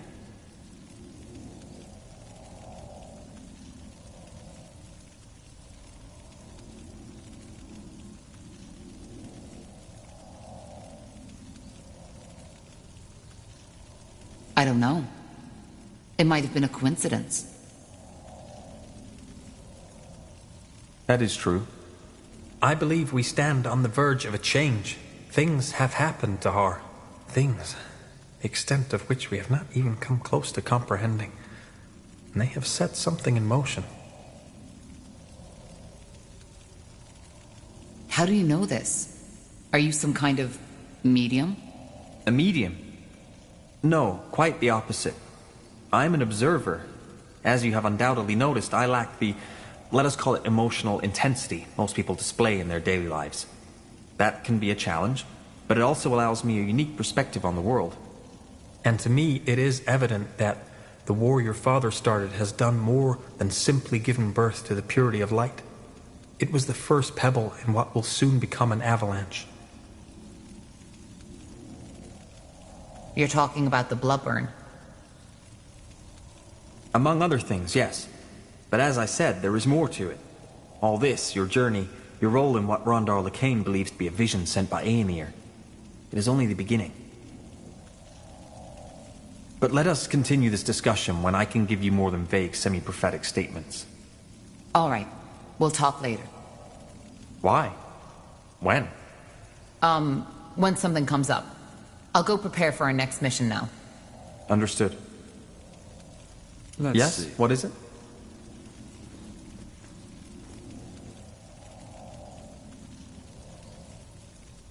I've noticed that you use both white and black magic in combat. I've never seen anyone do that before. Don't the two schools exclude each other? Normally, yes. The essence of white and of black magic deeply oppose each other. Trying to combine both of them usually has a similar effect on a mage's mind as adding water onto a patch of burning oil.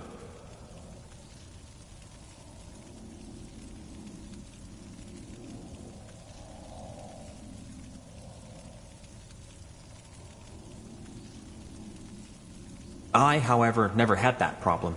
The first time I found out was at the Arcane University in Greyfell, where I studied. The white magic spell I had cast on a rabbit to heal his wounded paw accidentally killed it. I was very young at that time, and I knew my professor would be upset if he found out, so I channeled my energy on undoing what I had done. As a result, I created an undead rabbit. It immediately went feral, and I put it back to sleep. But rather than feeling the terrible headache that had been described to us as an effect of combining these two schools, I felt a slight sense of, well, exhilaration. I secretly continued these experiments during my studies, and found out that whatever it is that causes this mental discord among normal mages did not affect me. Do you have an explanation for this? No, I do not. Maybe it has to do with the way my mind is structured, or maybe it is a simple coincidence. Well, that's odd. Where did you grow up? You don't look Nortandian. I do not, that is correct. I grew up in Imperia. Imperia? That's a long way from here.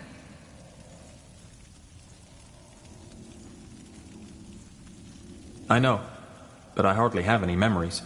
My parents fled from the Civil War and set over to Northander when I was only 4 years old.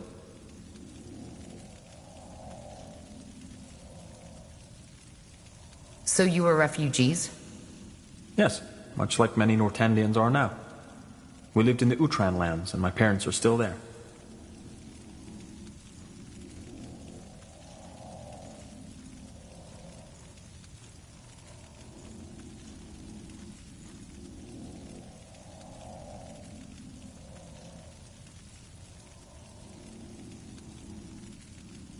And when did you discover your magic? At a very early age. I believe I was 7 at that time. I must have had an out...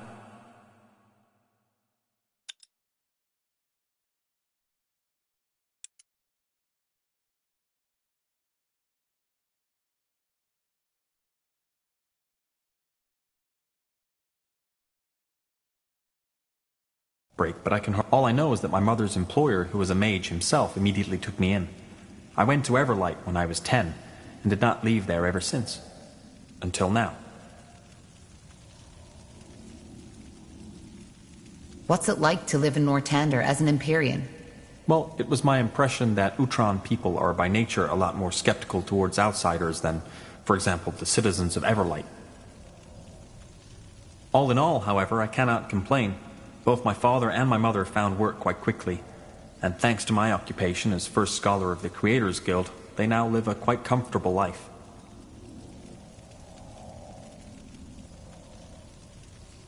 Interesting. You're the first Empyrean I've met. I'm not surprised. Goodbye.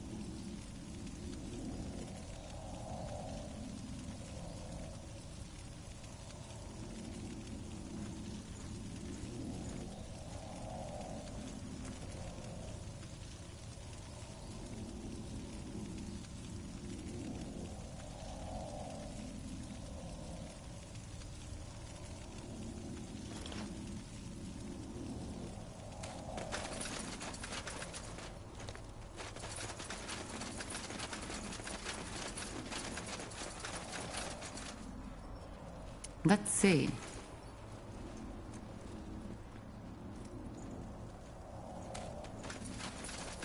Will do. Interesting.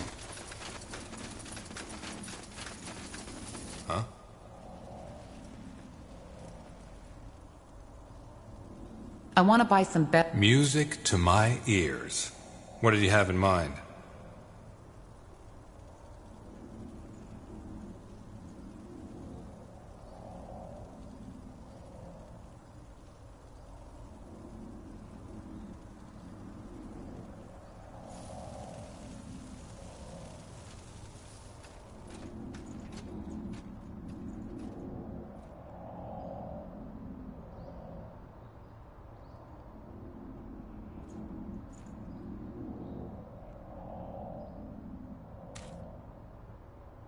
Huh.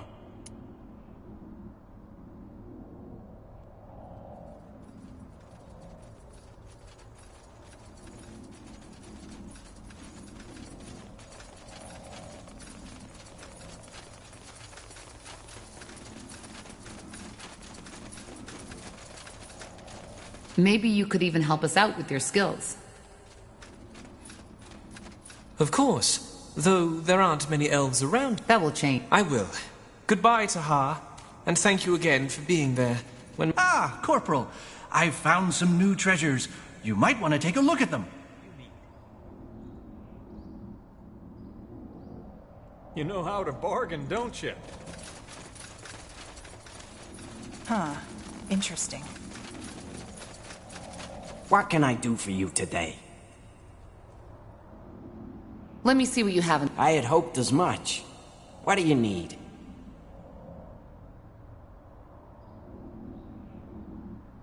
Hey, you're an adventurer, aren't you?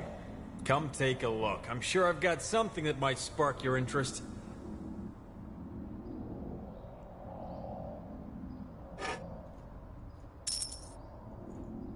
Come again. May Tiara bless your path.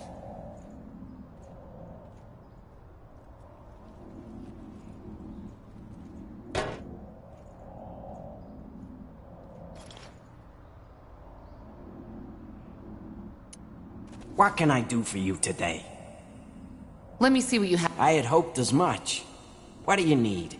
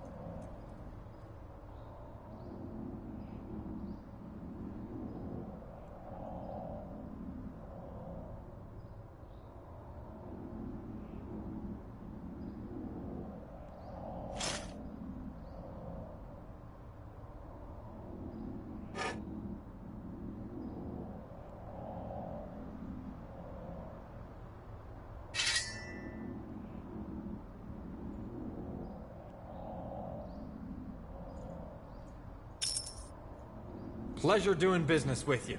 Come again. I'm getting new wares by the next moon's turn.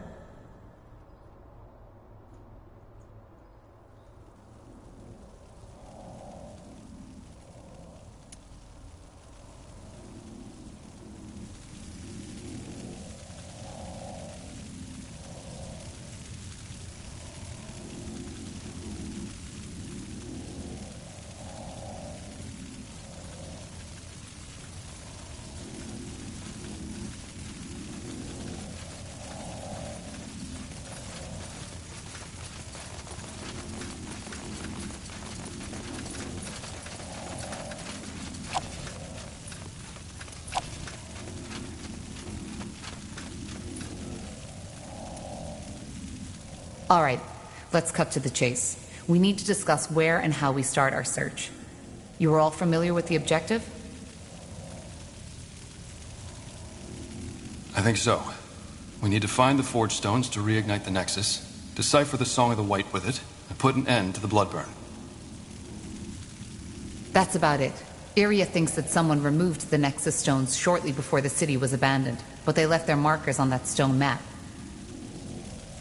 And now that we have a small army backing us up, we can start searching. Eskram?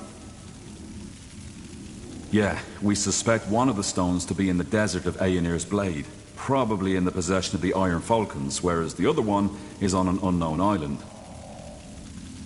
An unknown island? Correct. And yes, the oceans might have long taken it, which is why the only way to find out is to build a ship. And to... Wait. I am not certain, but I might know what that island is. Does it happen to be in the northwest? In the Black Sea?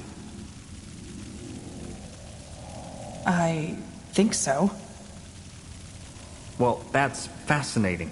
2 years ago, there was an archaeologist in Everlight who claimed the same, that there was an island in the Black Sea, unknown to our cartographers. Did he find it? That is a complicated story. But building a ship would take a month, and this is a trail we could follow. If we go to Everlight, I can tell you more. Well, it does sound promising. And intriguing. So, where do we go first, Tahar? Everlight or Aenir's Blade? I'll think about it and let you know when we head out. For now... Will do, Corporal.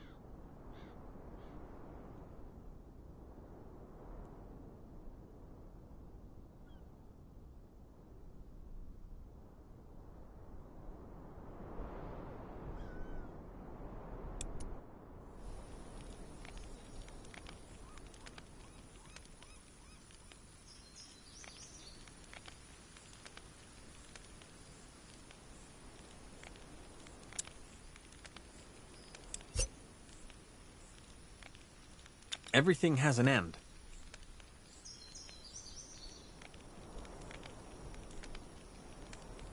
For decades, the Mohir elves, exiled from Finan Mir, have roamed Io in search of a new home. In Nortander, they were promised lands of their own, but as the Mage Rebellion arose, they were quickly forgotten. Now, years later, they have taken shelter in a nomadic settlement in Leafshade, a dense, dangerous jungle amidst the no-man's land between Utran and Wulfgar.